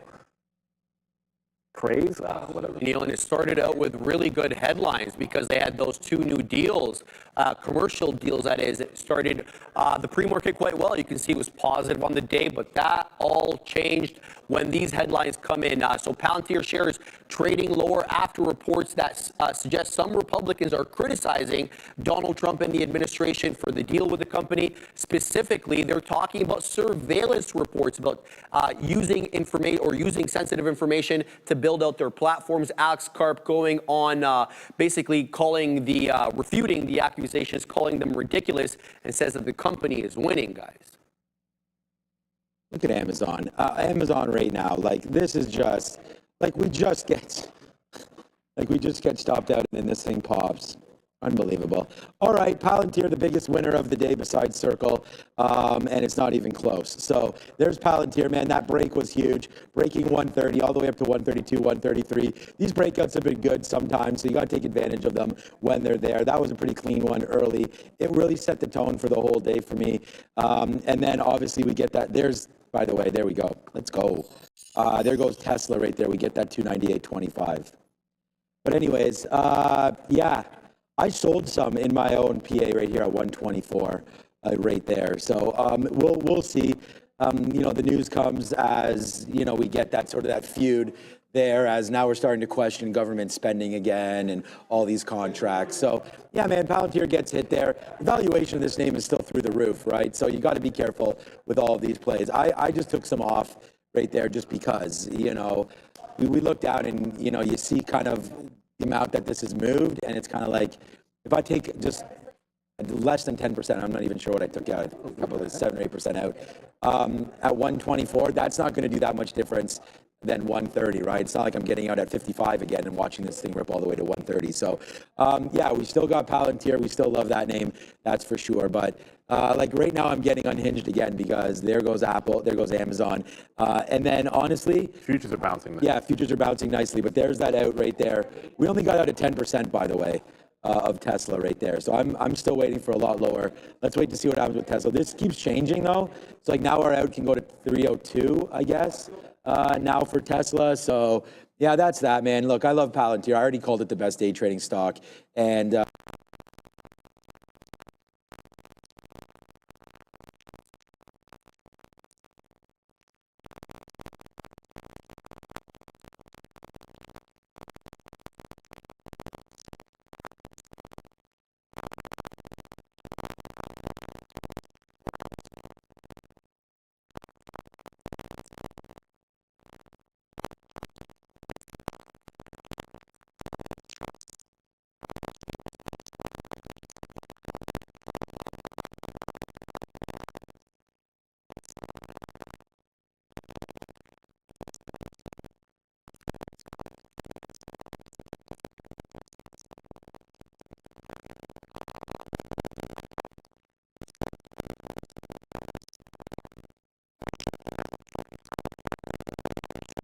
tournament. So yeah. That's happening. And she just got invited to one 2 weeks from now in Rochester.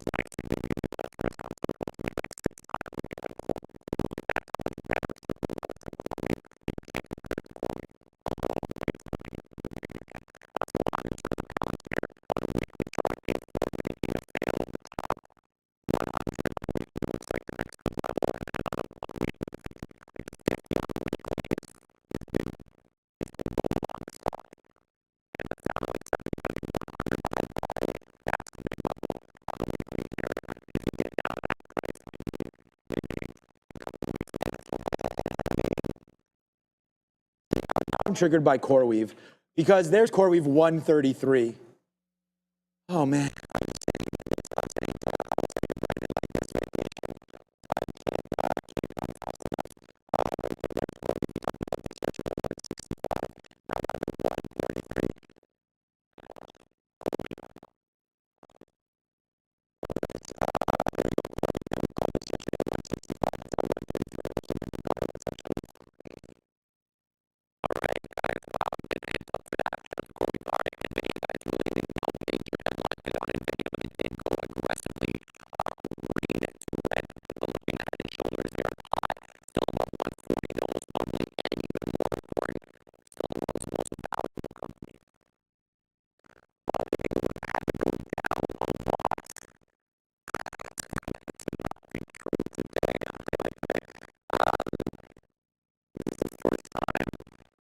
Question.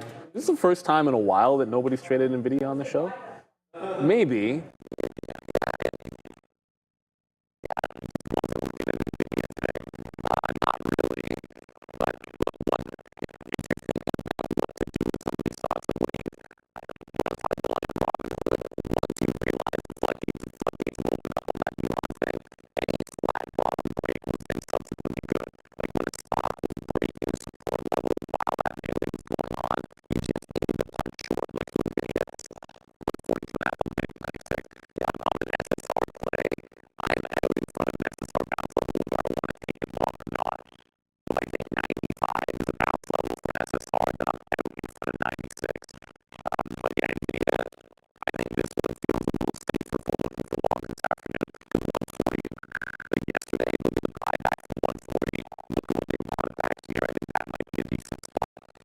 You can take a shot at something to the long side, but yeah, it just wasn't on the radar. Still like it. I bought it once in spring training, and I think it still looks okay from there. Maybe we're not going to get to the high as fast as we thought we were, but it's still trending very nicely. I'm probably more concerned of NVIDIA if it breaks this trend.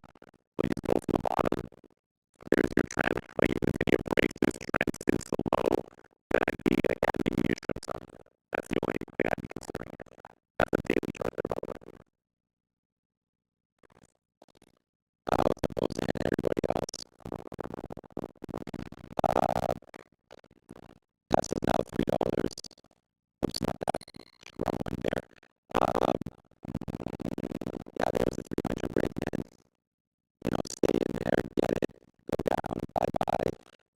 Tesla was saying 295, maybe an area, but wow, okay.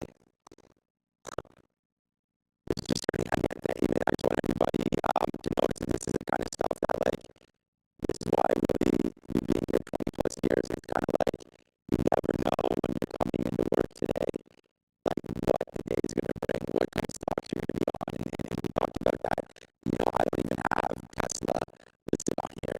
You know, obviously, normally we do, but, you know, there was nothing there for me today. And then all of a sudden, it's like this happens, and then now we're $4 in the money, and we still have 80% of this trade. So I'm going to get another piece of it. Whoops. Oh, I got too many shares there. Who did not? All right. So, yeah, and then Circle happens, and then this happens, and that happens, and then Robinhood happens, and Banter happens, and Apple happens, and then Amazon gives me a finger right here, and then Apple happens, and, you know, boom. Like, there's so much opportunity all of the time in this market, right? So, you know, there goes Tesla. Yeah, it's a monster again right there. And this will, I don't know, Palantir. So we can't talk about Circle anymore because if I'm going to look at like the best stocks on the floor, Circle's it. But, you know, Tesla right now is about to maybe overtake Palantir here for this. So let's wait to see. It's bad about that Amazon, man. That would have been really a nice little top thing. But yeah, do something to what stock. I mean, yeah, right now there goes Tesla down 11% right now. We just covered a little bit more there. We actually have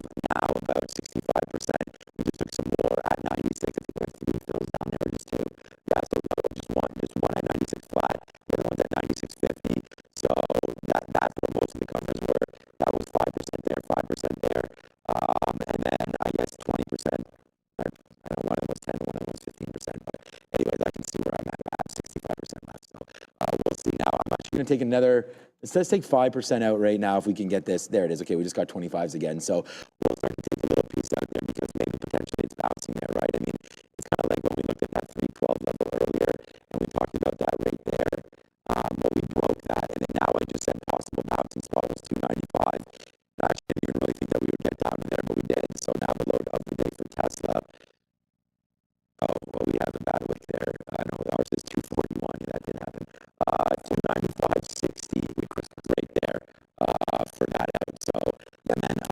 Yeah, pretty good. As we're pretty happy over on this side, and that is your rundown. So we decided for just a monster day, man, in Toronto, and yeah, I'll go back to Circle because I still do have some shares of this. My stop. I mean, Joe, I feel like I should bring Joe over here and show him what my stop is. 68.99 right there. So we had a 1 penny stop right there. And now it's just all the way up. Huge, right? And so these are the trades. This is why we're here. This is the point. I mean, my lunch, I mean, we just finished this 3 minutes ago, basically before the show went on board. I didn't even get out of the chair. I sat here, we waited, and something special wound up happening. So, you know, that's what trading's about. You know, trying to have some fun, trying to take advantage of opportunities that are there. And Circle was, I think it's the greatest IPO I've ever witnessed because the only thing that mattered about how much money you made was what shares you put right there. And like Neil, I went down to 30% of what I had in the morning of what I thought I wanted to take. Yeah, if it would open at 51. Yeah, I took 30% of what I wanted at the open because, and I was talking with Mateo about this, you know, and it's just because I like to talk about these things, and it's just like, I basically was saying, should not have really acted like that. I should have just took the amount of shares because the trade was what the trade was, right? And so it's just a matter of like, you made as much money as risk adverse or risk taking you wanted because I could have put there 1,000 shares, 5,000 shares, 100 shares, 50 shares, 20 shares, whatever. The ability to put is unlimited. It's just a matter of how much basically do you want to make? I mean, or lose. But my loss is pretty capped. But anyways, well, that's the only I always look back at. The only thing I ever look for is it's like how much you're willing to lose on it. And like as a general rule on that trade, it's like the more I think it's a little bit overpriced, then the less I'm willing to lose. And part of that comes down to what you don't know each time you trade an IPO is the level of slippage you're going to get. You have an idea from stuff you've traded before, but you don't know. And the higher it gets, the more slippage I expect. So as a general rule, like if it opened underneath 50, it's like that's one thing. If it opened at 51, and I kept changing my order over and over, it's silly. But then you follow your rules. I look at Tesla. Oh my goodness. Oh my. This is why we're holding, baby. There's Tesla 293 and change, $7. This is what I'm saying. Like we talked about Circle making $50 on Circle or $40, and then here goes Tesla. We just talked about this breaking 300. Like I don't know, man. I don't pay close enough attention to the Midday show, but this is crazy action right now. Like I don't know if these guys. I mean, if we were on the Midday, we probably would have had very, very similar move there. But there you go, into the downside. Of course, there's a new tweet. This is the most embarrassing thing that I've seen in a long time. You just said, "I go get a coffee." Well, we'll go to Adair for the news, I guess. Okay, so Donald Trump here with some very negative posts about Elon Musk. And I'm going to read them here. I'll show them as well. Elon was wearing thin. I asked him to leave. I took away his EV mandate that forced everyone to buy electric cars that nobody else wanted, that he knew for months I was going to do, and he just went crazy. This is the first post, but guys, there's actually another post as well. The second one is the easiest way to save money in our budgets, billions and billions of dollars, is to terminate Elon's governmental subsidies and contracts.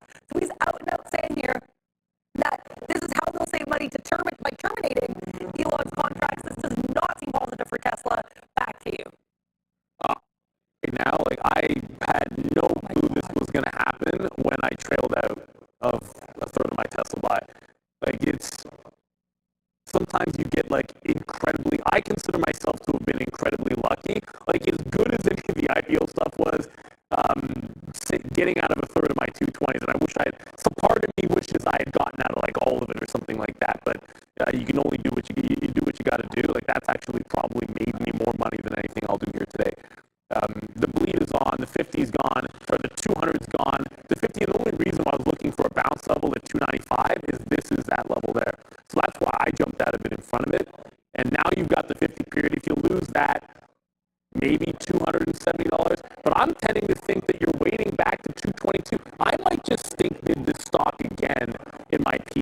get back in at 222 where I bought it last time, because I have a funny feeling that's where we can get to for sure. Bobby Axelrod in the chat there. Hey, what up, Bobby Ax?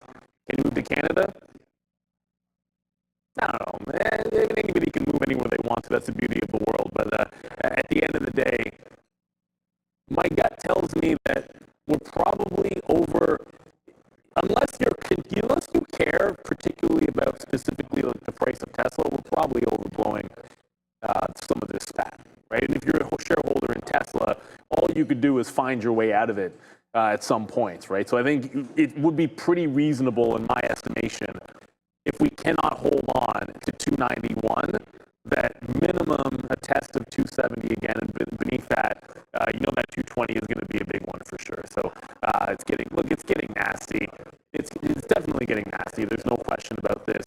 And there's really nothing going crazy. Like, if you look at what's happening in the queues right now, just to give you an idea of like what's going on with the rest of the market, like we're still in the midst of a bounce here in the queues. So that's still looking pretty solid.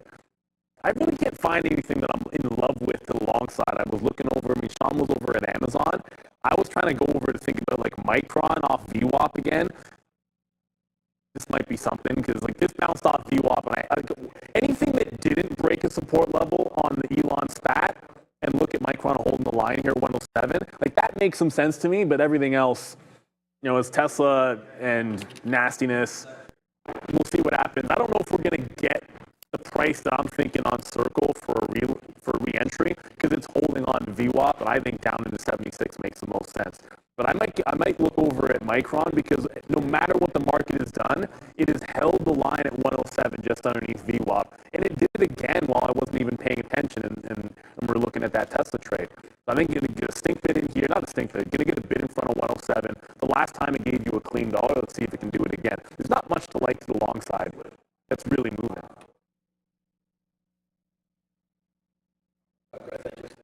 Talking with Raquel there in the lunch about our What's for Lunch segment. She really loved that. I'm going to send her some clips. Because I have some disappointing news for you guys today. Today it was actually chili. It wasn't Thai basil beef. I went over there and looked at it, and I'm like, this looks like chili. Yeah. And then, there's rice. It's chili. It's not what they tested it. No, yeah. So she's like, I'm going to let them know. I was like, no, I mean, who cares? The chili apparently was great. It was almost all gone. Right there. Was good? No, I don't know. I didn't have any, but it's chili. So it was not that. I would have, if any was good, I would have taken some. Basil. Well, there's still a lot there, but not a lot. I'm going to get that lot there. It's 243 right now. All right. Yeah. Okay. But by the way, let me just see what Amazon's doing there, because we did want Amazon. Oh no! The Nasdaq's bouncing nicely. Oh boy. Okay. Yeah. So again, all I'm doing here is trying to make it as simple as possible. Like I try to make everything simple in life, and that break was pretty simple of $300 there. Queens Park, we talked about that already. What am I even doing? But right here, so these are the names that I want to trade today: Amazon, Apple, Circle, CoreWeave. Yesterday, remember we talked about 133 when CoreWeave was at 166. So here's CoreWeave today, this morning. I fought the law, and then the law won right there, and then this happened. But yeah, so we were already short up here at 150. It's at 133. Like I said, man, you never know. Well, we circled the wagon today, though. That's for sure. But CoreWeave down 18% right now. Wow. I almost don't even want to take tomorrow off, but I know I think I have to. Okay, let's go. Oh, man, I'm going to put another bid down here.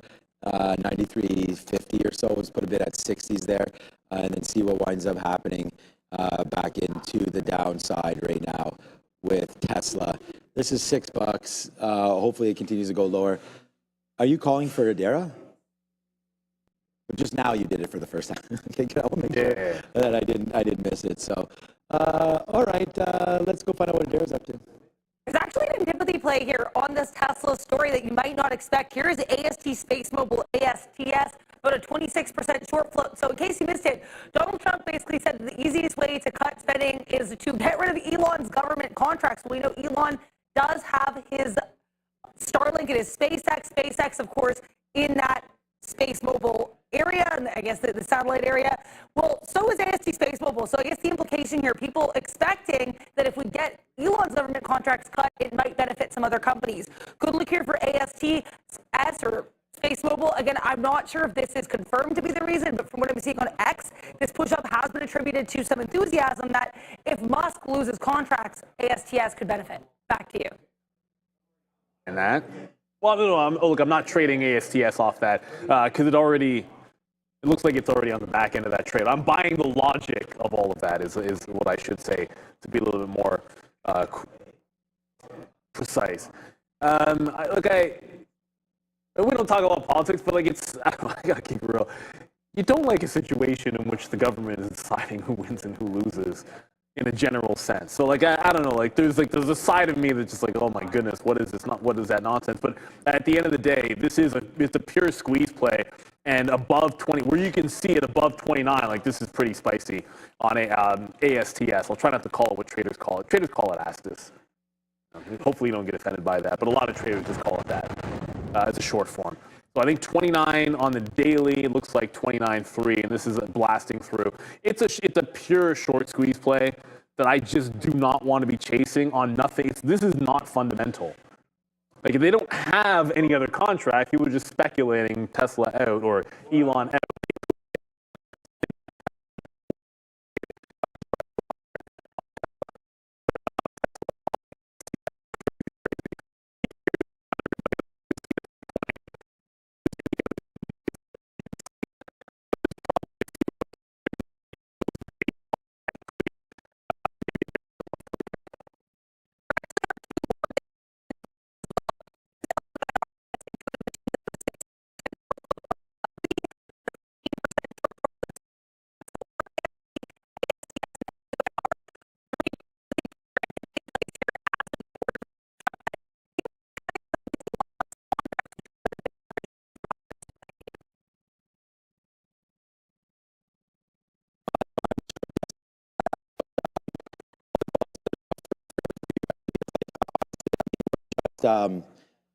Tesla right now is about to take over Palantir here, and there it is.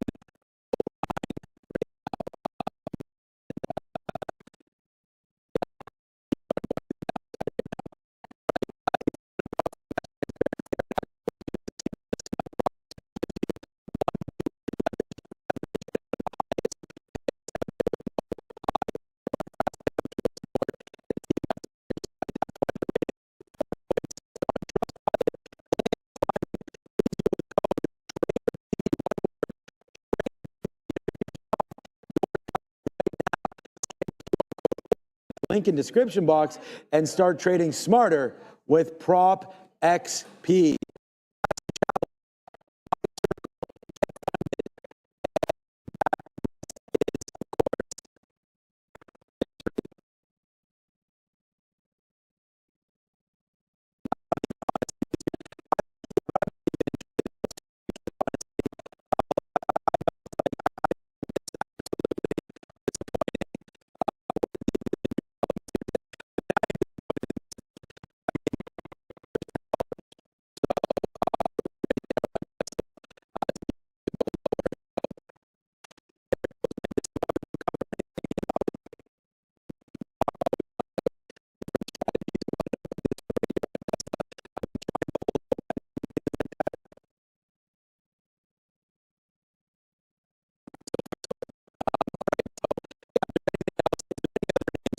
Honestly, I'm not even going to bid anymore. I'm just going to wait. We've already.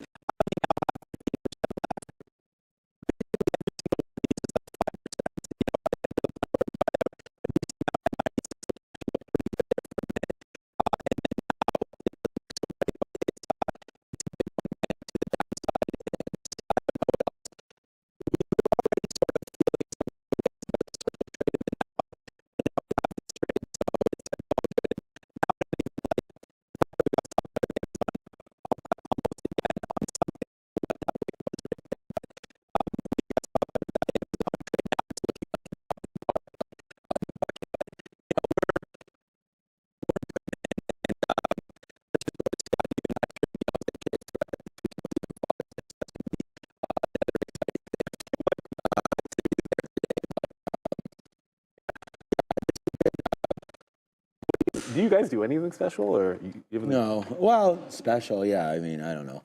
We'll barbecue.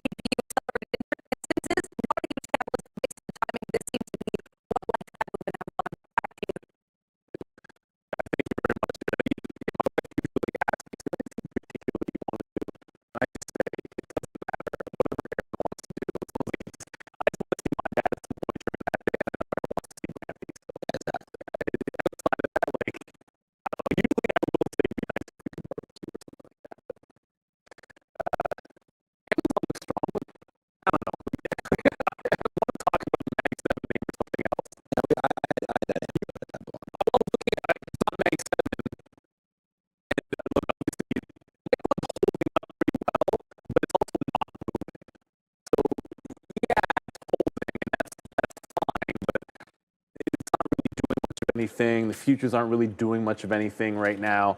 Ultimately, like you're either looking at one of these big plays like ASPS or Rocky Labs. I think ASPS is the strongest one out here. Holding some of those higher lows. Maybe this can calm down and maybe do a trade. Who knows? Like the DJK, I think you're kind of right about some of this. You now won't receive like sovereign robo taxi at current. Even saying I'm considering. But let's say not another third of Tesla. It's only a third of like the recent big buy that I had, which was like less than 1/10 of my Tesla holdings long term. I'm starting to consider, shouldn't I be trimming more of this on Tesla? Now, I don't want to. If you lose the 50 period, I usually would anyway, so I can might make that decision tomorrow. If we lose the 50 period and I'm not at least getting out of all the 220s, because I have old Tesla shares from like way back when, but I might consider just getting out of all the 220s if we close underneath the 50 period here. It's so nasty here. And everything that you hear only makes it worse in the short term, and maybe we get back up to 220 when it gets down. If it gets down, I shouldn't say when. Right? Like I don't know if it's going down to 220 or not. I just know that I like it down there. Let's see, 296, 297. All right, so look, I mean, as much as this is just a drop in the bucket, we do want to try to trade properly, as we say. So, all right, so here we go. This is a 12-period moving average on a 1-minute chart. We followed it all the way down. It's right there right now. Thank you, Frank Jones, for your kind words. Me saying he wishes he had a little bit of me in him, but I don't even know what that means. So, you can all, everybody can trade and do their thing. We just want you guys to continue to watch and to like and to subscribe and all of that. And I just want to thank you for all of that. I mean, hopefully it's a good trade for you today as well. So shout out to everybody trading. Shout out to everybody trading every day. This is by far the hardest game, which is literally why there's no one behind us. And that's why I try to pick up Obi as much as I possibly can. I mean, this guy, we probably hired 100 people. This is the last man here. And I want to say a big shout out to him, and that's about right. I think it's probably 2, 3, 4% or so of traders wind up succeeding. So it's a very, very tough game, and that's why you have to try to just take advantage when days are like this. That's why there's a thing about being humble about making money and all that kind of stuff, and then also like as a trader, and as a family man and everything, it's kind of like I always want to do better. And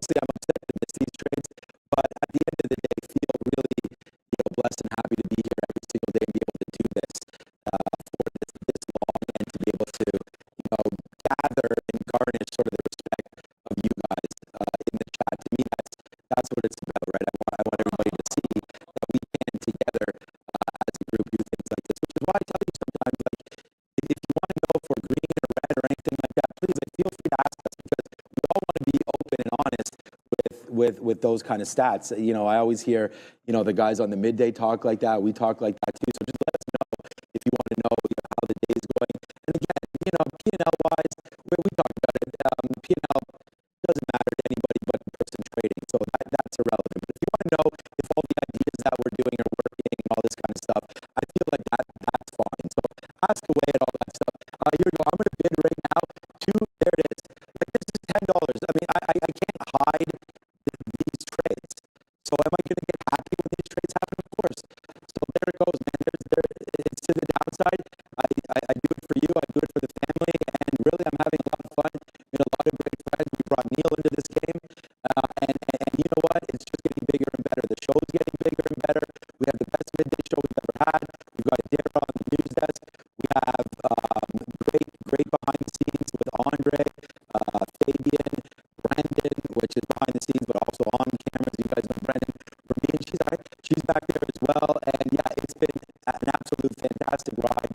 And we just look to get bigger and better. And I want to thank everybody for putting up with me over and over and over again. And especially my wife. Shout out to you, even though you're probably not watching. Well, yeah, maybe she is. You never really know.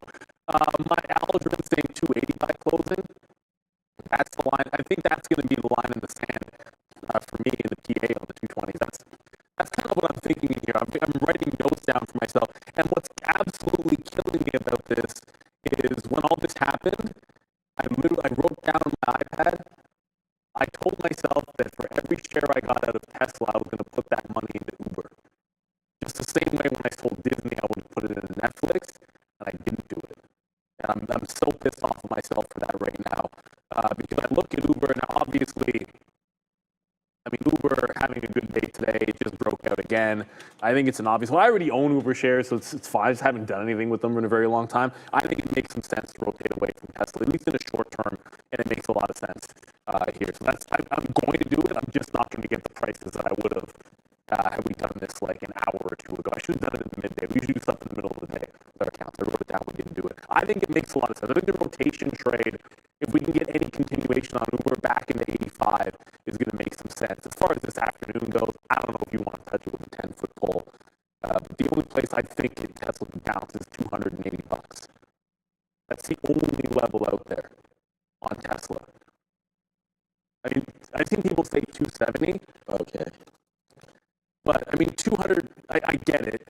Yeah, you know, okay, fine. I should, like 270 on the daily, 280. When I say bounce, I kind of mean today. That's because you've lost the 50 period here on Tesla. So I'm thinking $280, which was a significant level before. I sold on the way up in front of 280, so maybe I'm biased. My first third, yeah, I should probably tell. Like, I'm a little bit biased because I sold my first third at 280 of the 220 buy. So I think that prior resistance level is important. But 270 on the daily does stand out. I'm just thinking, where would it possibly bounce today? Like, if you get like a 330 bounce on Tesla and it can go like $5. I haven't looked at Jay Lemaire. I haven't looked at MDB since this morning. Obviously, as Sean said, like for myself, like, so like a trade like Circle, like there's nothing, like on Circle, like I don't have a trade where I've lost a tenth of what I will make on a Circle. That's how I roll this reward. A trade like Circle is the best that there is out there. If it's not worth 10x of anything else that I'm doing, then like, you know, that doesn't make any sense to me. But I have not looked at MongoDB, and I know we were talking pretty positively about this in the aftermarket show at the 220 level. Suffice to say, it never got there.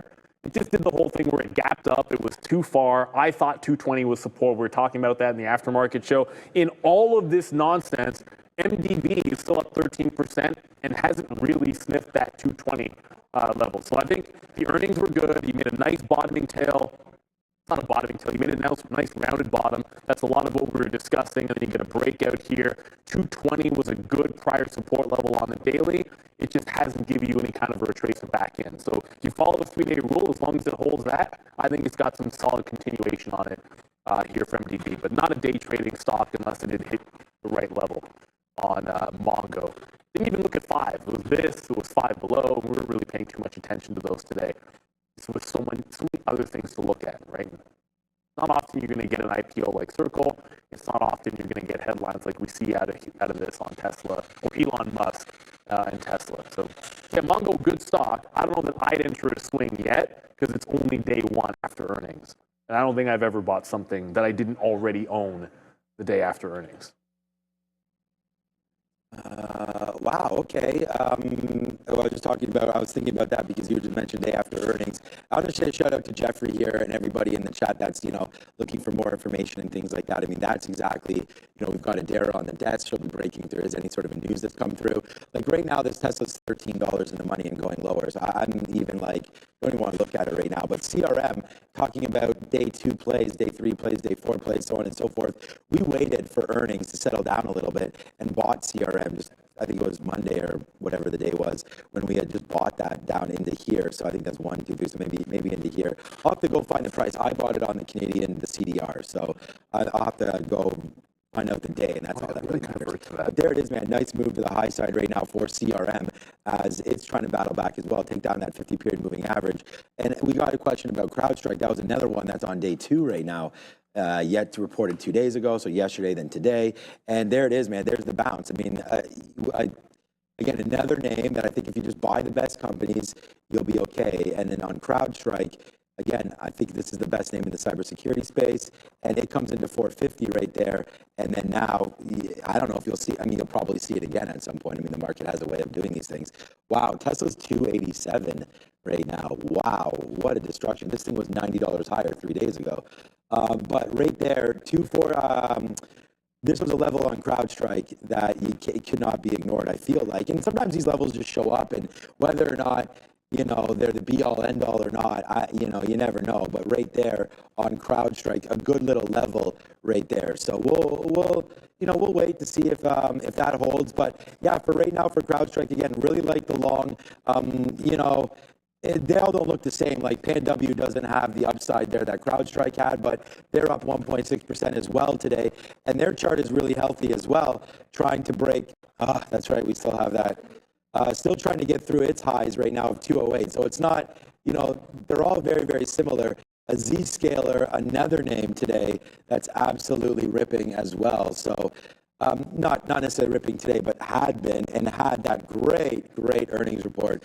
Zscaler, being in CrowdStrike is real nice. We're in CrowdStrike from July of 24, so right into here when they dipped down, that Zscaler there. But, they're doubled as well, a little bit less than double from that July bottom. CrowdStrike, I think, almost has doubled. So, again, a lot of strength in the whole space. Bitcoin, though, is getting absolutely clapped right now to the downside. Bitcoin just I don't want to say it's getting killed or anything like that because it's still 103. This is the last level that I wound up buying at.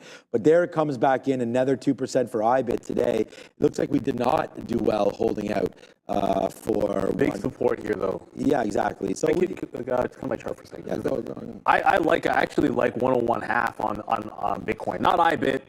I don't know what that's going to work out to on IBIT. Probably 57. I don't know, whatever. When it gets there, which might not be today, I don't think it's going to go another $1,500 to the downside on Bitcoin, but the way the day's going, check that, $1,300. The way the day's going, you never really know, but 101.5 was twice good support since we broke 100,000 to the upside. So I think there's a decent chance this is a good consolidation spot. I think tomorrow, I'll probably write it down. I should usually write it down now. I have an IBIT thing, and I always write down key Bitcoin prices, and then I do the work to figure out what it is after, and I want to make sure I don't forget that. So I'm going to put on my iPad 101.5, so I don't forget to do that tomorrow morning. Because I think that could be a nice little buy zone. Right now, I just think you're catching strays all over the place, and so you have the market dropping in here, and a lot of it is just the tension that you're getting right now between the administration and Elon. As far as I'm concerned, I'm just looking for, maybe there's a dip buy in Uber if that's coming back down, but 280, I think that's maybe the spot if we get the last 30 minutes. Because I'm expecting there's going to be some kind of $5, $7, $8 relief rally that you're going to see in Tesla. Usually that's the way that it goes. Let's see what's going on with Uber. Because that was Tesla. Why did Uber drop $1? Oh boy. Yeah, that was strong. It's right back in a prior high. This actually looks like a pretty good spot to take a shot at Uber. Morning high, yesterday's high. If it can hold on here on the 3-minute, just show me any kind of a green candle that doesn't break down a fresh low, and then maybe we buy the dip here on Uber. Uplift the market. You like to pull back to the 50 EMA on BTC around 101? Fair enough. That's right around the zone that I like. I don't think we get there today, though.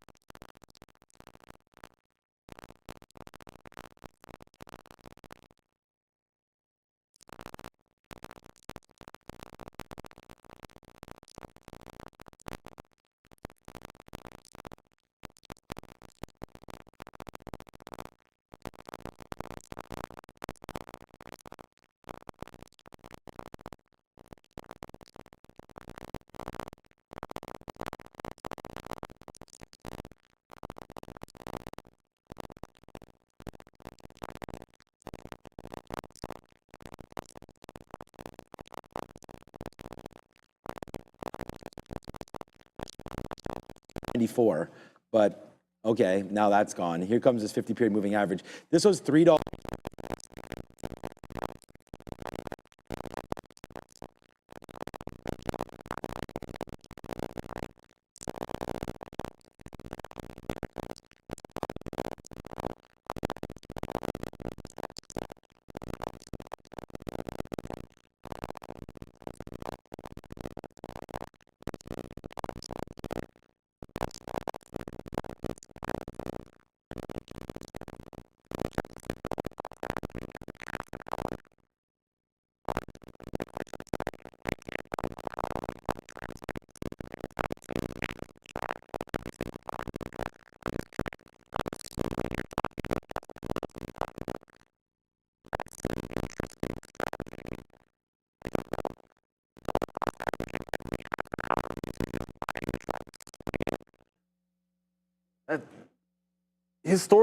Historically speaking,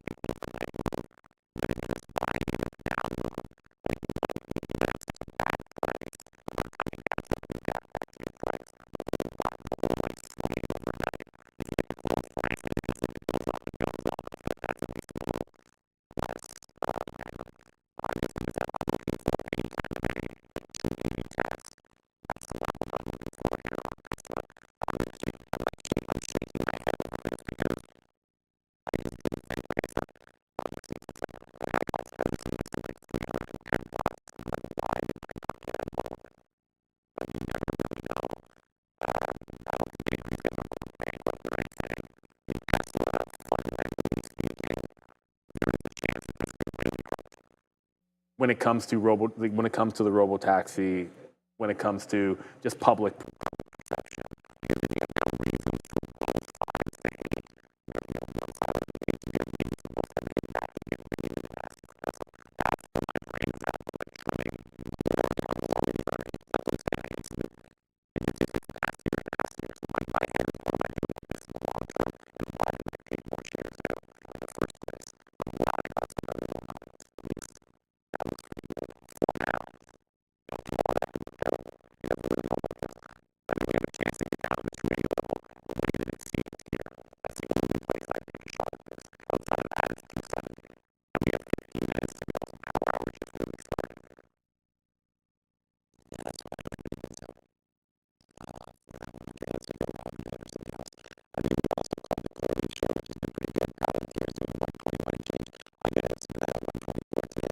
All right, so Robinhood, right there. Wow, all the way back in as well. So I mean, this whole market is really getting hit today.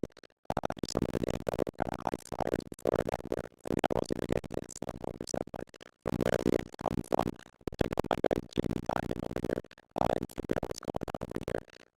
262 and change. Okay, so this is another play that we're not necessarily recently in the word in this one from pre-tariff kind of move back in there where I was thinking about calling the bluff on that tariff stuff, but that didn't really work out. So right now for JP Morgan, it is trying to still make some moves on the daily chart, but it's kind of looking like that could be all, just be falling back in and you had that sort of breakdown potential breaking through 260. So we'll see if that loses the bid as well, 260 right now. I just wonder, like, if all of these friends are becoming foes to the president, then I'm not sure where this leaves the banking sector or anything like that. So we'll wait. I mean, hopefully this whole Tesla stuff. I always think that you want to buy the dips on good companies when you get outsized days. So for me, I'm not buying more Tesla here, but I think there's going to be a very good opportunity to do that, to buy it very, very soon. And you know, I did sell once the macro changes on stocks. I kind of like to get out of the way. And I was actually saying it again to Midday back there.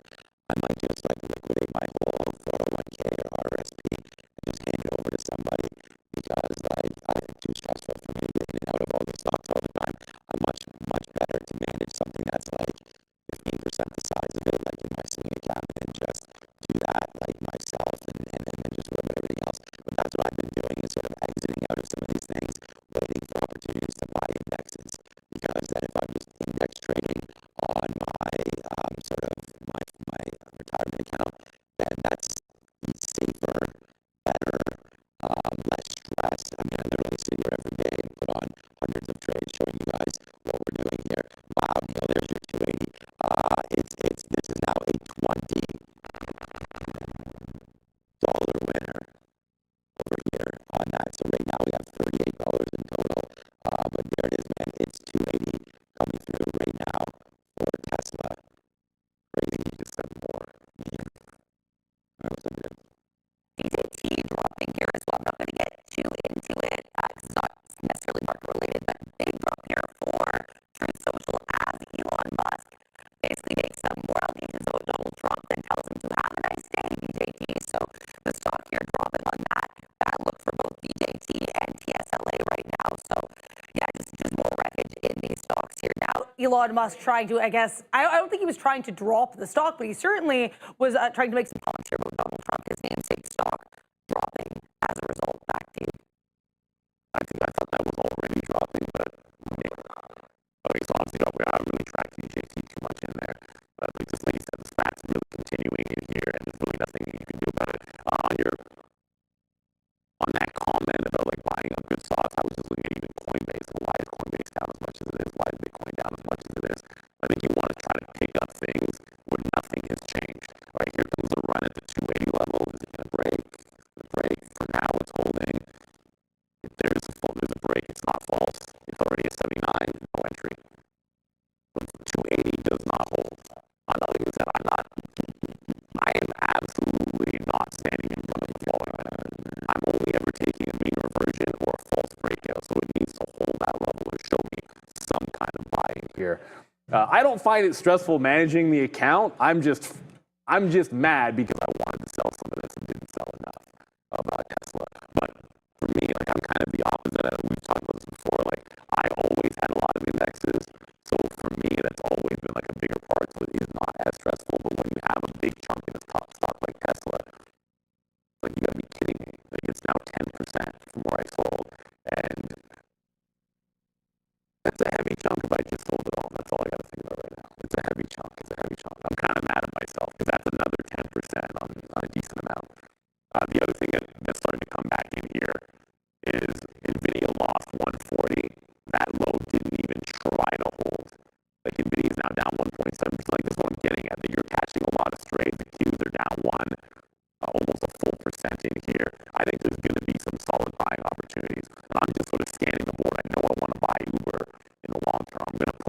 then the second we're off the show, I'm going to take the money that I took out of Tesla, and I'm going to put it right into Uber shares. But outside of that, like that's where the brain is starting to go here. Like we'll be trying to pick up on what looks like abject panic. Right. This is now $25 in the money on this trade. So, all right. Yeah, the Dow and the SPY and the NASDAQ and everything is cracking right now. Huge move to the downside. I mean, we were short the Qs and we were long the Qs, and I don't know what happened there.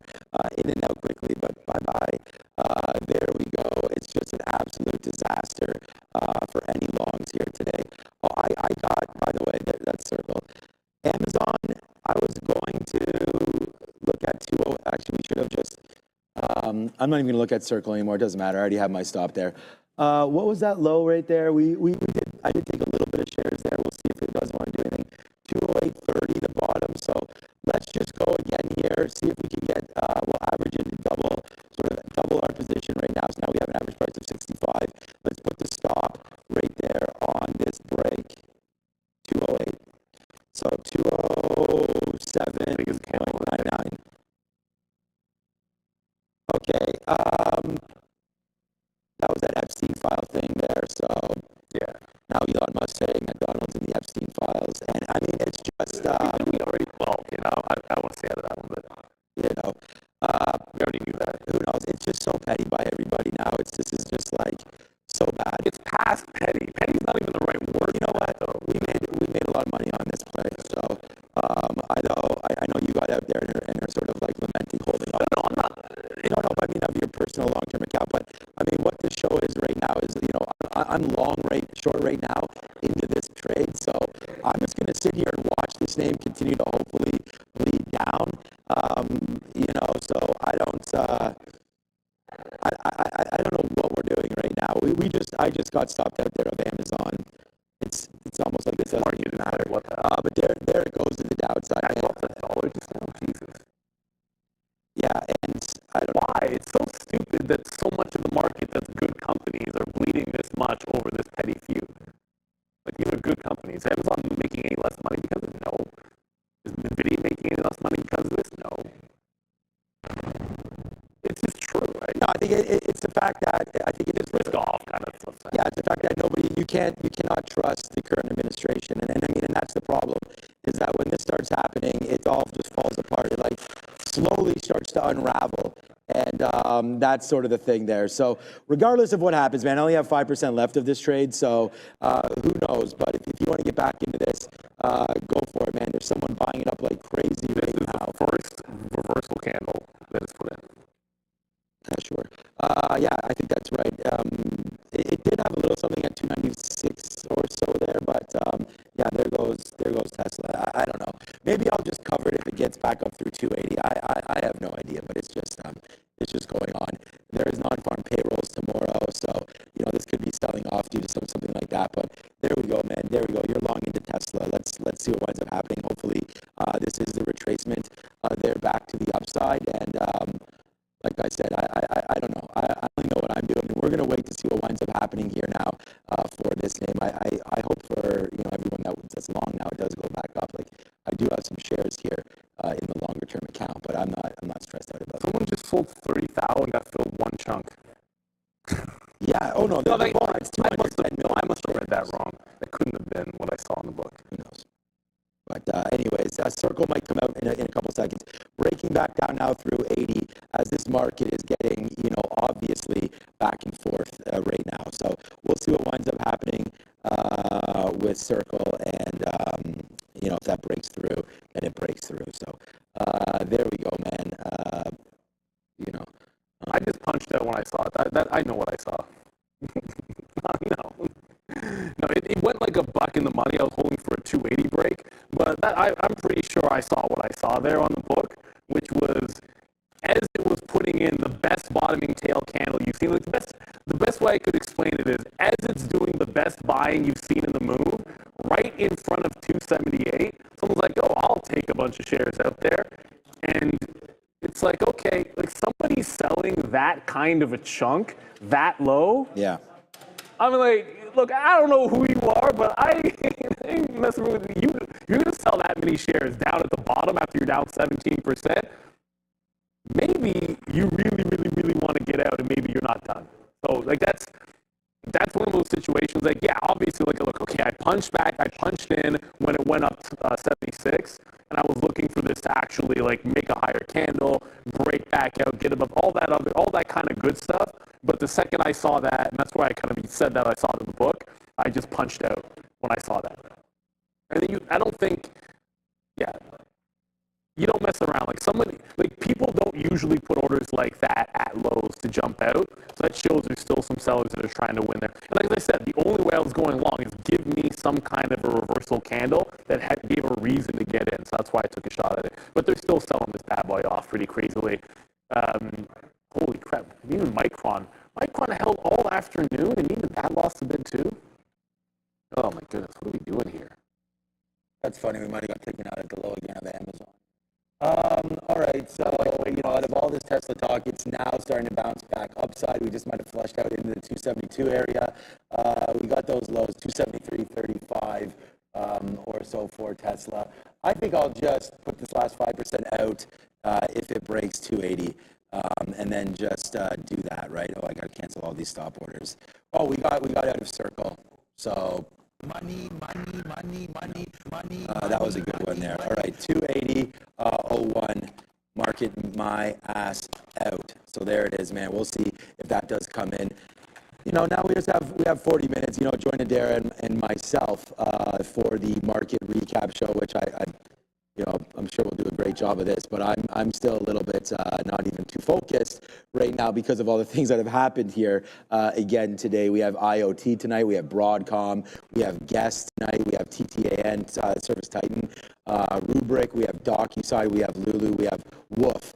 So there's going to be another one, followed by another one, and then another one. We should have a bunch of good earnings reports to discuss with you guys on that show. So we're excited for it.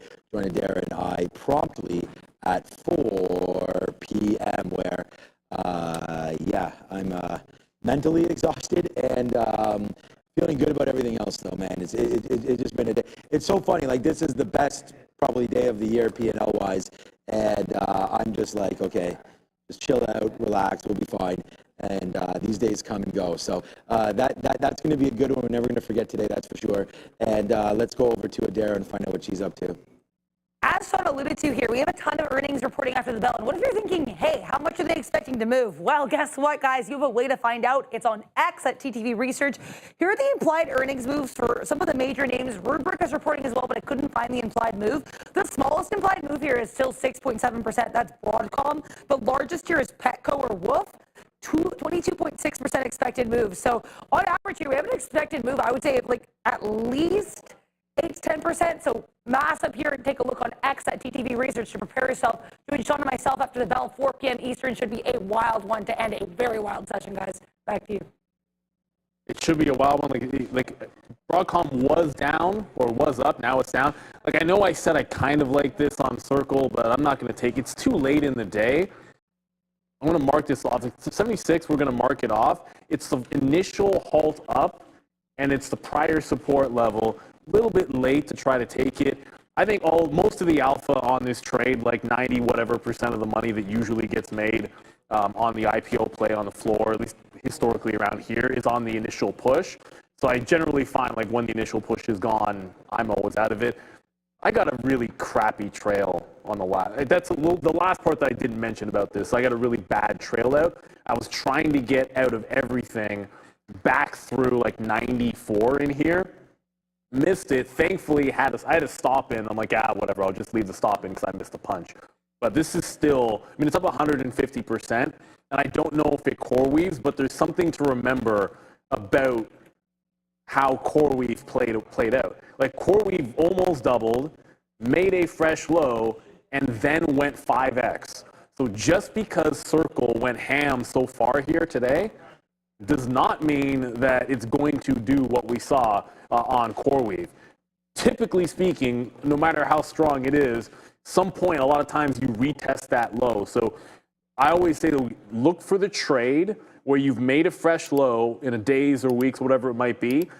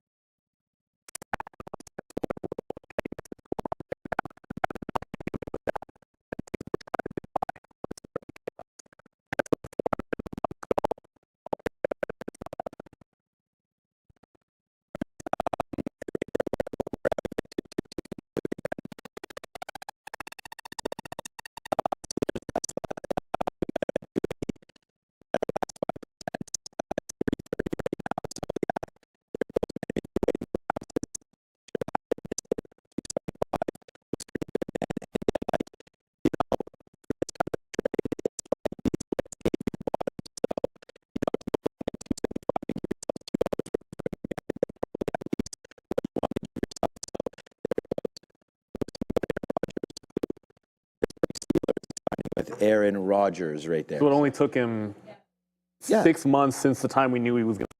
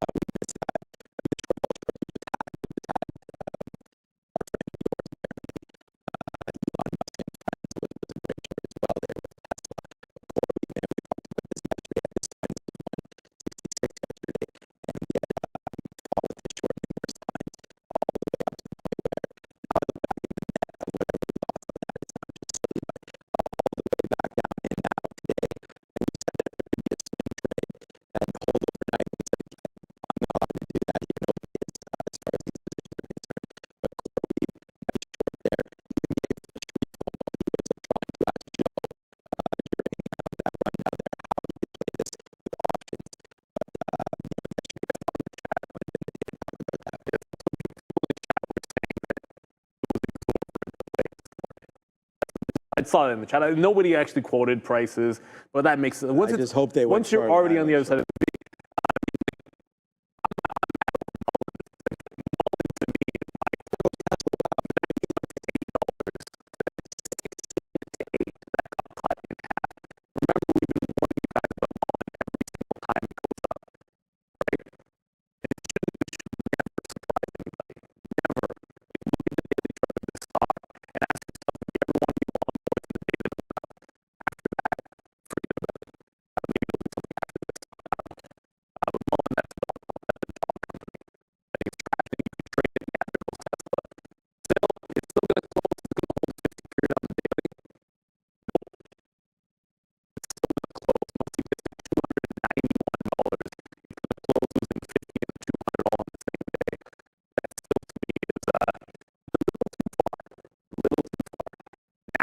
great short, but I'm not completely sure it's going to be done. I think you get maybe a dead cat bounce off the open tomorrow because it's Friday. There'll be some gravity to the 300 level, I'm going to assume, because I'm sure there's some heavy options action around there because it is the end of the week. Early look on the imbalances is nothing. Snapchat for 2 million, actually, that's actually not nothing. Snapchat for 1.2 million to the sell side. Not really sure why that would have a big imbalance today. No reason I can think of. BAC 1 million to the buy side. Really just Snap. I don't think we have any reason to be looking at Snapchat.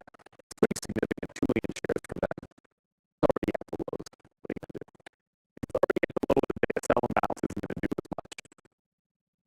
Really sure what to make of that one. And lots of the options expiring tomorrow, but let's be real. Is there going to be anything that's going to add more interest in it than Tesla at a 300? If we get a bounce above 290, I'm going to guess that's where the biggest volume is going to be tomorrow.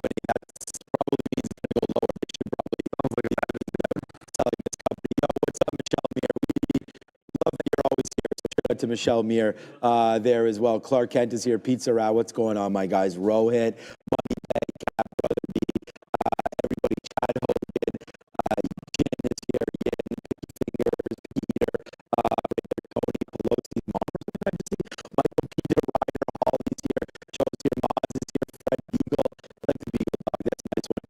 Big Milkshake Trading, Tim Evans, the Philanthropist Baker's here. Take us up and take it as fast as you can. It's the Philanthropist Baker's in the building. Love to trade here. Skull is here. What's up, Skull? Has been here for a while. Landscape Goat, that's interesting. What's up, Mr. Anderson's here as well. Daisy Junction, what's up, Daisy Junction? I'm from Brampton, so well aware of this. All right, what's up to Angelique? What's up to Jersey Shore Jack? What's up, Jersey Shore Jack? Jordy on VWAP is here also. What's up, Jordy VWAP? Glad to have you here, Norman Special. Everybody, man. Brad Adams, Wheeler, Guzman is here. Leor, Michael P, Dick Ryder, Nathan Williams. I'm going to miss all you guys tomorrow, but thank you for being here right now. There it is, over 800 likes. Thanks for the double up almost right there. But we want to get this over 1,000 right there if we can. 7,300 of you. Let's see if we can get that like count just a little bit higher. Like it for Neil, like it for Joe, like it for Sharif, like it for Dara. So, what's up, Skull? Thank you. Oh, well, you can just use more, Johnny. That's really nice. That's nice for my wife there. And then shout out to everybody else. Thank you so much for being here. And that is, again, your roll call. So, yeah, man, it's 3:35 right now. Yeah, there's not much else going on. I don't think I'll be in anything else, man, because right now I'm just like, just really enjoying the show, really enjoying being here with everybody. The circle really started the day, the midday for me, really great. We sat here all this time, man, waited for this to pop open at 12:30 when it did. The rest is history there, and it makes me feel a lot better about missing out on this stop out right there. So, but yeah, Amazon is still good to go there. We actually punched out the bottom there on Amazon, punched out the bottom there on Amazon. So, yeah, as we said, man, we'll take some good winners on Tesla, but that's crazy there about Amazon. I really like the stock, and then quickly we're going to go to Neil 1 second. I just want to check out Marvell to see what that's doing. I expected it to be down there, down 1% after making a nice little level there as well. I'm worried about it. Good buys this afternoon. I think there's going to be a bunch of good buys. I think tomorrow's show could potentially be better than today's with Neil and Obi. So get ready for that one tomorrow. Thank you for hitting the likes. We're almost at 1,000 right there. You're for something special tomorrow. But for now, let's throw it back over to Neil. Yeah, Elon just tweeted again, by the way. We'll get to you double 7 Kyle. But like today, I promise you this, e-signal would have been blowing up every single scanner you could imagine that you can use for free if you sign up with e-signal for 1 month, would have been blowing up for 2 stocks. It would have, well, I mean, the entire market, but we were talking about Tesla, we were talking about Circle. You couldn't have missed it. But you know what? Most days, it's not obvious where to look. And that's why you want somewhere you can backtest. That's where you want to have signals like RSI, maybe you're in the Fibonacci's, what we're supposed to be calling it, moving averages, whatever it is. You find what works for you and then you execute your trades. In order to do that, you need a good platform like eSignal where you can test out all of your theories in real time with reliable quotes. It's a very intuitive platform as well, so it's really easy to pick up and learn. It's intelligence-based. You can add what you want and no more, no less. Everything all in one spot, and it's reliable data. 1 month free, everybody. So scan that QR code you see in front of you. You don't want to miss out. While they've got it, no harm, no foul. You don't like it, hey, you don't have to keep it. So shout out to eSignal. Link in the description as well. John mentioned 13 minutes until we have the imbalances. We got the super chat we just got now, and appreciate where'd it go? 007 Kyle with like the wow, Elon just tweeted that Trump is in the Epstein file yet. We saw that. I mean, I think we knew that before.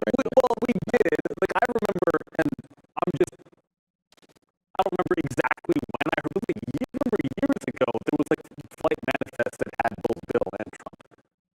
Oh, Bill for sure. Well, we know multiple tries. No, Bill. I'm just saying, Bill Diddy. So I think that's kind of like, it's not news. It doesn't necessarily. It just means the whole pettiness thing. The fact that it's going to that, I think that bodes incredibly poorly for Tesla stock. It's going to make it extremely volatile for the next couple of days. Sorry, I thought Peloton might have moved on that news. I'm a little surprised that why is it ticking up when they're saying they're not interested in selling?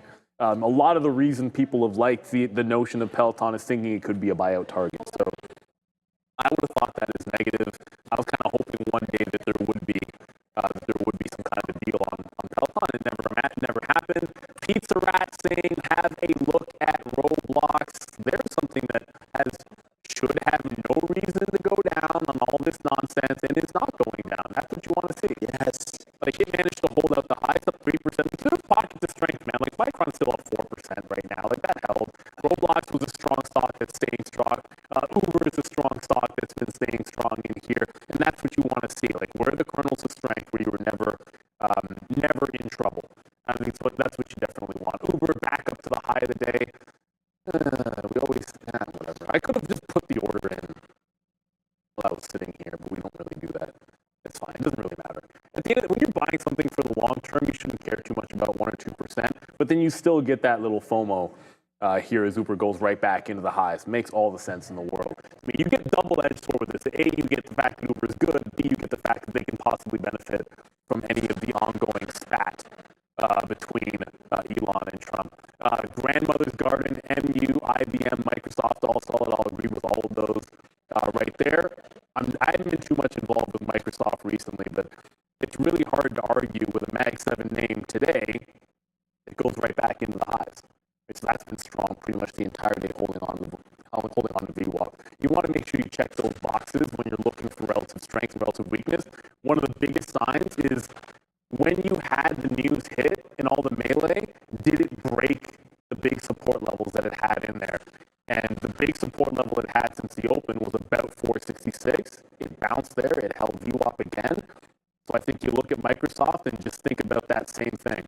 Microsoft is going to get it right about now. Is this oh, no, it's not yet. I think it's like 469 something. I have to double check what the actual all-time high is, but it looks like it's going to get there any second now. This might make did Microsoft retake NVIDIA? It's got to be close again.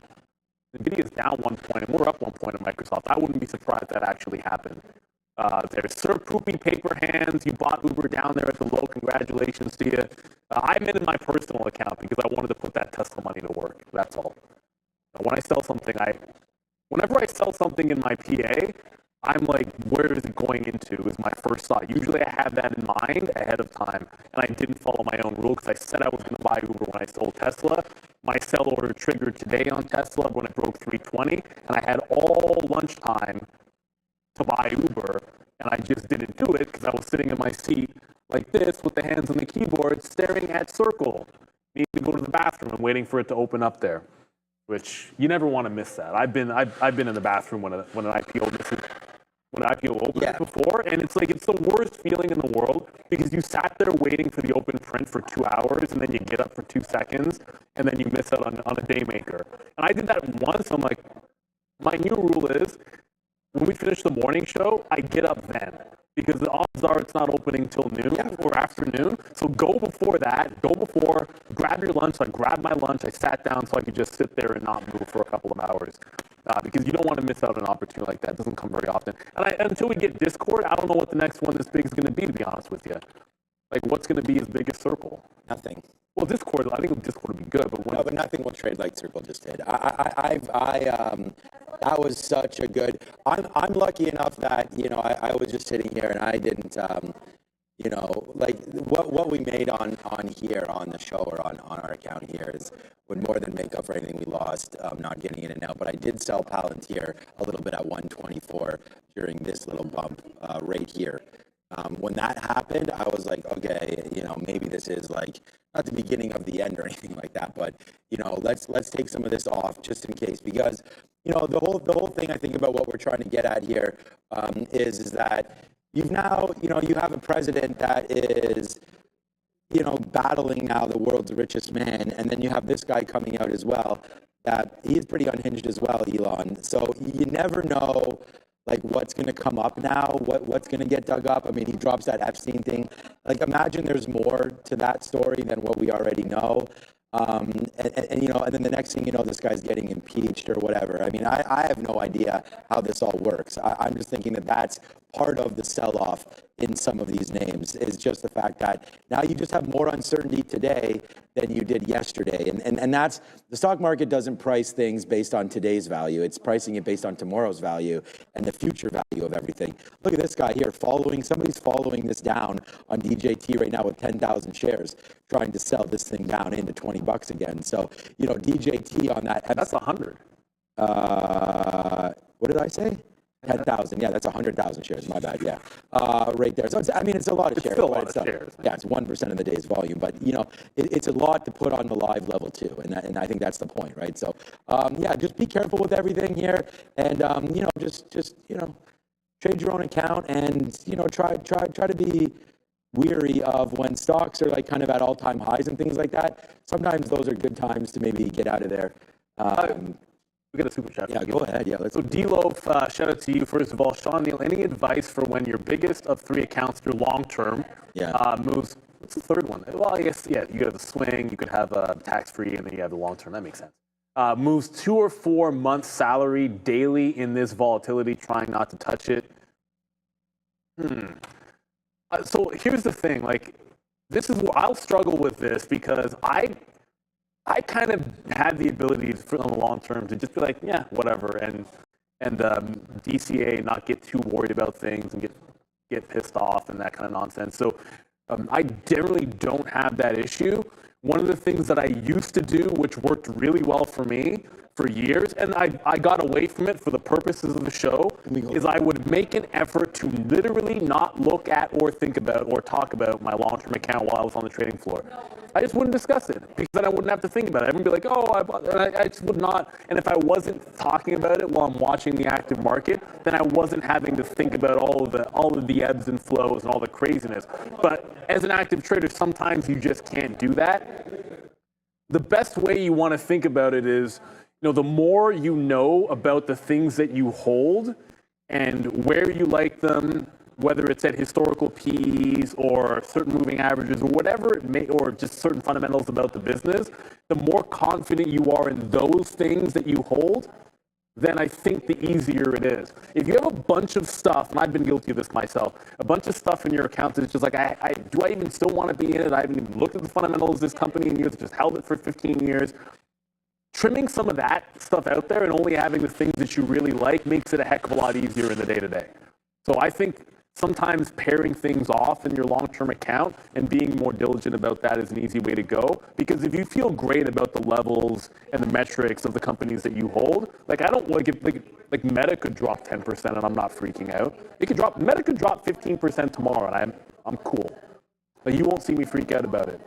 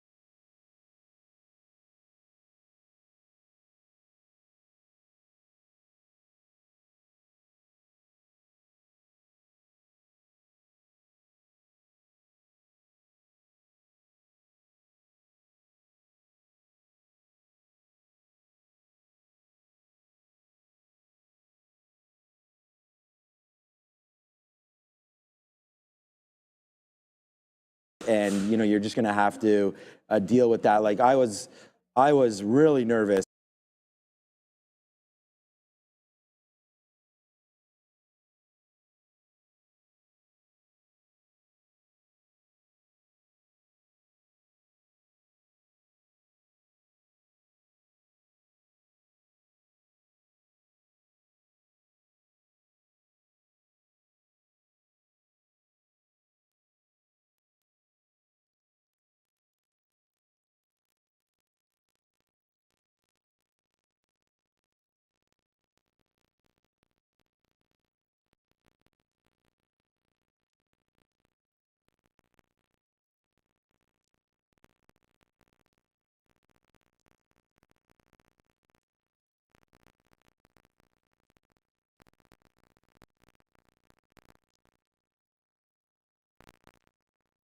I was gonna say, I would expect Tesla to be one of the bigger imbalances, but it could also.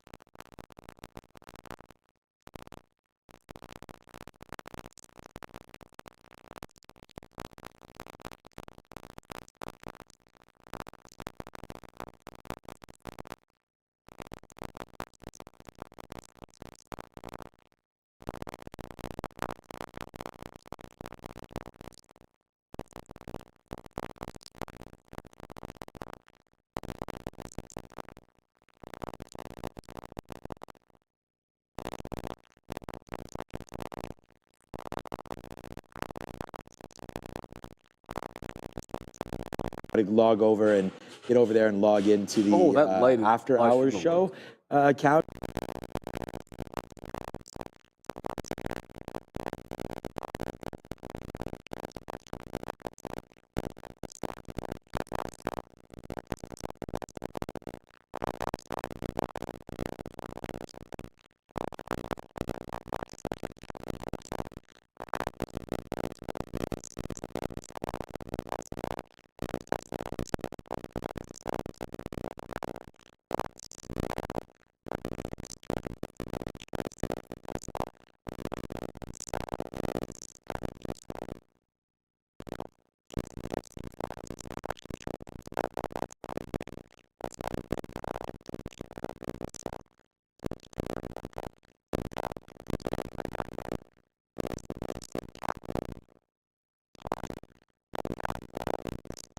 Man, we could have invested in anything else. Snowflake, more Palantir, more NVIDIA, AMD, whatever, man. It's in.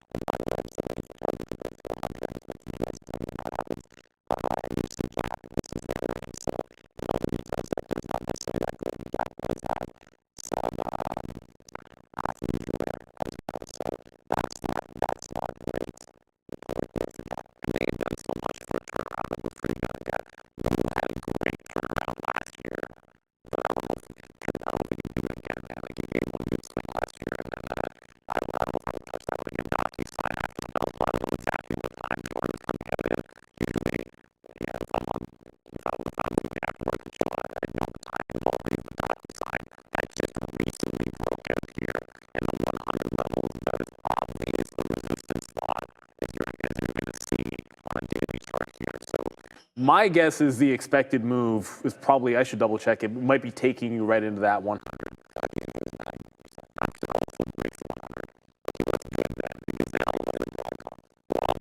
We know Broadcom, and everybody knows Broadcom. And if you don't own Broadcom, you own Broadcom because it's such a big player in the industry. I've never owned Broadcom because I own a big chunk of the S&P and a big chunk of the NASDAQ. Those are my two biggest holdings. So I already own a lot of Broadcom. The DocuSign, I want to see this one breaking $100. That's such a big resistance level. If it goes down tomorrow, I probably don't trade it. I'm only interested in this one. I can hold about the $100 level. Only about 5 minutes to go. We have, like we said, we have good earnings, aftermarket, a lot to cover. Obviously, Circle and Tesla are the biggest things, and Broadcom is the biggest market mover tonight. DocuSign, that's not going to care what DocuSign or Lululemon do tonight, but what Broadcom does, that's going to care about nothing. Tonight, it's going to care about Tesla and Donald Trump because there's going to be more truths coming. I'm not sure they stopped. I'm kind of, yeah, exactly. Look, you guys are going to have a great show tomorrow. It's going to be a better show than today, but, just make sure you join us. I'm not going to be here tomorrow. I'm already getting FOMO. You're a trader when you're getting FOMO about tomorrow. You're not going to be here. You have a day off. So, but anyway, shout out to everybody there, man. Just keep it real. Tomorrow, make sure you make your ticket.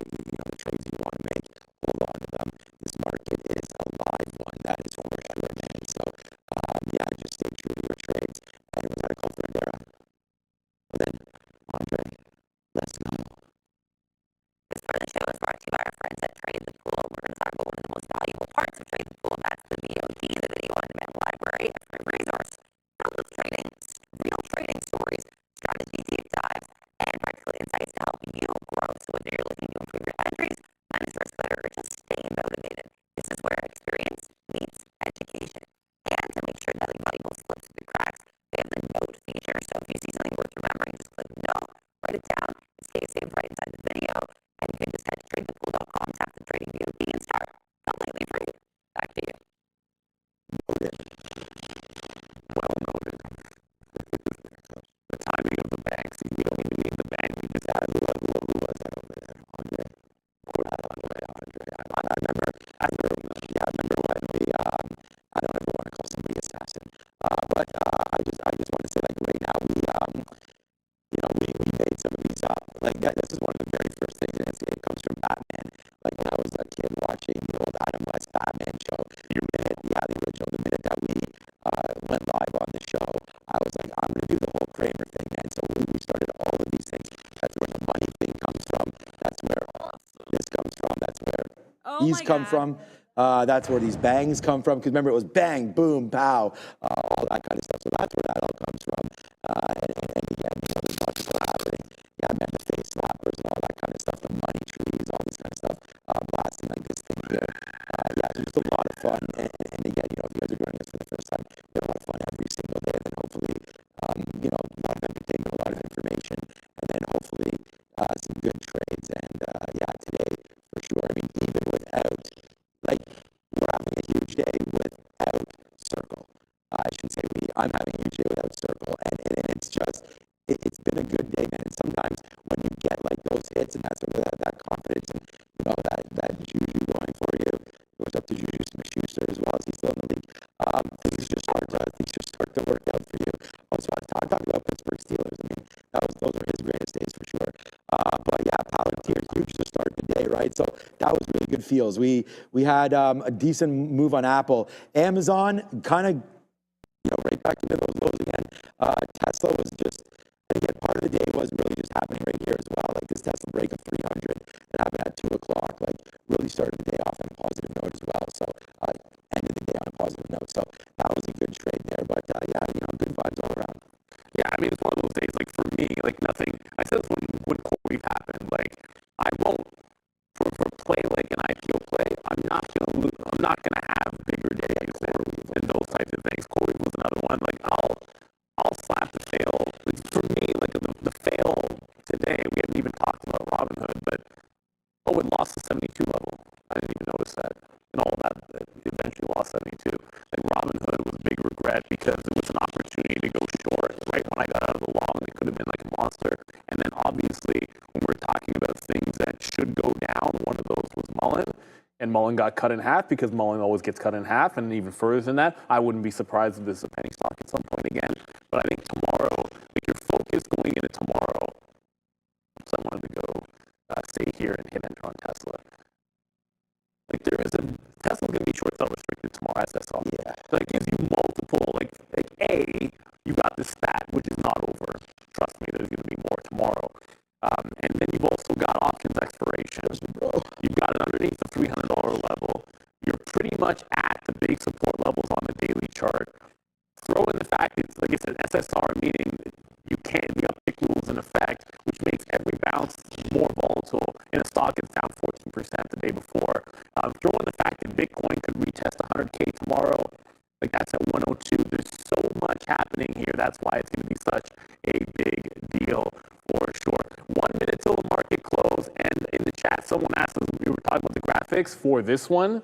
Yay, yay, yay, yay. And the story behind the Brendan Goat graphic is it's not even a goat.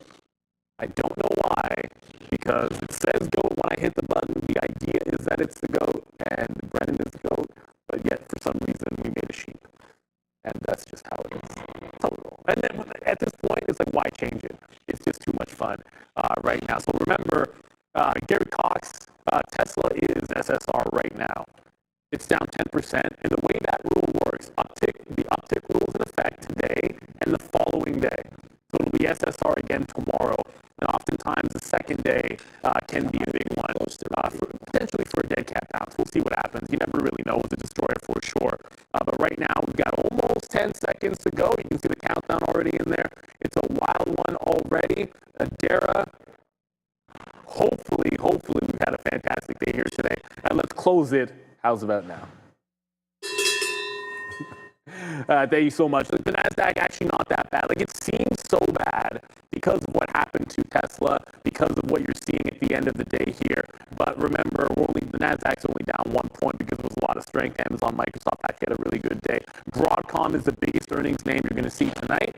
That'll be after the bell. We've got Lululemon as well. We've got DocuSign. That's another big one. So a lot of earnings before we trade again tomorrow. Big shout out to everyone in the chat. I know it was a wild one, and I hope you had a lot of fun and a lot of excitement. I saw in the chat, whether up, down, you're here for the action and volatile markets. Even if you make or lose, you get 10 times the amount of information just being here for the market on a day like today. Because watching the tape on Tesla this afternoon, you get like a week's worth of tape watching in a single day. That's why you got to be here, and that's why we're here live, giving you what actually moves every single day. That's what Trader TV Live is all about. Big shout out on the ones and twos, of course, as always, to both Andre and Fabian, shooting all of our socials and still hard at work. Is Ramin, and a big shout out to our contractor who has not stopped working since like 7 a.m. this morning for the renovations, everybody. But you know what? Earnings are going to be out soon on Broadcom, and a market recap show. Did we just move there? A little bit of a move there on Broadcom. Market recap show is going to start with Adara and Sean right about now. All right, hey, what's up, everybody? Wow. From one spot to another right now. Thank you for joining us. We are going to be bringing you all of the earnings as they start to drop, man. We're ready for Wolf should come out first, I believe.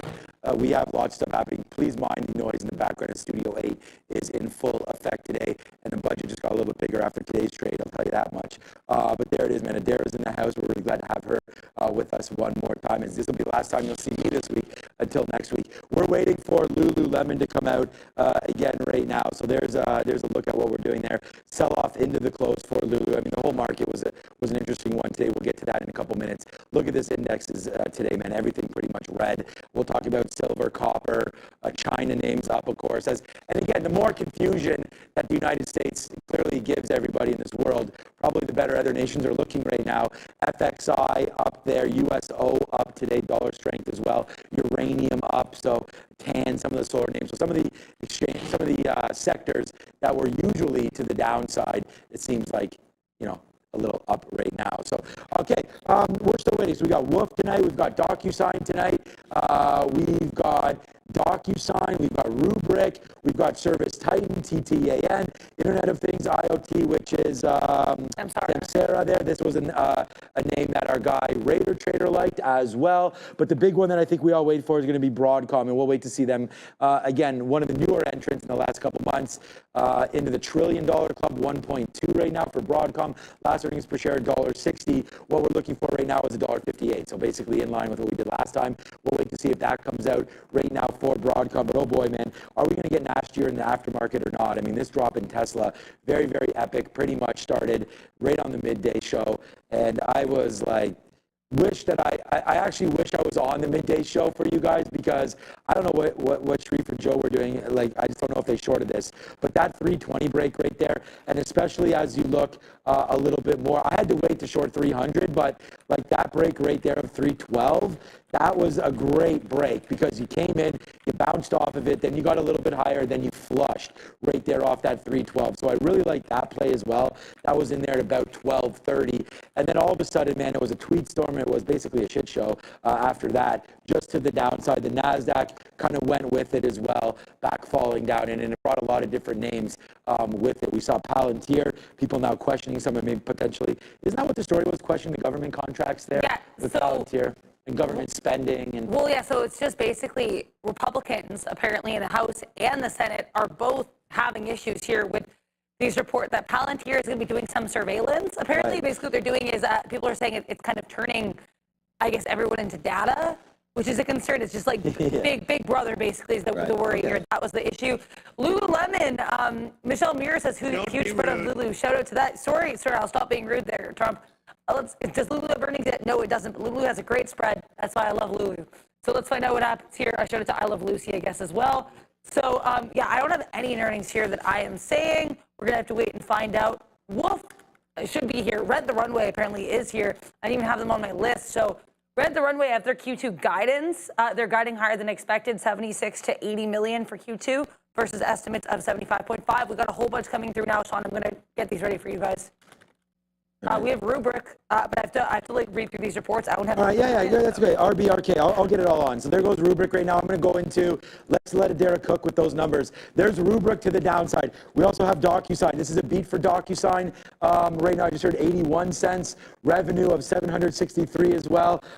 There goes DocuSign to the downside. We'll get those numbers for you as well. We're expecting at 405 Lululemon. I said this name was going to be a problem, and there it is. Lululemon down 10% right there to the downside. I showed you the gap chart. I showed you gap, and said this is going to be a problem there, as if you look at the gap earnings there on their earnings day to the downside, and then you go over here for Lululemon right now, looks like they're to the downside. Wow, really destroyed there for Lululemon, man. We wear the clothes, we don't own the shares. It's a nice move now to the downside for Lululemon. There it goes, man, down 12%, extending forward the loss, right? We were not even looking for this much of a loss. What we were looking for on Lulu, right, as a percentage move, was 9%. Its last move was also 14%. So there goes Lululemon. What numbers do you want to go through? Yeah, let's go through Lulu. I have Lulu, I have DocuSign. So Lulu here, revenue up 7% year over year. I was seeing estimates of 2.36 billion. They reported revenue of 2.4 billion. Looks like a beat. Now, they also here had comparable sales increasing by 1%, but comparable sales in the U.S., Sean, actually dropping by 2%.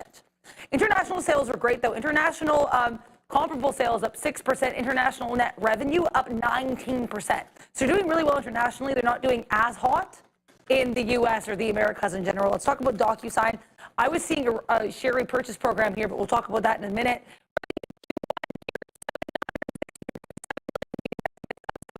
8.1 million billings, 739.6 million free cash flow, 227.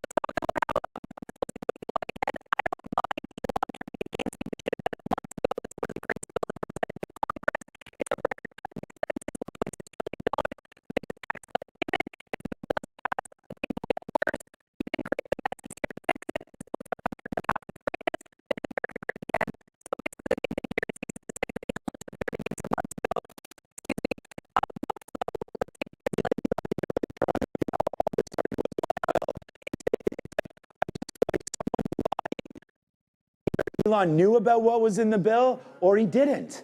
I think the bigger issue is the stuff he said about Elon.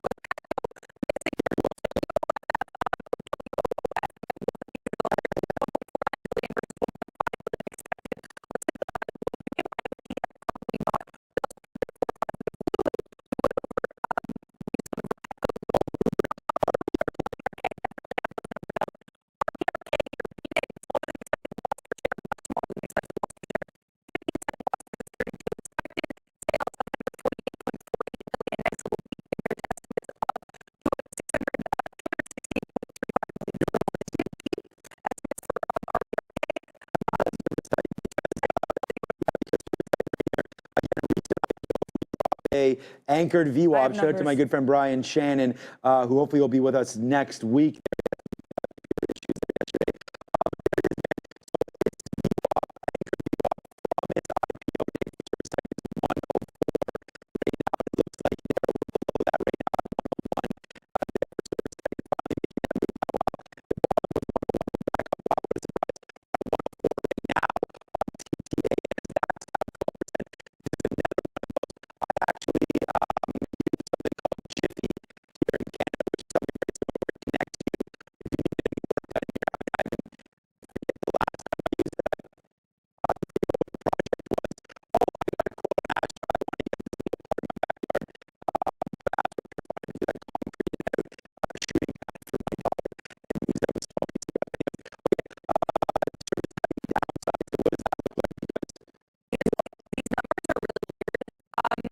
The way that it's put in the result, you literally can't see it like the way they put them in. So I can kind of give you the percentage change.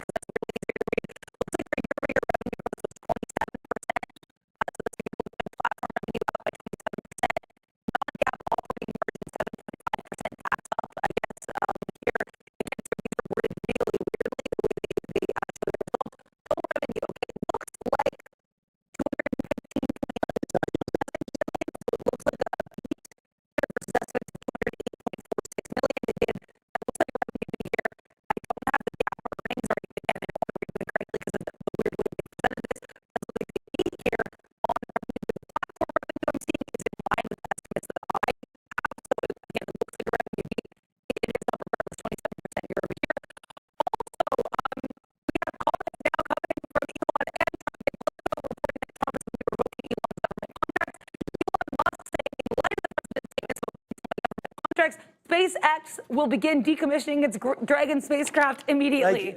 The war.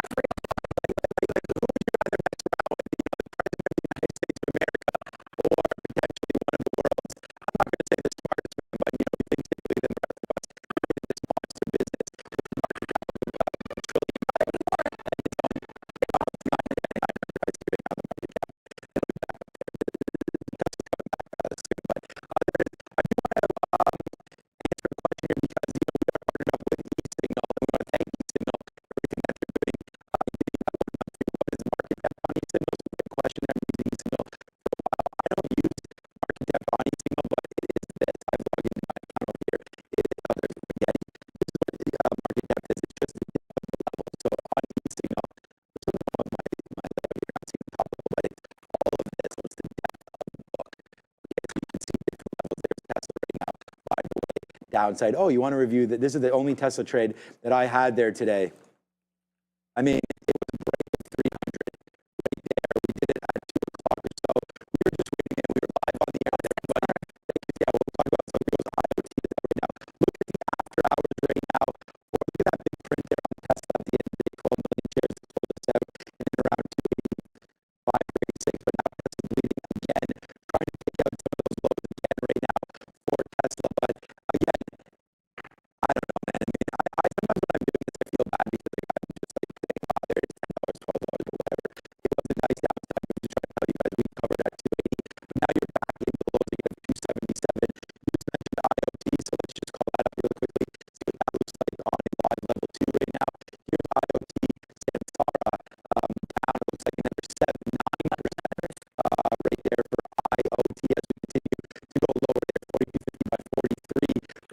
IoT and trying to get a little bit lower, but this is market depth. So thank you so much for the super chat as well. People saying Palantir leading here after hours. Man, oh yeah, 118. That was a good sell, man. Neil kept talking about selling Tesla. We did get out of some Palantir as well, and around 124 to the downside there for Palantir today and into this move. I'm a buyer of Palantir if this continues to go lower into this weakness because it has nothing to do with Palantir. The government contracts and sort of the pettiness of the government makes me believe that, you know, if Alex Karp says something, then Trump's going to all of a sudden say, that's it, no more contracts. And that would be a problem. So I think anybody now that's doing business with the government, this is not the way you want to operate. And believe me, this is not a shot. Like, I'm not trying to be against Donald Trump or anything like that. I just, it sucks because we all have money in the market, and at the end of the day, you know, President Trump has been known as like the stock market president, and he does like to watch the markets. So when this kind of move happens, and then I know there's a lot of traders also in Tesla and stuff like that, this is going to be a lot of fun. There's so much winning right now happening, both in the market and everything. I mean, that's we actually got a great character. I mean, we got one of our best views on the shorts. I think it was our best one of all time when we had that out. That's also Fabian. Good job on that. I know you worked on that as well. So yeah, it just sucks to not have the back of a major company like that. But there's Broadcom again. So this is another bad sign.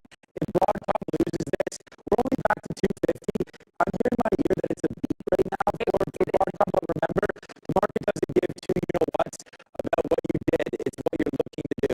What is the talk here for Broadcom? Thank everybody for joining. Hit the like, hit the subscribe. But it looks like Broadcom's to the downside there. Drop the numbers. I have some Sarah up here, so quickly over that. Adjusted earnings beat 11 cents versus 6 cents expected. Sales beat 366.7 million, but now let's get into Broadcom. 15.004 billion here. That looks like it's above estimates. Yes, they did do a double beat there. Sales of 15 billion beating estimates of 14.99 billion, narrow beat. Adjusted earnings up $1.58 per share versus 156 expected. They beat by like a hair. I'm not seeing anything else here. Donald Trump talking right now in some roundtable about the police. We have guidance for Broadcom, which much like its earnings, narrowly beating here. So Q3 sales 15.8 bill versus 15.79 bill expected. What we want here is decisive beats. What we have from Broadcom is just an eking by here. Right. Not a great look, honestly. Yeah, I don't mind. I'm waiting to see its Q3 sales right now. Numbers 15.8 versus 15.79 billion. So it seems like they're fine, but it's not great. There for Broadcom. The reason why I said there is because I'm a little nervous. I don't want it to break this 250. We did break it, but we came back up. So right now 250 holding here for Broadcom. And look, it can beat it and come into this level. I think on a bad day there, Broadcom would be back to the downside. There's more Donald Trump. No Broadcom. I have more. Broadcom. Okay, the minute I see it there with like her finger up, like she wants to say something, I automatically think this. But there's Tesla right now, and they're at its lows. It's right back to 275. So Tesla can't really find a way. And before I throw back to you about Broadcom, I did want to see if there's anything going on in DJT. Yeah, that's also downside. So it's like both of these guys right now. You know, the back and forth now affecting both of their companies. I don't know if I should call Trump Media and Technology Donald Trump's company, but it's in the name. So there goes the downside right now. DJT also getting smacked up a little bit as there it is back in. Wait for this one. I won't be surprised if we wake up tomorrow $16 for DJT. So yeah, I'm a little surprised that Elon Musk is throwing so much shade here. I mean, the guy is, you don't really want to mess around too much in this space, but it seems like it is fine for him to do that. But there goes Broadcom. We're at that 250 mark. What do you got for us? Yeah, so for one here, Elon Musk now tweeting that Trump should be impeached. So things are getting worse there. But also, I called for that an hour ago. Talk here about Broadcom because we do have some more updates here. So they beat, like I said, narrow beat here for revenue and EPS. Very narrow beat here in terms of their estimates. But their AI revenue up 46% year over year. They're seeing total Q3 revenue again. We went over that 15.8 billion. They expect their AI segment to hit 5.1 billion in revenue next quarter. So that'd be up on a quarter-over-quarter basis, and they declared a 59-cent dividend. Let's talk about Lulu guidance here, because that is also a little bit worth discussing here. Fiscal 2024 GAAP EPS guidance, they lowered it from $14.95 to $5.15 to $14.58 to $14.78. So they cut it significantly here. The lower end of their guide, the higher end of their new guidance, Sean, is below the lower end of their old guidance. That's really bad. They affirmed their fiscal 2025 sales guidance, however, the midpoint of that more or less in line with estimates. So again, very weak GAAP EPS guidance, sales guidance kind of in line line here. Let's talk about Q2 because that was the fiscal year. Q2 guidance here also pretty mixed here. Q2 GAAP earnings of 285 to 290 per share, well below estimates of 331. Sales guidance here 2.535 billion to 2.56 billion versus estimates of 2.56 billion. They missed here. Sean, this guidance is pretty rough. Though again here they did have EPS in line, sales beat, comparable sales up 1%, but international doing far better than the Americas. Yep. I'm getting crazy FOMO right now. Yeah, for tomorrow. Everyone's saying can't wait to be at my desk tomorrow. Can't wait.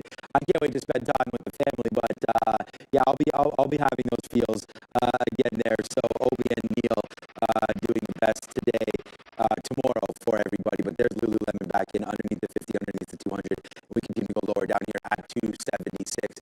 Again, right there, downside right now for Lululemon as it just keeps on going lower. I mean, we called it. I mean, like, if you rewind it to 350, I was like, Lululemon, I called up the gap example, and I said, this is probably the case.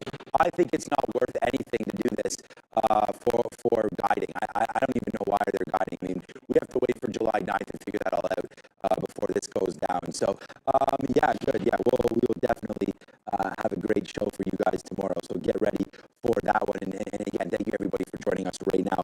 Broadcom's got a hold, so that was another level there. We haven't even really got over the market, but Broadcom right there, 252. And gas earnings incoming as well. Oh, GES. I want to say lower? No, higher. Oh, you know what? Yeah, okay, go ahead. Let's talk about it. Smaller than expected loss per share of 44 cents versus 69 cents expected. That would be a beat. Sales beat 647.8 million versus 631.36 million expected. Yes, that's right, Sean. Basically, the one positive earnings name is guess. Who'd have guessed? I am tired, boy. I shouldn't be yawning too much in front of Adair because then the next thing you know, both of us will be asleep here. Oh, I'm holding up quite well, actually. Yeah, okay, good. Yeah, keeping me great. awake. Yeah, this market is. I'm exhausted today. We didn't even talk about literally the biggest trade. It's too bad I was going to change the show's history, but I wasn't on the show when this happened. But I think P&L wise, whoa, there's the daily chart on Circle. We don't need to see the daily chart on that one. But again, I see all the numbers. I can say it pretty confidently. P&L wise, this was a huge movement. We opened up the day. Let's go to a 3-minute chart or something here.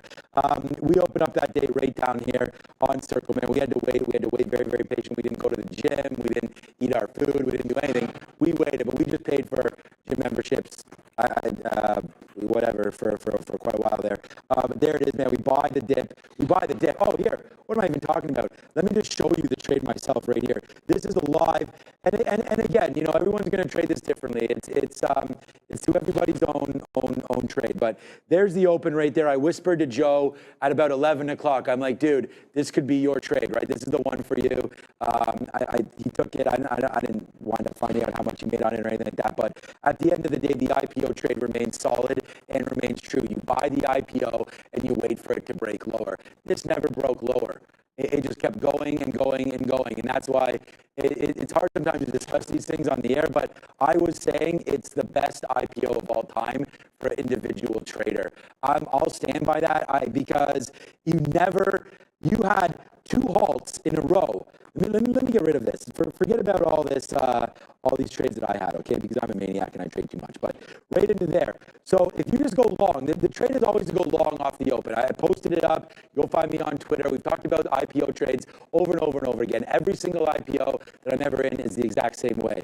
You buy that opening print. It did not wick down to $64. It printed $69. I blinked and it was at 73. So right there, we started getting a whole bunch out. Then all of a sudden, we halted at $76. And now you're like, okay, I'm in the money $7, yeah. All right, already, Adara, and it's halted. Okay, all right. Then it showed, all right, well, where are we going to open back up, all right? So it opens back up at, I guess, right there, $76 again. But then the print, and then before you can even blink again, it's halted. This is all 1-minute charts. I mean, unfortunately, our system doesn't do second charts. I can go over to eSignal and show you. It just went to $90 immediately. That's crazy. You had no choice but to take $20 worth of a trade right there. Then it halts, and then not only that, after it halts, it goes higher. It even opens up higher, and then you know, we always talk about getting out at key levels. Well, then 100 becomes the top of the day. And so, like, you're going long, and now I'm getting excited again, I'm not even trading. You go long at $70, you get out there for $7, then you get out for $20, then it rips up, and hopefully, and if I put my trade up, you'll see again, we got a bunch of outs up here as we go from 95 into 100, then it comes all the way back down, halts again, you're able to get out at 82, then after that it rips all the way back to 90s where we took outs all the way up, and then finally, near the end of the day, right there at 3 o'clock, it doesn't even break $80 there, sorry. It breaks right there, $80. So like, the worst you could have done on this trade is $11. Pretty good. That's the worst you could have done on this trade, on a $69 trade. That's if you got out at the very bottom. So, I mean, I don't know. Or you got out on this halt. Like, you literally were out everything on the halt. But, all right, that's that trade. That's Circle, man. It was an awesome day for that. It was a great trade. Lululemon right now is getting smacked as if it stole something. This is just like straight to the downside. Down now 18%. Lululemon, nice move on the downside again for Lulu. But my hope is that Broadcom holds, and Broadcom's holding. So Broadcom, I feel like this is a drop in the bucket for them. We survived a Broadcom report, okay? Just like NVIDIA was kind of neither here nor there. Broadcom, it sucks to be down 30%. There's no doubt about that. It's probably affecting a recent name that I bought, Marvell. Yeah, so we're long in Marvell at 66. This down to 64. Let's check out what it's doing to the king. Right now, NVIDIA is just saying, hold my crown. We'll wait for that. And now it's not doing too much to NVIDIA either. But let me just go back and check on what Tesla's doing because TLSA. I hope TSLA. yeah, I know. I hope that's not the indicative price there for Tesla. TSLA right there. Let's look at that. So it does bounce off those lows of 275. For me, it's really ridiculous to make a call right now. I mean, there's a lot of people asking in the chat, what do you think about tomorrow? Just wake up tomorrow and make a decision. I mean, for right now, let the calm, if there's going to be any calm, let it happen. I was going to say some sort of a joke there about Donald Trump just did the travel ban to 7 countries. You're going to add South Africa to this? He's going to add Mars? He's going to add Mars. He's going to add South Africa because Elon Musk, again, you know, anybody from there must be unhinged. So there we go to the downside for Tesla. Let me just see if DJT is having a day on this as well. It had a drop initially. Yeah, we had looked at this. So breaking through $20 there as well. Shout out to everybody in South Africa. Obviously a great nation there. I'm just having fun right now. But all right, so what led the way today, man? Silver, and shout out to Michael Moss. He was actually talking about this. Now, I'm not sure what this looks like on the daily, but when Michael was here, we were talking about this breakout.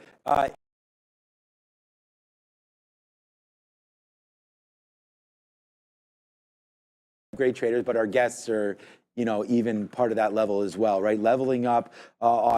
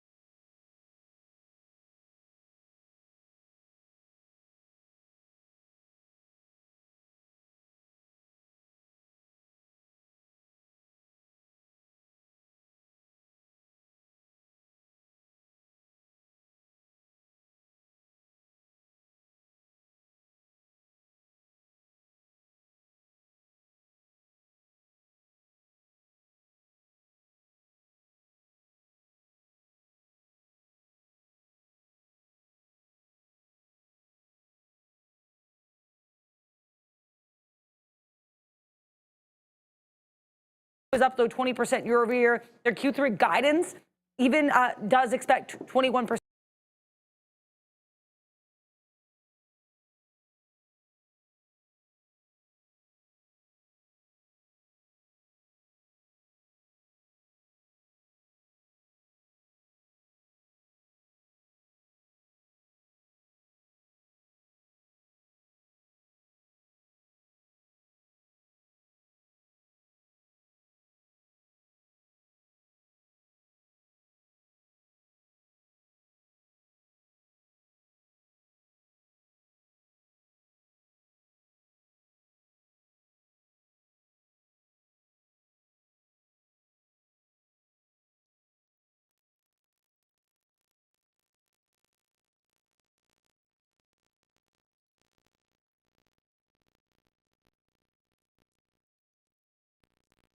Has one that has been pulled I'm looking right by now. Elon. So we'll go find out if that is the case.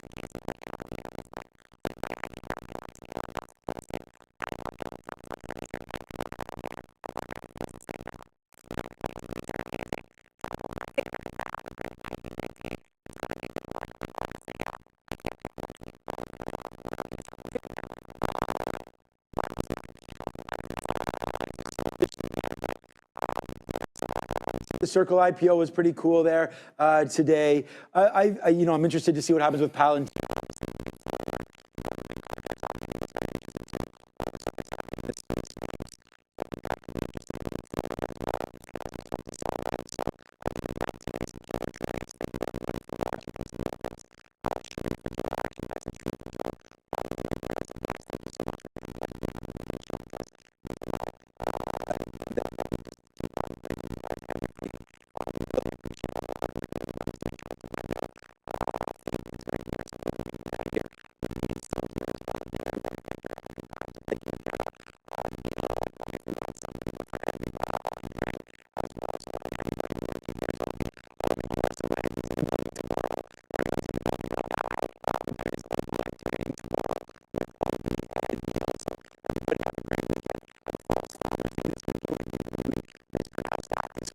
I was going to say it's not Father's Day, is it? No, That's too early. No. Okay. I was like, Neil, so what's going on for Father's Day? He's like, oh yeah, we.